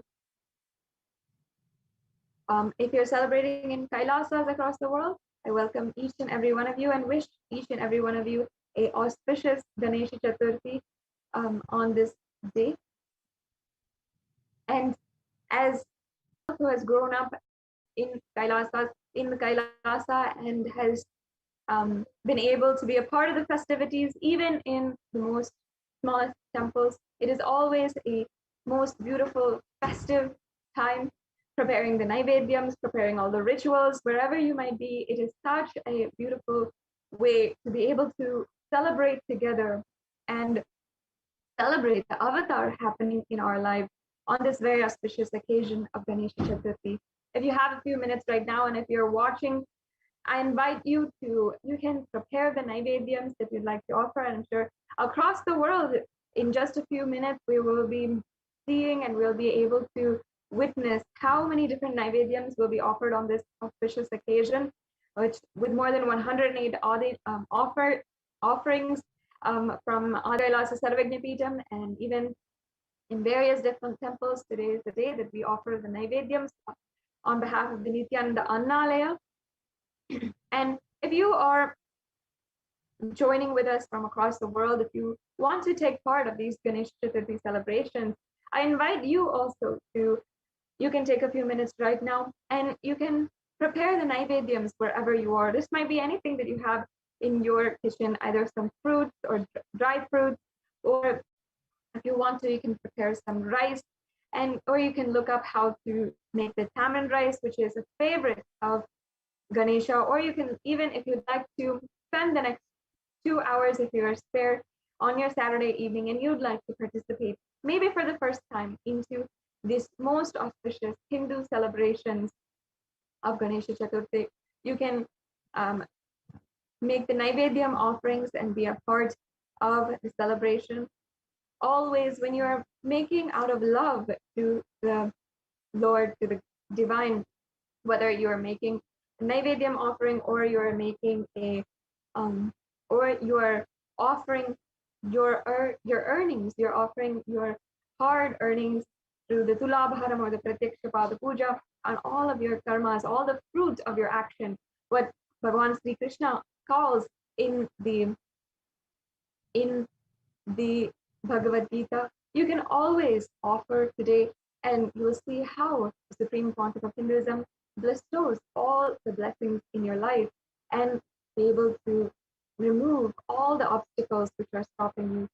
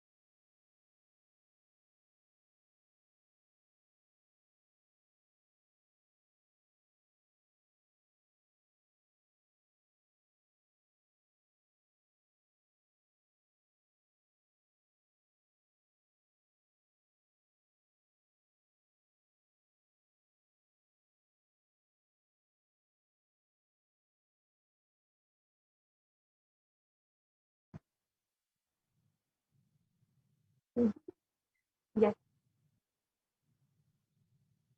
as we are approaching fastly the time to celebrate Ganesh Chaturthi and with the avatar himself and have the darshan of the Supreme Pontiff of Hinduism, I'm so excited to be able to be here to guide each and every one of you, be here with each and every one of you as we are fastly approaching the time for the darshan of the Supreme Pontiff of Hinduism. And it's always such a beautiful opportunity to be able to guide and to be able to share with each and every one of you your experiences. I know from my own experience how the giddiness, the excitement of being in perhaps a temple in Seattle or in Los Angeles or in Ohio, St. Louis, or in Oklahoma, or wherever you might be, perhaps in the United Kingdom, in New York, or if you are in Dubai, or if you're in China joining with us, or if you're in Africa joining with us. I know what it feels like to be a part of the festivities wherever you are in Kailasas. And having done that, I'm just remembering all of the excitement, the giddiness of being able to see Swamiji wherever I am, and being able to sit in his presence, in his eyesight, and be able to receive his energy and take on my life with that newfound inspiration. Every single time we have the darshan of Swamiji, it is a new opportunity that we have to offer, to surrender karmas, the baggages that we feel, the burdens that we feel, the pains that we feel inside of us, the sufferings that we feel inside of us. And perhaps you're joining with us even on your own, perhaps not from a temple, but even if you're joining with us on your own, you might be simply feeling that eagerness inside of your heart. And I myself know that eagerness very well of just awaiting the darshan of the Supreme Pontiff of Hinduism. And you might be in the temple, preparing naivedyams. I know there's teams of people who are preparing the naivedyams, hundreds and hundreds of naivedyams to offer to Mahaganapati today, our love and our gratitude to Mahaganapati. Or you might be preparing for the Maha Arati. You might be setting up Arati, as I once was in the temples across the world. And you might be preparing the rituals. You might be even participating in the rituals. And you might be listening to this NTV and just seeing and eagerly just popping in every few minutes, trying to see, okay, when is darshan? When is going to be darshan? And you might be joining with us from anywhere across the world. And it's always so beautiful to see each and every one of your celebrations and see your posts, see your festive feelings that you're having. In North America and other civilizations, there might be only once a year that they have the most celebrative and the most festive time of the year. But for us, every few months, for every few weeks, we have this festive feeling of celebrating together and enjoying our relationship, feeling gratitude, and enjoying our lives thoroughly. And that is the tradition of Sanatana Hindu Dharma. That's the most beautiful tradition. So I'm so happy to be here with all of my worldwide family, Kailasas across the world, joining with us right now for this most auspicious time.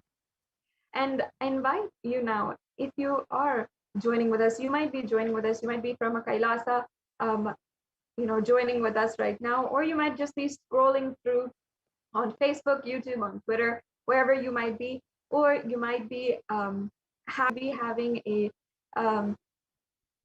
different way to connect on Nithyananda TV or Kailasa TV, however you're connecting right now. I understand, I know each and every one of you have an intention in your life, have something that you'd like to fulfill, a sankalpa, a conscious will, something that is deepest desire in your heart that you are yearning for.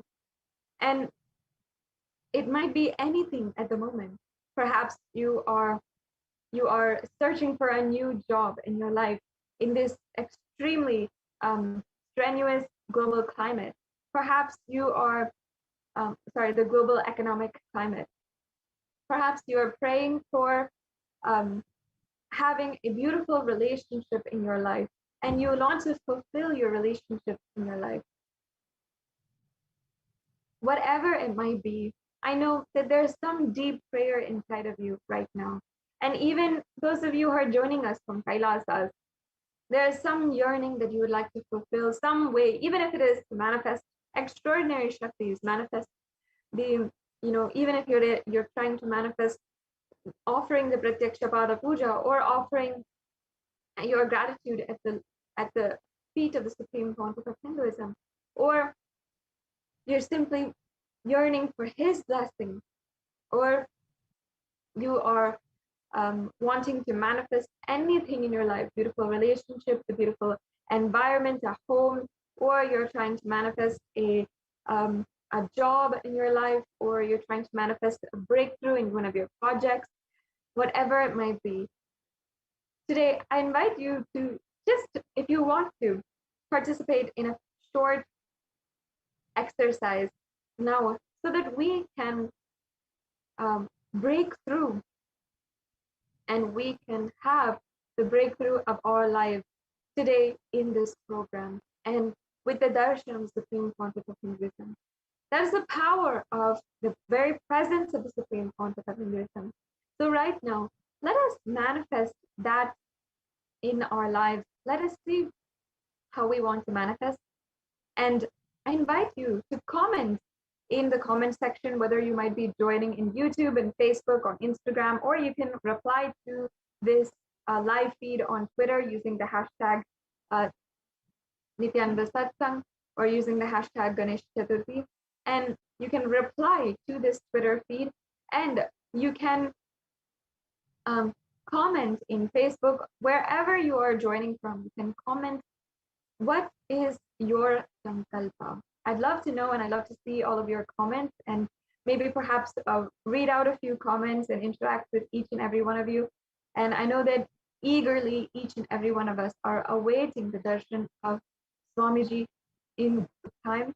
And as you are awaiting and eagerly praying for his presence, awaiting his divine presence, I invite each and every one of you to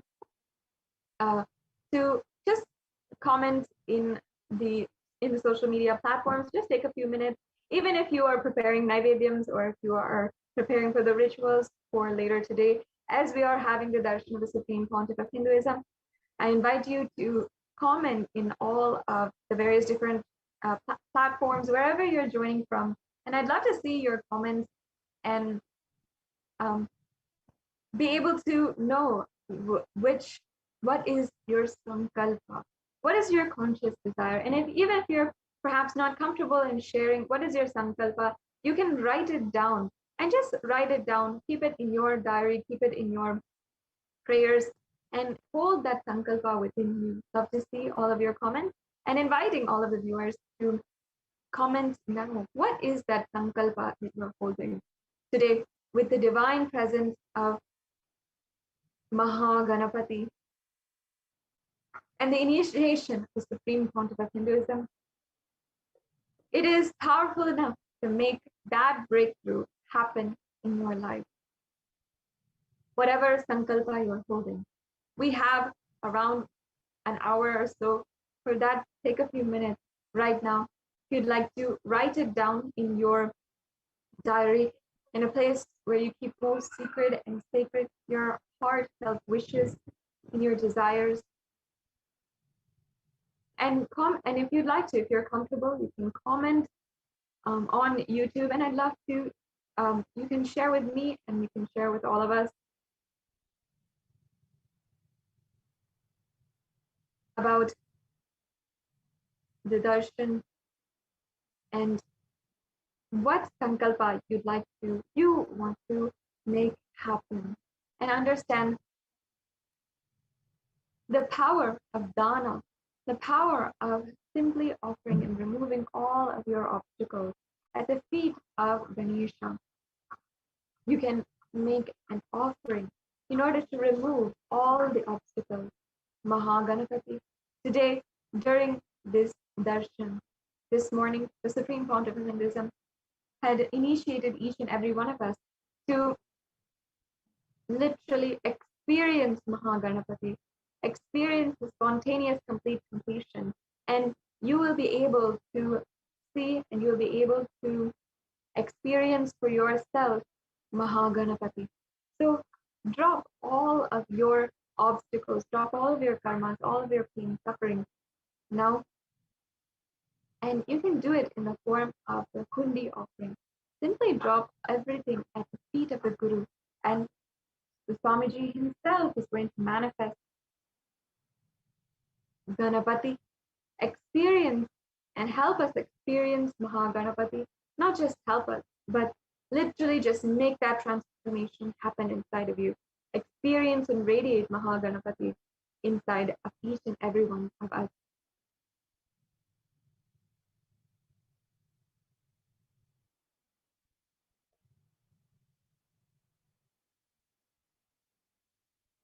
So take a few minutes right now. I'd love to see, share, if you are able to share, if you're comfortable to share, I'd love to know what is the sankalpa that you want to make happen. If you don't want to share, if you're not comfortable sharing, then you can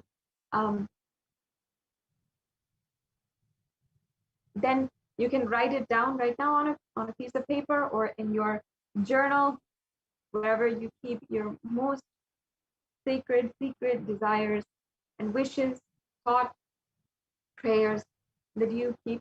You can write it down there.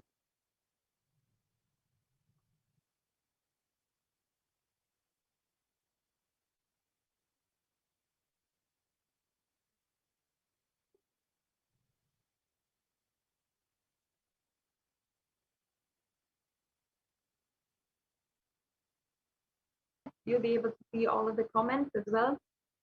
And I'd love to be able to share with each and every one of you, if you are comfortable, what is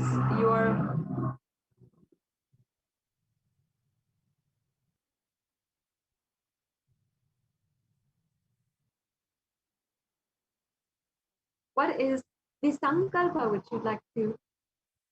you'd like to make into reality. And I know for some of you, this might be an extremely sensitive thing in your life. And each and every one of you can be to share. And if you'd like to share on the comments, what is the sankalpa that you want to manifest today?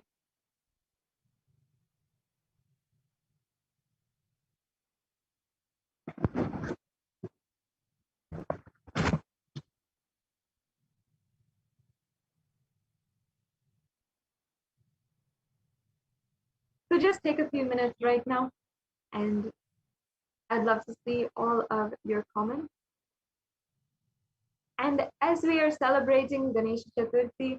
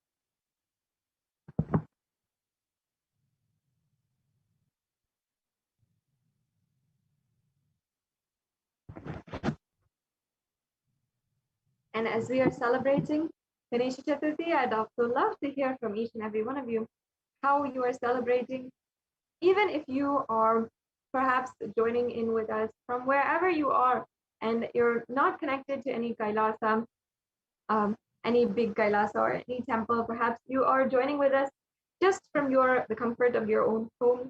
And I know that many of you might be joining with us just like that. I invite each and every one of you to join us in the celebrations in any way that you want to. Either I'd love to hear what is the sankalpa, the prayer that you are having.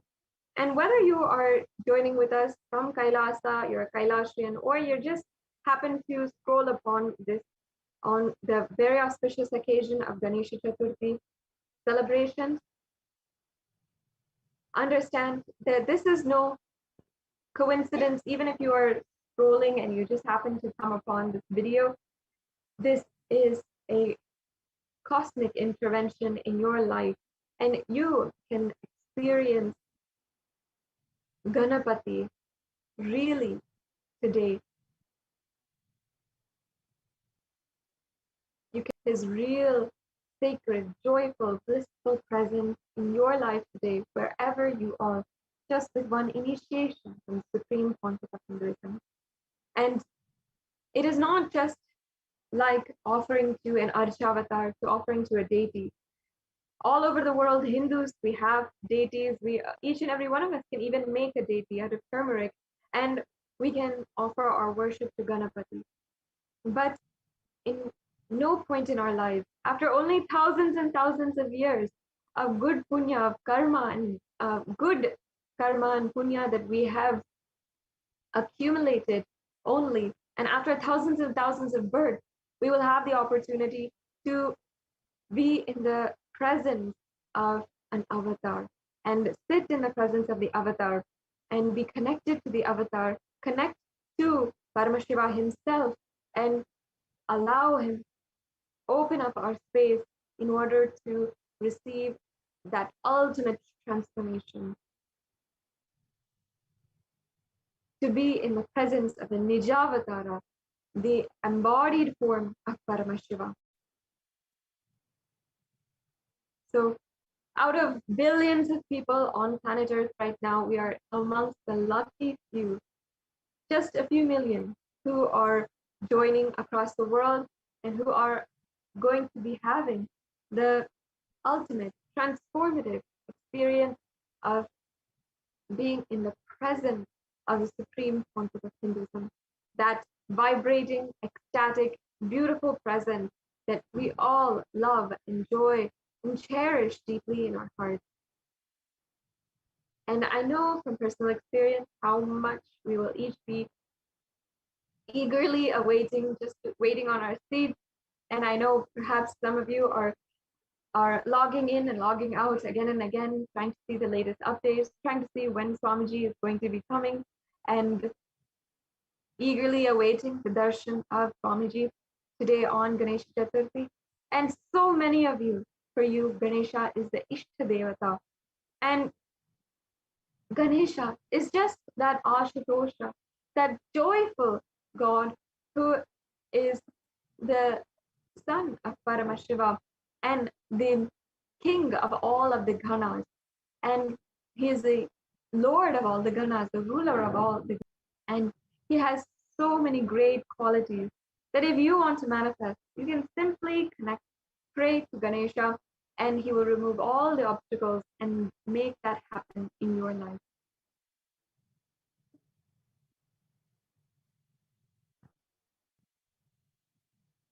So once again, if you are joining with us, either if you are just happening to be a part of our scrolling through Facebook on this auspicious occasion of Ganesh Chaturthi, and you're joining with us for the first time, or if you are a long time Kailashian, for having been a part and with us for years now, I invite you. First, I wish you a most auspicious Ganesh Chaturthi celebrations, and it is always such a joy to be able to join with you, join with this beautiful Sangha in these Nithyananda on the Ganesh Chaturthi celebration in Kailasas across the world.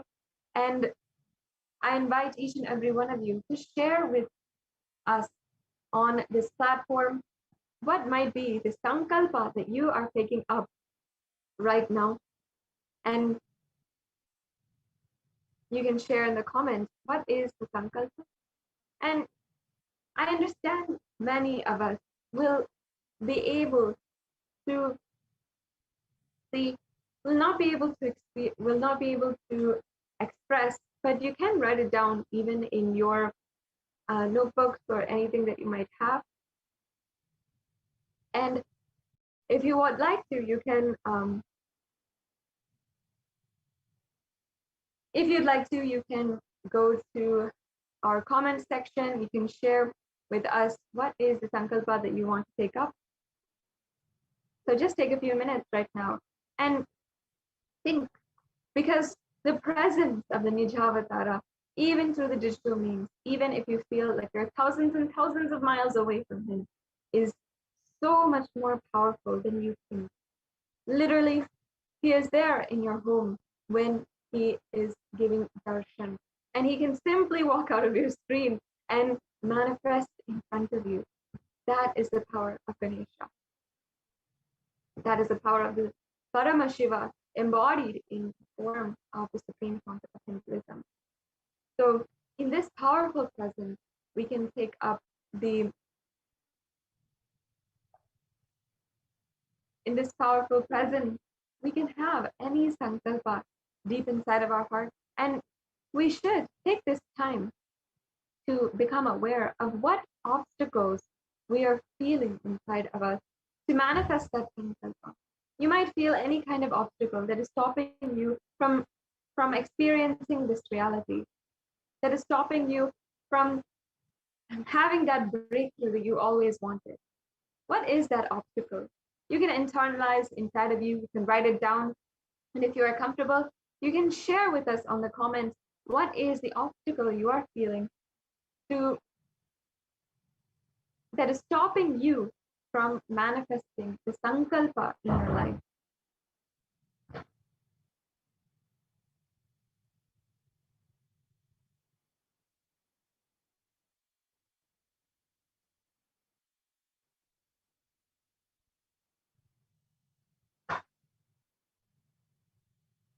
So just take a few minutes, and if you are comfortable sharing, I'd love to know how, what obstacles you are facing in order to manifest the reality that you'd like, that you want to manifest in your life.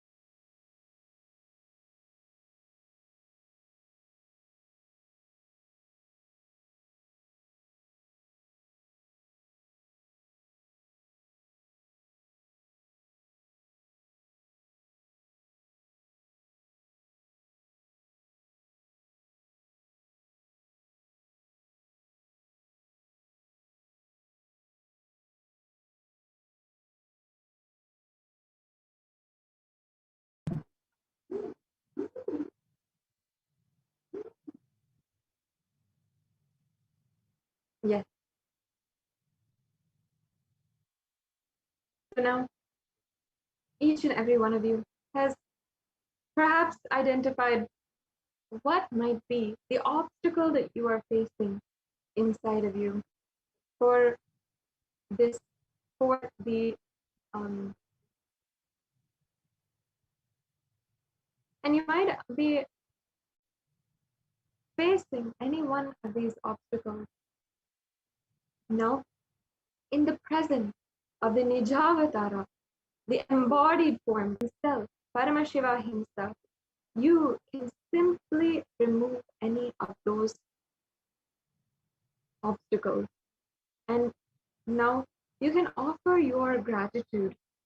If you simply offer your gratitude to Ganesha through any kind of thing, and Ganesha is actually Ashutosha, he is literally the most easily pleased form. Even if you offer one modaka, you will see he just rushes towards you, and you will be able to experience for yourself the breakthrough in your life that you want, removal of all the obstacles that you are facing in your life.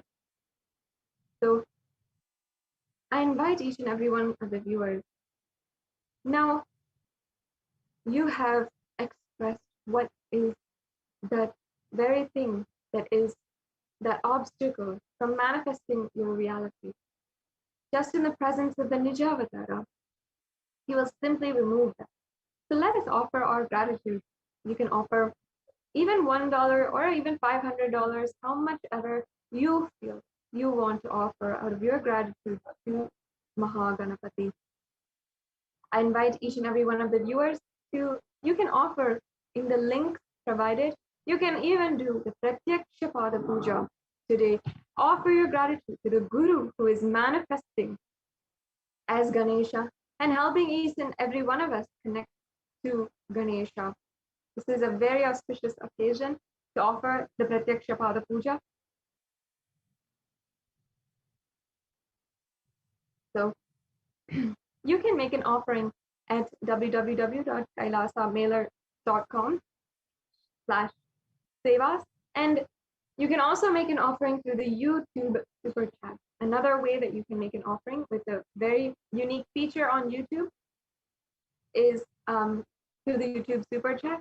And if you go to the live feed, the current live feed, which is the Ganesh Chaturthi celebrations on Kailasa's HDH Nithyananda YouTube channel, then you can see, if you're, then you can donate on the YouTube channel.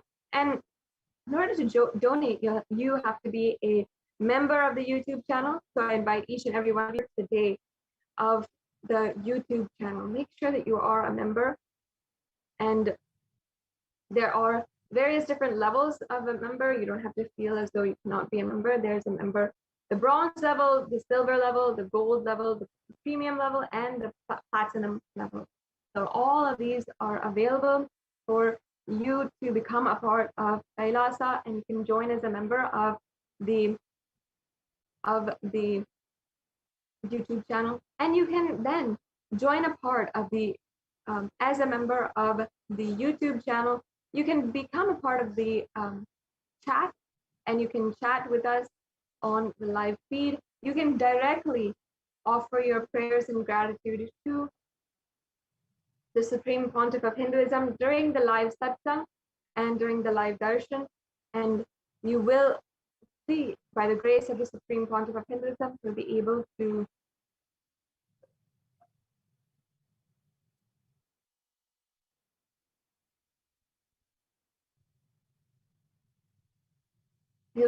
offer, or you'll be able to receive the direct blessings of the Supreme Pontiff of Hinduism. So now I invite each and every one of you to offer how much ever you feel through the YouTube Super Chat during this time. I know many of you might be wishing that you could go, are stuck inside during the lockdown, and you might be going to the temples. We can offer worship to the deity, but only after thousands and thousands of births and accumulated punya will we ever ever have the opportunity to be in the graceful presence of the Guru, of Paramashiva himself, and the Nijavatara, the embodied form, the physical form. And let us offer our gratitude for the Supreme Pontiff of Hinduism making himself available today and literally giving us the experience of Mahaganapati. So you can take a few minutes right now and offer.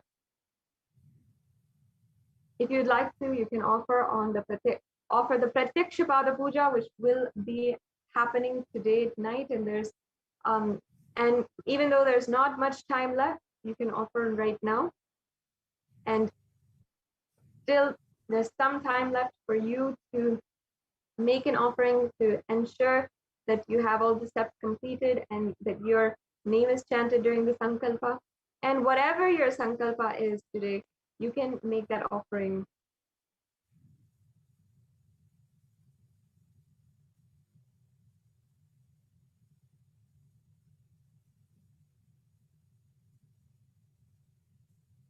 And today, before we are moving on and preparing for the darshan of the Supreme Pontiff of Hinduism,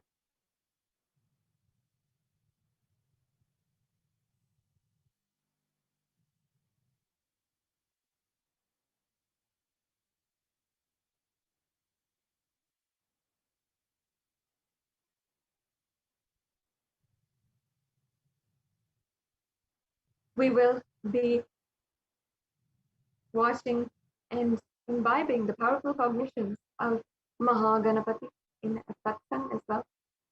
So before we proceed into the next segment, and we are fastly approaching the time of the darshan of the Supreme Pontiff of Hinduism, the very embodied form of Mahaganapati, I invite each and every one of the viewers to take this time now to offer your gratitude to Paramashiva and Mahaganapati.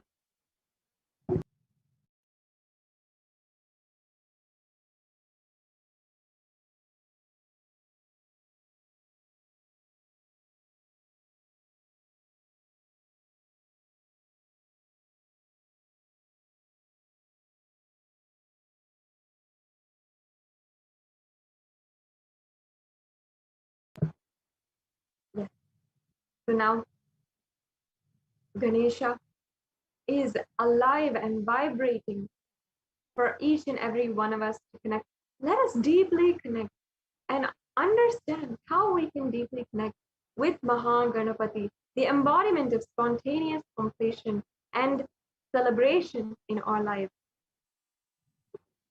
So we'll now be hearing directly from what the Supreme Pontiff of Hinduism himself has revealed on Mahaganapati during this satsang.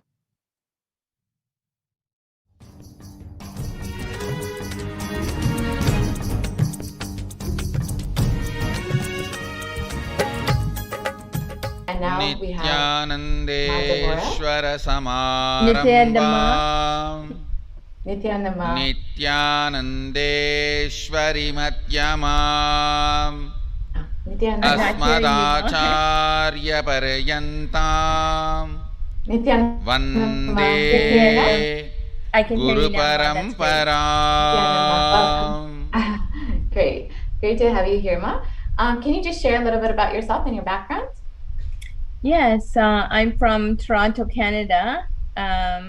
So I know Ma Gayatri, and I become Apat Sannyas about a couple years ago, year and a half ago, and until I went to the Adinam, I welcome all of you with my love. Actually, even now, I've never met Swamiji in person either. All the but wow, two people. He is incredible, and he is. I will be with Swamiji forever. So Tanedars, I'm very, very thankful for sitting with Swamiji for on this the auspicious Sangha, day for of Sanatana Hindu Ganesh Dharma. Chaturthi. It is everything I've been searching for my entire life, and and knew it existed. You all need to somehow know knew it existed, but today, could not find it not only until Ganesha he was happened, right in front of one me. more person very On important the to our internet, Sampradaya and also happened on after today, calling out for Tirjnana him, so Sambandhar. I took everything online I could. I even took It is the first 6 Avani sequence Chaturthi of is the Paramashivoham. appearance day of Tirjnana that's when I Sambandhar picked it up also. with Sanya. That is why he is called I'm Pillayar. so That is why the Jnana so Sambandha glad. Murti is called as Pillayar. So much has changed. Today is the day. He has healed He me also so appeared. much.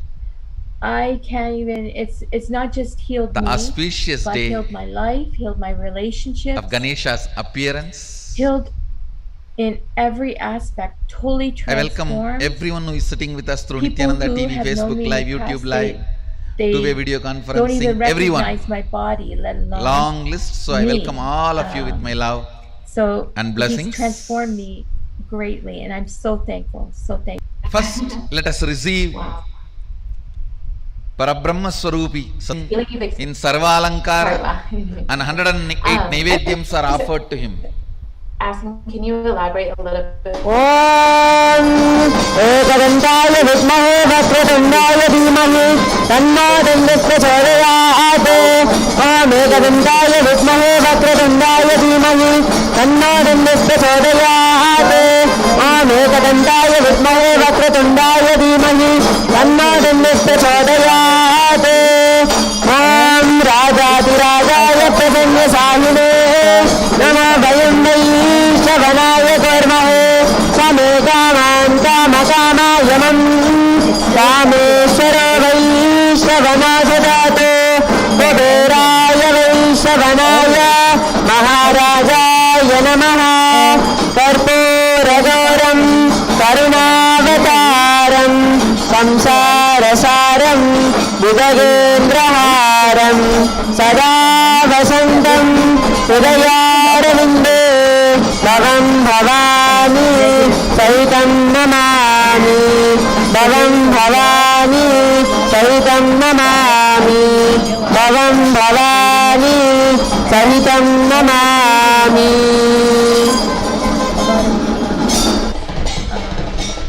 Suffering, and it affected my ability to manifest. Today we will also be my having ability to 12 p.m.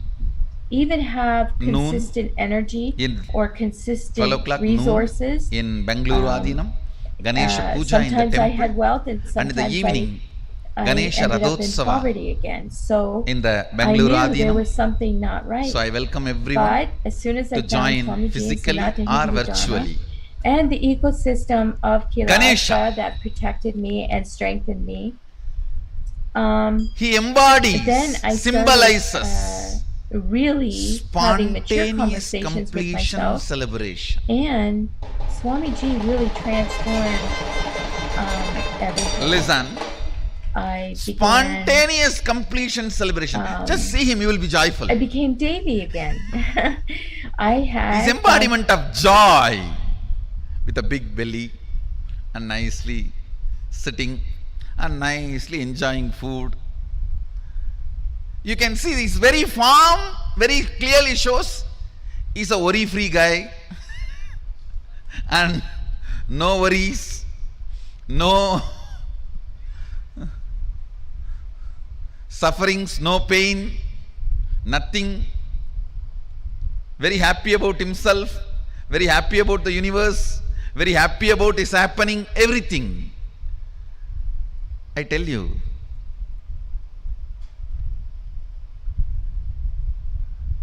his very way he appeared, the way he happened, if you see the whole story, very casually, Devi just puts her muscle memory, the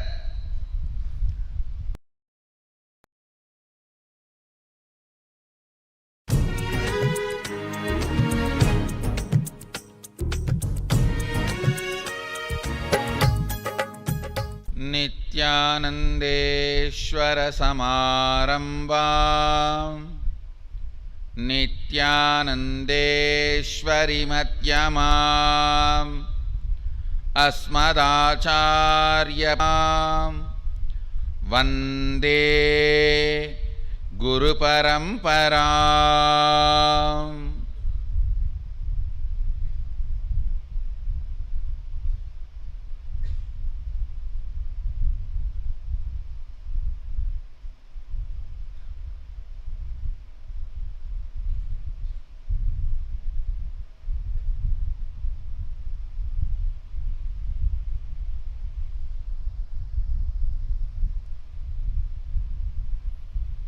I welcome all of you with my love and respects. I welcome all the devotees, disciples, Sarvanyapeta Yajamans, Nitya Satsangis, Srimahans, Mahans, Kotaris, Tanedars, everyone sitting with us on this auspicious day of Ganesh Chaturthi.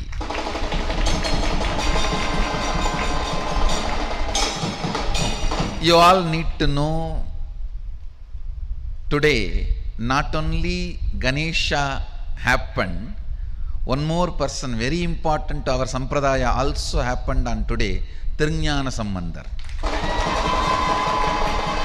It is Avani Chaturthi is the appearance day of Tirjnana Sambandhar also. That is why he is called Pillayar. That is why the Jnanasambandha Murti is called as Pillayar. Today is the day. He also appeared. The auspicious day of Ganesha's appearance. I welcome everyone who is sitting with us through Nithyananda TV, Facebook Live, YouTube Live, two-way video conferencing, everyone. Long list, so I welcome all of you with my love and blessings. First, let us receive Parabrahma Swarupi, Sadashiva Swarupi, Mahaganapati's blessings on his appearance day. He is gracing in Sarvalankara and 108 Naivedyams are offered to him.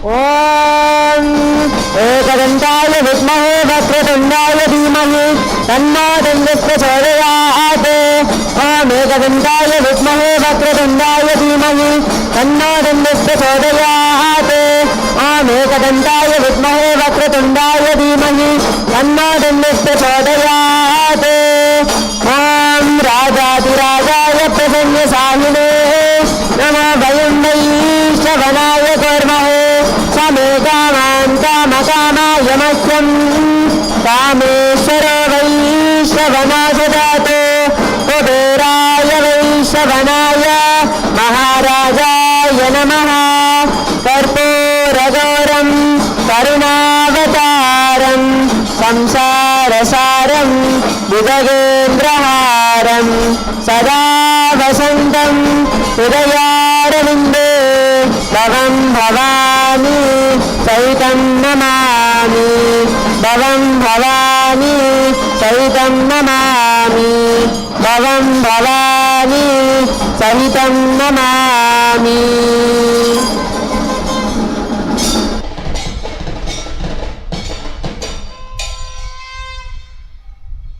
Today we will also be having 12 p.m. noon in 12 o'clock noon in Bengaluru Adinam, Ganesha Puja in the temple, and in the evening Ganesha Radhotsava in the Bengaluru Adinam.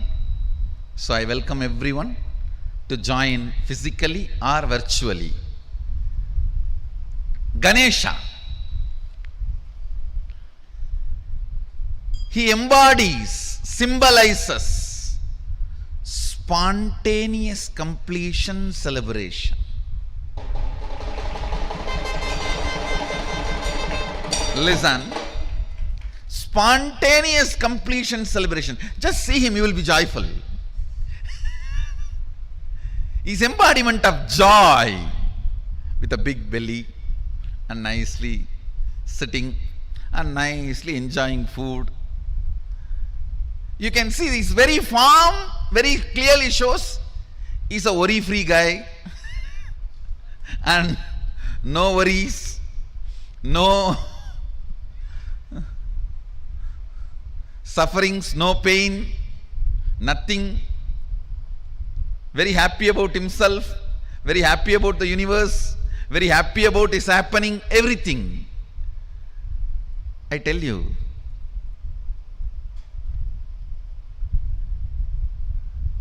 his very way he appeared, the way he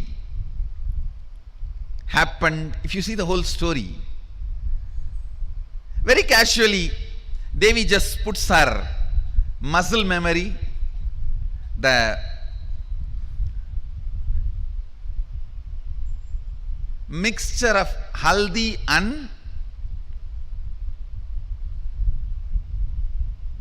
I don't know what do you call in English, the aravanam in Tamil they say, the leaf you make as a paste and decorate on your mehendi, they call it. The haldi which she applied on her body and the mehendi, she just pulled both of it out with her muscle memory and makes Ganapati and breathes life into it, and the child is playing around outside. She says, I'm going for a bath, just be here. Then Sadashiva walks in. Some of the stupid interpretations say Sadashiva did not recognize his own son. How can it be? Who recognized the whole universe? How can it be? No. He knows he needs to add his part into him.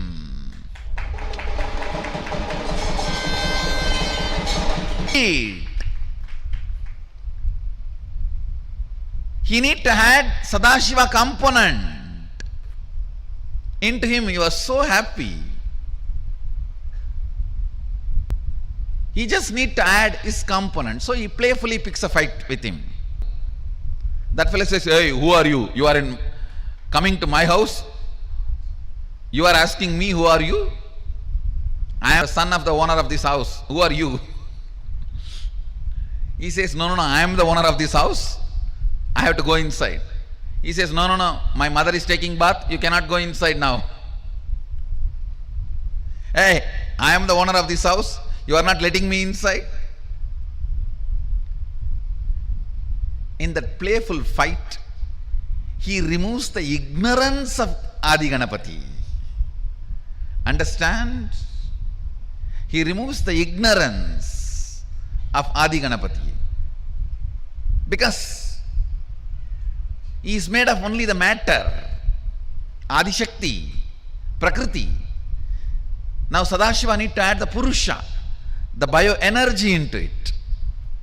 Devi pulled only her muscle memory and made the body and biomemory and gave the life. But Sadashiva has to add the... So he just removed the ego. Then Devi comes and says, come on, do what you want to do now.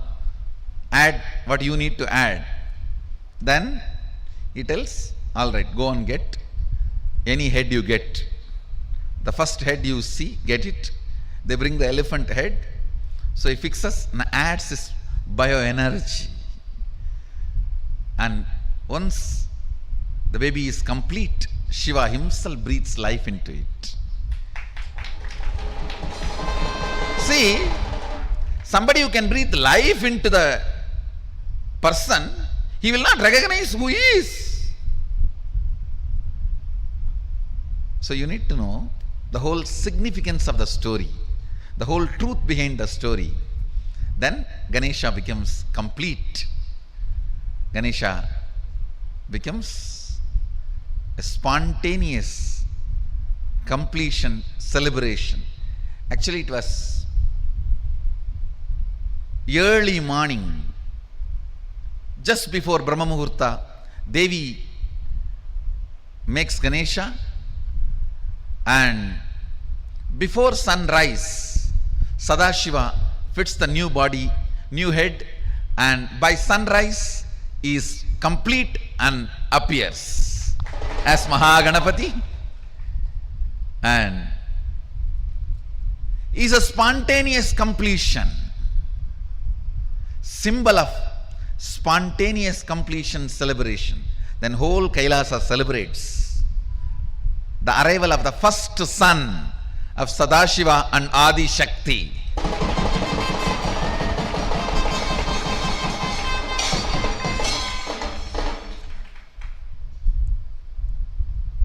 Is the embodiment, symbol of spontaneous completion celebration. Today, let's invoke His grace, let's invoke Him and bring spontaneous completion into all our incompletions. Let your idea about your body be based on completion. Let your idea about your mind be based on completion. Let your idea about your wealth be based on completion. Let your idea about your health be based on completion. Let your idea about your beauties be based on completion. Let your idea about others be based on completion. Let your idea about everything, understand, weakest way of existing is fear. Let that fear be blasted by Mahaganapati's spontaneous completion. Invoke him. He is easy to approach. Asudosha. It's Asudosha. That is why you can approach him in any way you want. You don't have to do big. There's no big prerequisites. Just keep a mud heap, is Ganapati. Or make him in diamond and platinum, is Ganapati. Easily approachable. Asudosha. Let's invoke his presence. Today, this 24 hours, let us dedicate it to spontaneous completion celebration. All of us are made already out of the Prakriti. Body is there, mind is there. Shiva component inside today. Let's bring him inside. Let's add his bioenergy inside and bring spontaneous completion celebration. I tell you, nothing need to be changed in you. You are accepted as you are. Just bring the spontaneous completion celebration.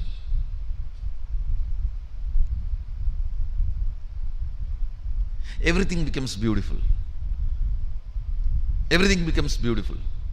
Everything becomes powerful. Everything becomes powerful. Is the most sweetest, beautiful, life affirmative, life energy, love,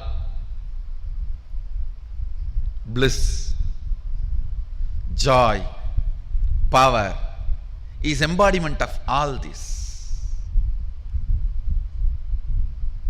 Let's bring spontaneous completion celebration today. So I wanted all of you to do this as assignment. Sit, pen down all the incompletion you have or you think you have and bring it to Mahaganapati Homa and offer it to him. He will simply declare the spontaneous completion and celebrate the life, that's all. Just bring it to him. Understand, he is alive, available. Don't think these are all stories. No. Ganesha happened on this day is history, not story. History.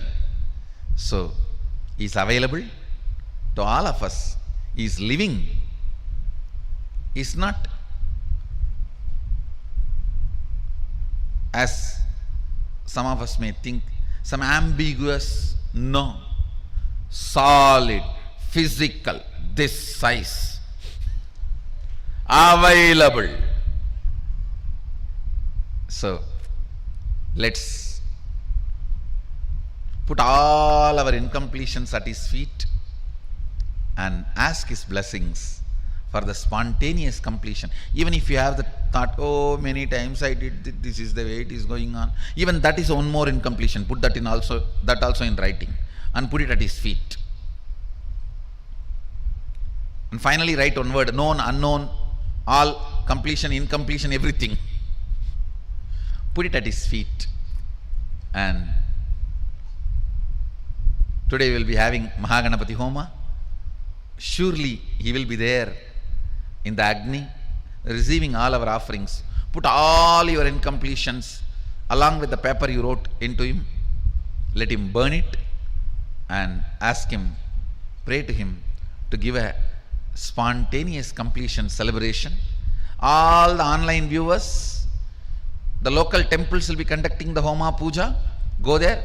If you are not able to go there, just at least pen down all the incompletion. After we all have offered our incompletions into that fire, just delete and present it to Mahaganapati. Delete it and surrender it to Mahaganapati, saying that, Prabhu, I am surrendering it to you. Give me spontaneous completion. So all the online viewers also surrender the whole thing at the feet of Mahaganapati. Let his grace, let his energy, let his presence radiate. Let his presence fill all our life. I tell you, bring spontaneous completion celebration. That's all is my mission. That's all is Sadashiva want to do to the planet Earth. Nothing else. Everything else is to support this. Building a temple, whatever. And I also wanted to announce, yesterday I started the Karaseva. To continue the temple work, actually we restarted. Earlier itself we started, now we restarted the Nithyanandeshwara Sadashiva's golden temple work through Karaseva.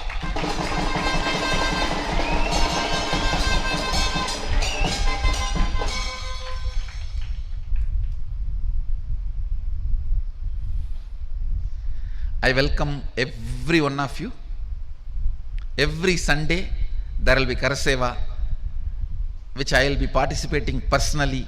The whole Karaseva will be around the banyan tree and working for the temple, working for Sadashiva's temple. Please understand, in Vaishnava, if you just offer money, that's enough. Tradition, you have to physically offer your Karaseva. That is why only Shaivite tradition has the tradition of Udavarappani. In no Vaishnavite temple they will ask you to physically do volunteering. But in all Vaishnavite temple they will only ask, give money, offer donations. But all Shaivite temples, the first thing is physical volunteering. Because Sadashiva wants your life, nothing else. It's very easy to give money and go away. Then you can easily keep your ego alive. But Sadashiva is all about radiating through you. So all of you can come and celebrate. All of you can come and celebrate. Every Sunday we will be doing Karaseva, building Sadashiva's temple, which I will also be participating. Yesterday I myself started participating, and this is the best thing you can do to yourself. Every Sunday Karaseva to build Sadashiva's temple, because I wanted this temple to be built with a lot of love, devotion and physical Karaseva than just with money. So if we do physically work and build the temple, by the time we build the temple, we would have become a temple.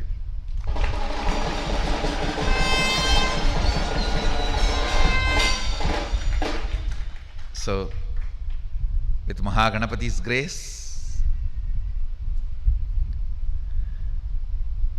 today I also wanted to announce few more things. Paramashivoham 2016 will be in Trinidad Tobago, November 20th to December 10th. The dates will be between November 20th to December 10th.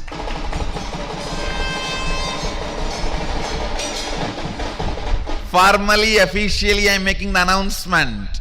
Sadashivoham 2016 will be in Trinidad, Tobago. Dates will be November 20th to December 10th. So I welcome all of you for Sadashivoham 2016.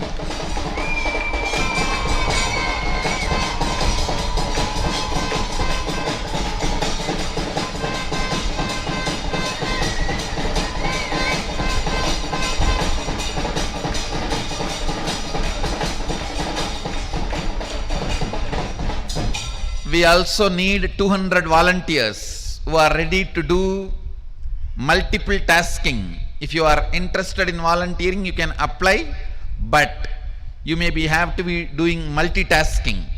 It's a huge arrangement. It's going to be the huge celebration.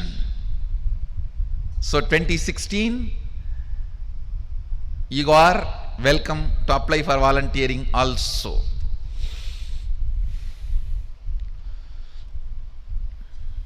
Let's invoke Mahaganapati and live spontaneous completion and radiate the spontaneous completion celebration.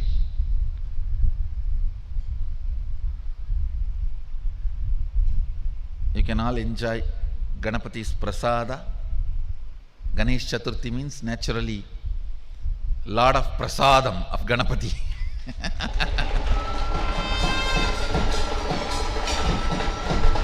Today enjoy and eat like Ganapati.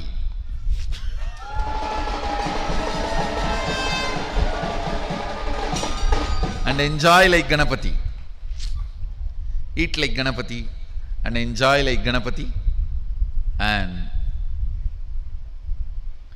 today, if time permits, today or tomorrow, we will also have a session. I'll teach kids, balasans, to make Ganapati, Ganesha. Ganesha making out of clay, I myself will teach.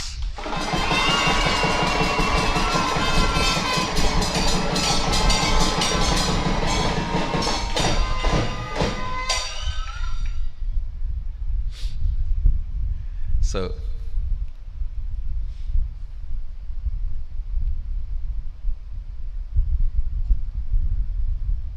bring spontaneous completion celebration into your life on this auspicious day of Ganesh Chaturthi. So, maybe all the Adinavasis, Balasans and devotees can receive Ganesha's prasadam now, after the satsang.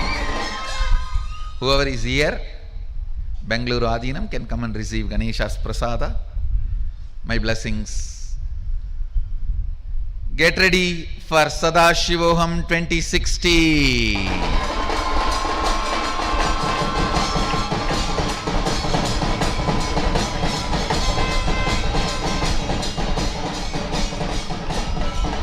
So whoever wants to apply for volunteering also can apply. You may have to be here 2 months before for preparing. You will be called by, I think, yes, possibly will be called for preparation, whoever is going to be part of the team.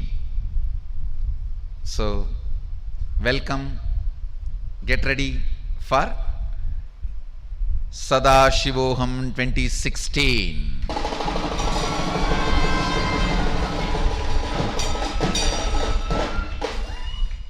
I bless you all. Let you all radiate with integrity, authenticity, responsibility, enriching, causing, living Shuddhadvaita Saivam, the eternal bliss, Nithyananda. Thank you. Be blissful.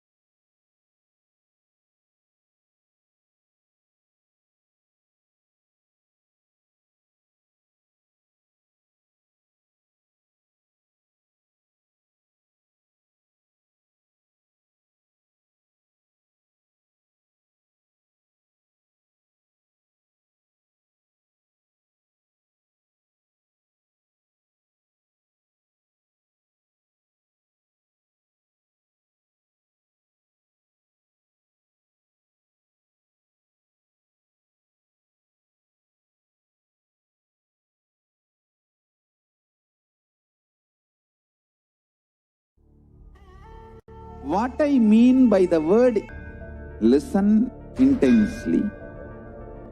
Enlightenment ecosystem, literally enlightenment itself, in your own home, wherever you are. If you cannot come to Kailasa, it's okay. Kailasa can come to you. Kailasa coming to you is e-Kailasa.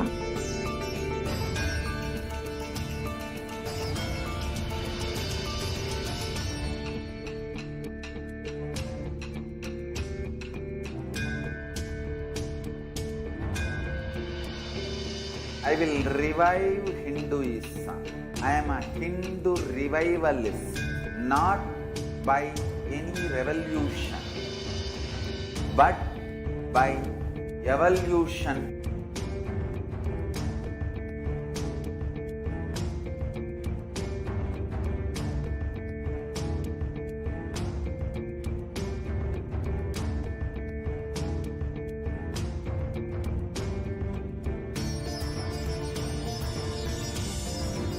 And setting model community. Kailasas, enlightenment ecosystems, Sarvanya Pitas all over the world.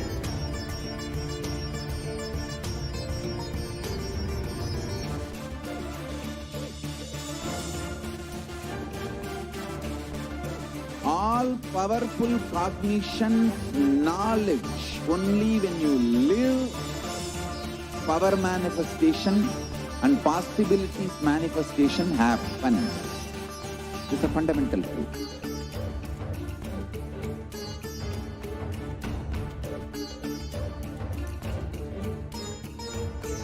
Hinduism cannot live exclusively as one sampradaya. No. All sampradayas of Hinduism is an ecosystem.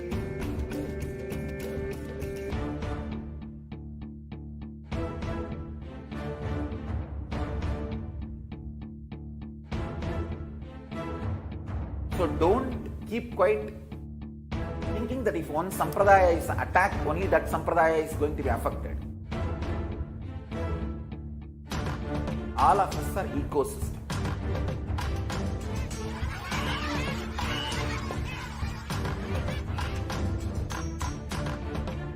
I invite all of you to get involved and enjoy Hinduism by the principle of Dharmo Rakshati Rakshitaha. When you protect Dharma, Dharma protects. We will make the whole planet flourish spiritually. The spiritual prosperity will happen to the whole planet. We all have to coexist together.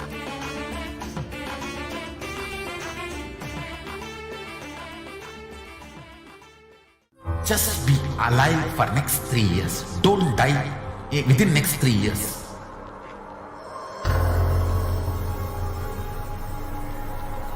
Just don't die within next 3 years. Be alive. Somehow be alive. I'm working sincerely. I will reach you somehow. Somehow I will reach you. It's my commitment to humanity.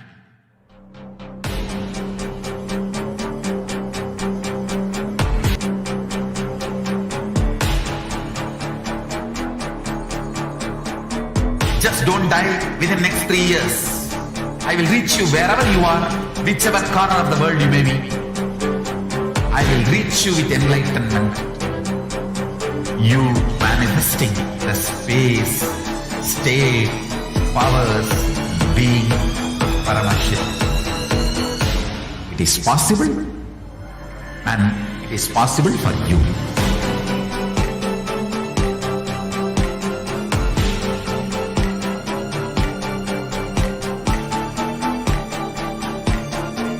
Paramashivoham will reach you with enlightenment science. I know he is going to do the job. Just be alive for next 3 years. Nothing else.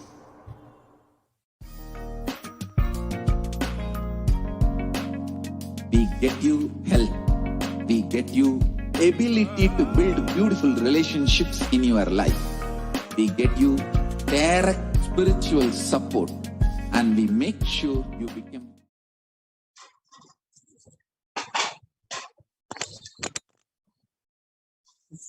Nithyanandam, welcome back, dear viewers. And today, on this auspicious day of Ganesh Chaturthi, with the very embodiment, the very form, the Nija Avatara of Paramashiva Ganapati, Paramashiva, the Supreme Pontiff of Hinduism, Jagadguru Maha Sannidhanam, His Divine Holiness, Bhagavan Sri Nithyananda Paramashivam. Out of the 7 billion people on planet Earth right now, all of us, me, you, each and every one of us that are watching it right now are blessed. Because for us, Bhagavan Ganapati is not a mere manifestation in a deity. He is not a mere ideology. He is not a mere belief. He is an experience. He is zillion times more alive than we are. And we literally get to interact with him. We literally get to witness, be a part, experience Paramashiva Ganapati. Let us all get ready to receive the Bhava Samadhi Darshan of Bhagavan Maha Ganapati. Now, what is Bhava Samadhi Darshan? When we have the darshan of the avatar, who is the embodied form, who embodies Paramashiva Ganapati, all of us, our brain, neurons mirror the same activities that happens in that brain of the avatar. That means our whole body silently, without any movement, recreates what's happening in the avatar incidents. This science is also called as the quantum tunneling in the modern day science. And this is basically when it's a probability of a quantum particle like an electron with less kinetic energy to cross over the potential energy of an energy barrier. See, as a particle, the electron cannot cross over an energy barrier, but as a wave, it can propagate through it. So this phenomenon is called as quantum tunneling, which is the same phenomenon that happens to us during the darshan. Now, what is the science of Bhava Samadhi Darshan? Now, the formless, the consciousness of Paramashiva expresses through the being, the light body, the Divya Sharira, and manifests as Nija Avatara, the physical form or the embodied form for us to experience Paramashiva. Now, during the Bhava Samadhi Darshan, that is exactly what happens. If you see, for example, when the consciousness of Paramashiva manifests as the being of Arunagiri Yogeshwara and manifests as Nija Avatara, the embodied form of the Supreme Pontiff of Hinduism. Now, the Archa Avatara, if you see in temples that we connect, the Archa Avatara also they manifest and they embody. But it is only the human beings are not matured enough to receive it directly from Archa Avatar, and therefore Nija Avatar happens. When we receive the Bhava Samadhi Darshan through the Nija Avatara, all the powerful components, powerful cognitions, everything of that deity manifests in us. The dimension of Paramashiva manifesting in the Nija Avatara for us to experience the same is Bhava Samadhi Darshan. Bhava Samadhi Darshan is the window to experience the costless auspiciousness of the cosmos. And during Bhava Samadhi Darshan, our whole being comes alive. Literally, our muscles learn to imbibe and radiate Paramashiva.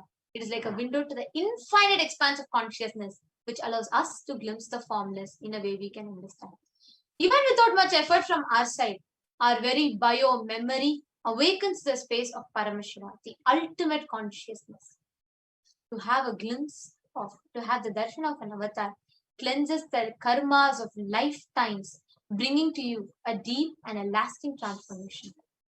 That is why when you sit, prepare yourself with the meditation, your space purely in that space of gratitude. That enables you to reflect Paramashiva in all levels.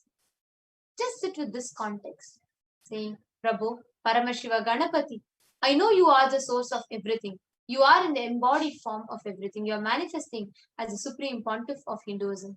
And you are manifesting in this body also. Therefore, let me be in the Bhava Samadhi of you. Let me connect with you. Let you reveal yourself to me. In this same space, please take a few moments to set up your Panchopachara Puja kit. Now, as we all set up the Panchapachara Puja, let us all enter into the Paramashiva Dhyana Mantra.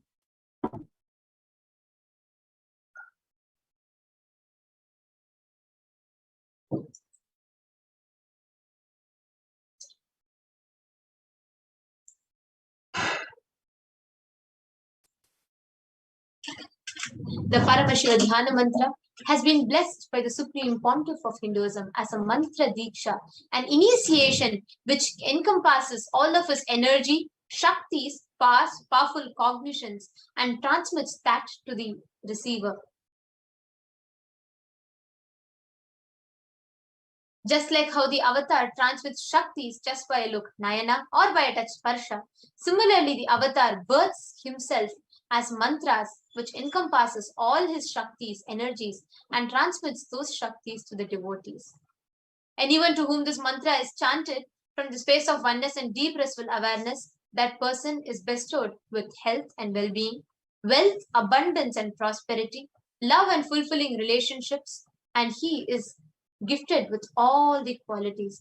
With the grace and blessings of the Supreme Pontiff of Hinduism, Kailasa's Department of Human Services and Kailasa's Department of Religion and Worship is offering the Paramashiva Dhyana Mantra prayer service on behalf of each and every one of you for the following benefits.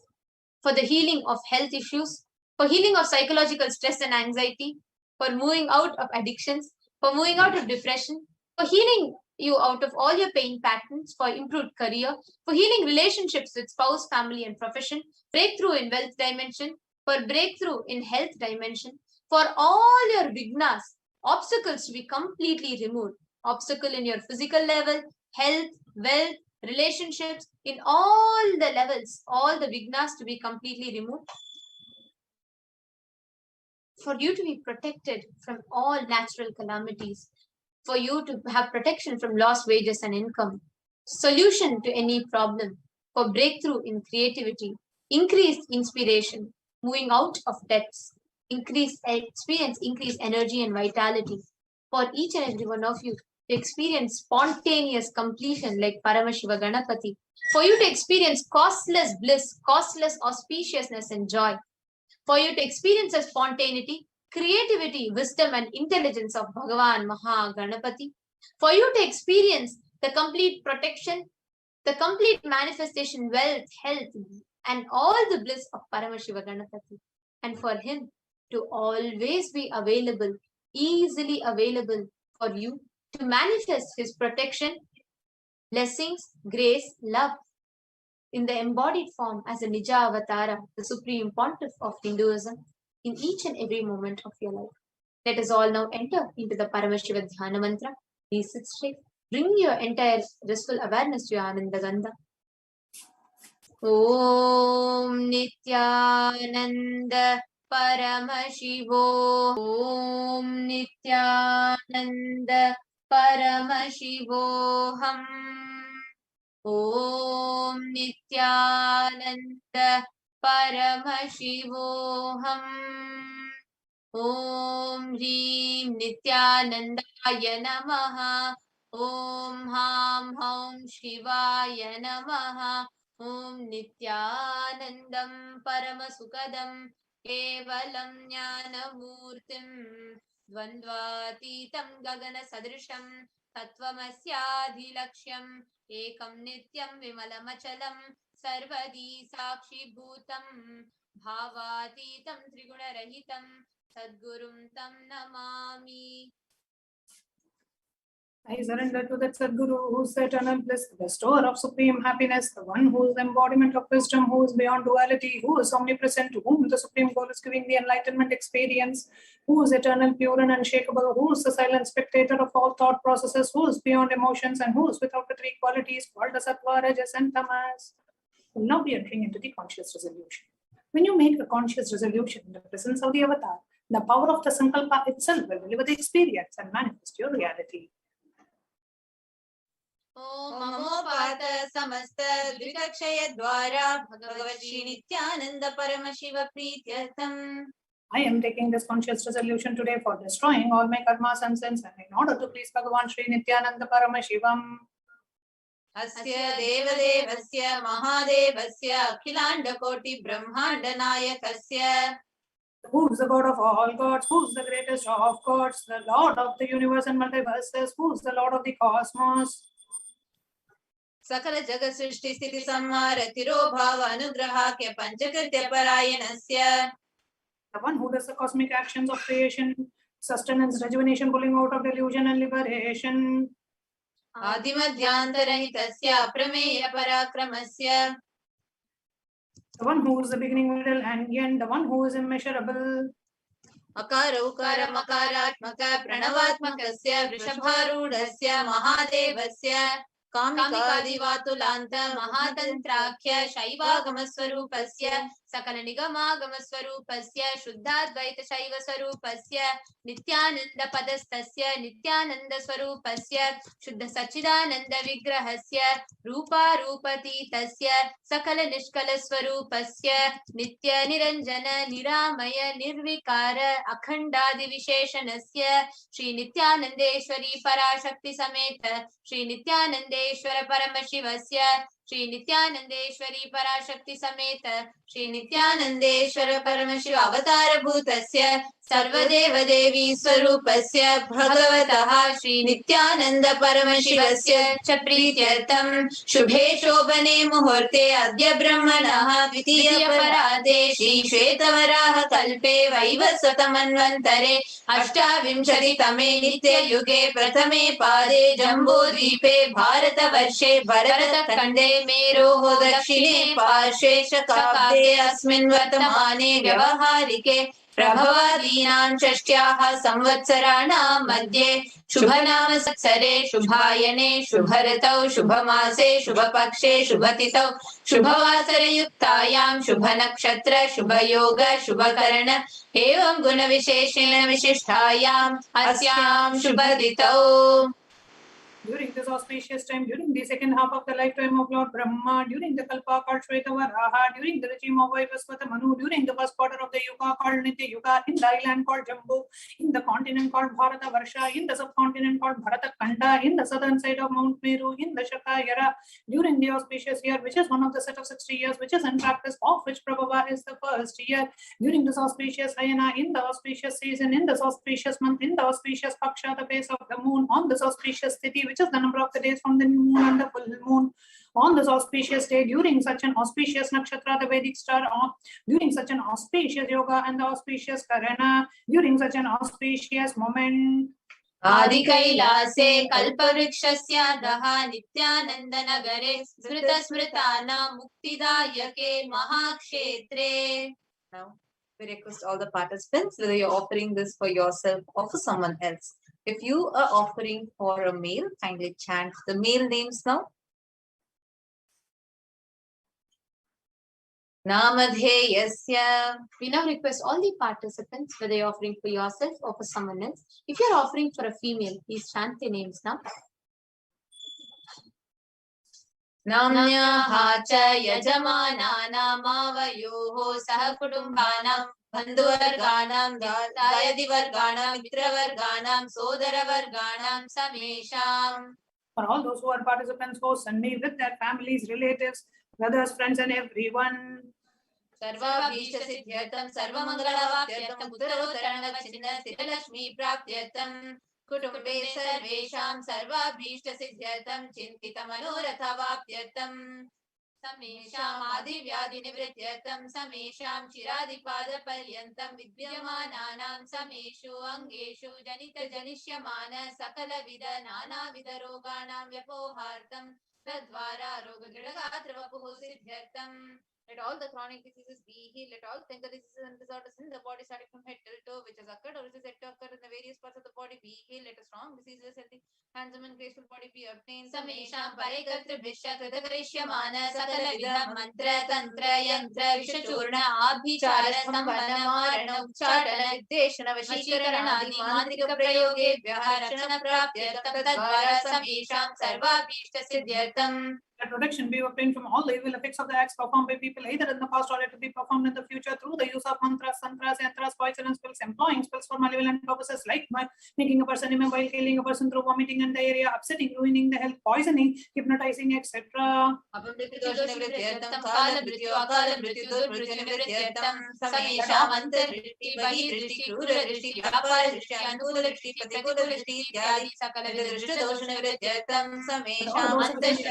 शत्रु क्रूर शत्रु व्यापार शत्रु अनुकूल शत्रु प्रतिकूल शत्रु इत्यादि सकल विध शत्रु बाधा निवृत्त्यर्थं समेषां मातृशापादि सकल शापानां व्यपोहनार्थं Mother be removed. अनादि अविद्यावासनया प्रवर्तमाने अस्मिन् महति संसार चक्रे विचित्राभिः कर्मगतिभिः विचित्रासु योनिषु पुनः पुनः अनेकदा जनयित्वा Sometime immemorial due to ignorance, we get caught in the vast cycle of birth and death due to the effects of our actions. We take birth again and again in various bodies, which is quite strange. केनापि पुण्यकर्म विशेषेण भगवतः श्री नित्यानंद परमशिवस्य अपरिमितया कृपया इदानीन्तन मनुष्य जन्म प्राप्तवताम्. Due to some good action, with the extreme and immeasurable compassion and the grace of Bhagavan Sri Nithyananda Paramashivam, we have been blessed with a human body.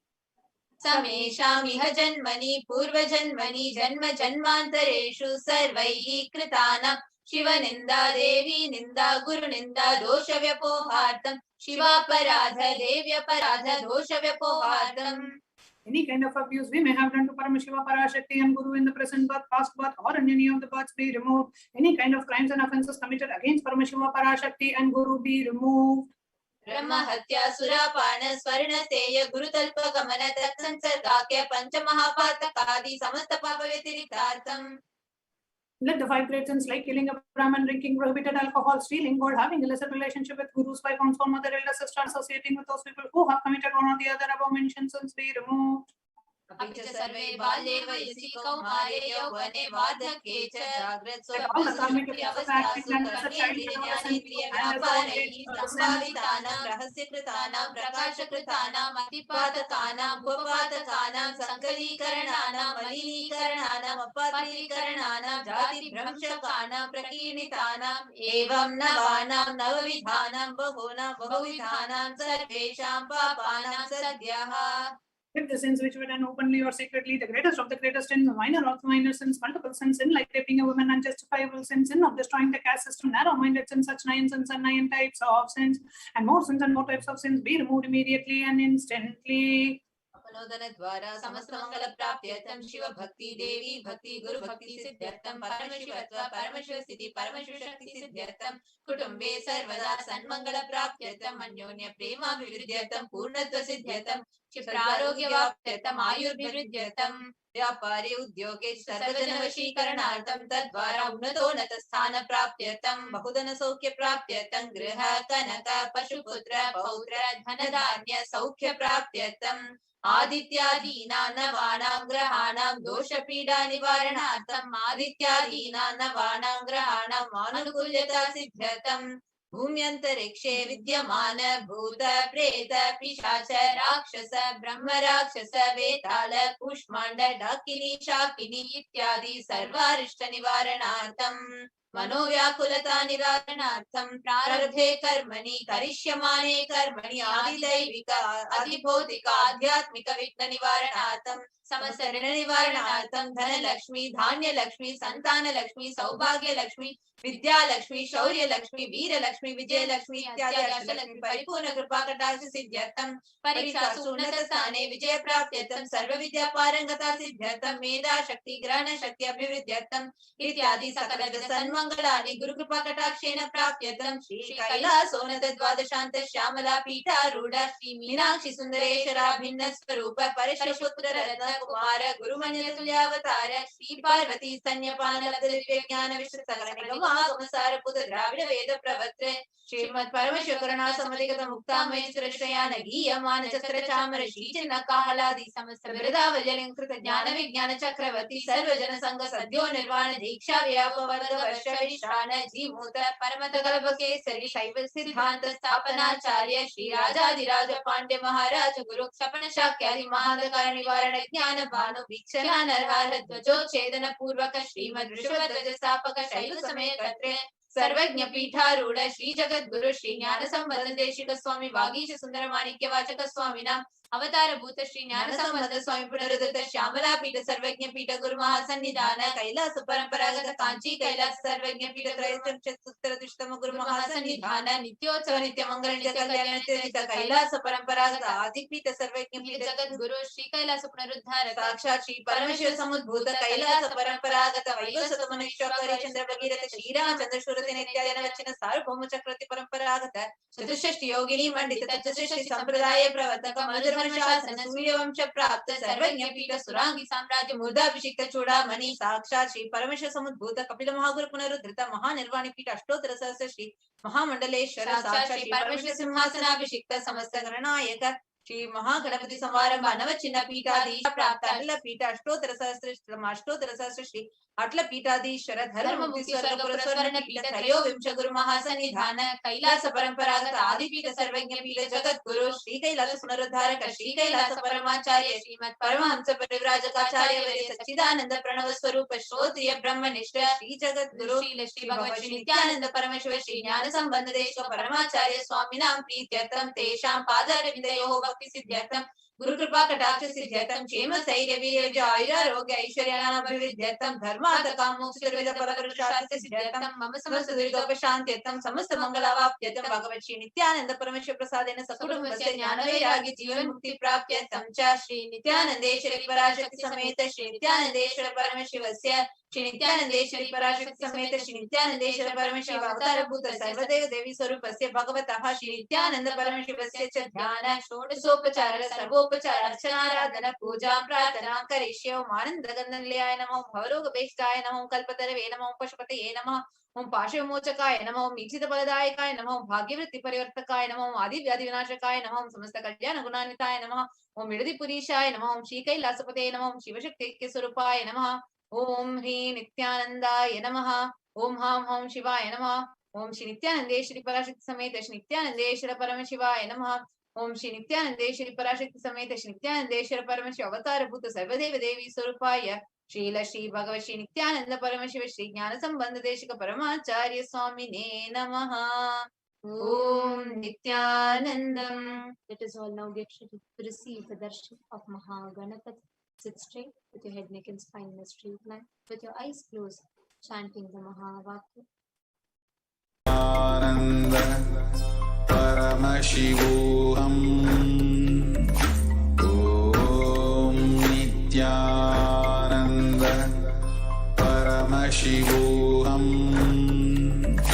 Om Ananda Paramashivoham. Om Nityananda Paramashivoham. Nityananda Paramashivoham. Om Nityananda Paramashivoham. Om Nityananda Paramashivoham. Om Nityananda Paramashivoham. Om Nityananda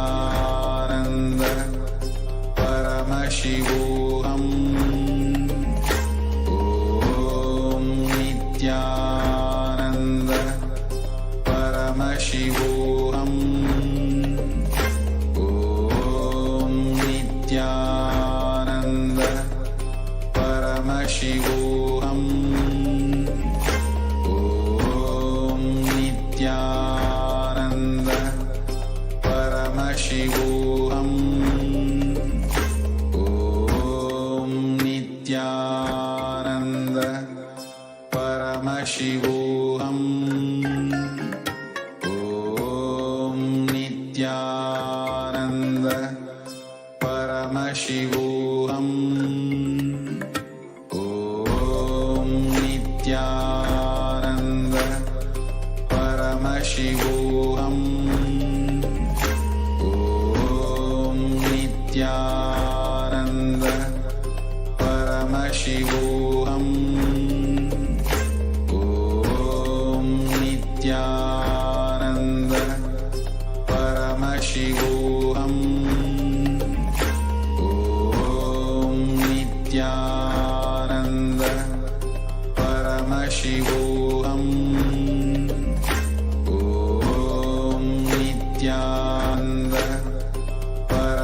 Paramashivoham. Om Nithyananda Paramashivoham. Om Nithyananda Paramashivoham. Om Nithyananda Paramashivoham. Om Nithyananda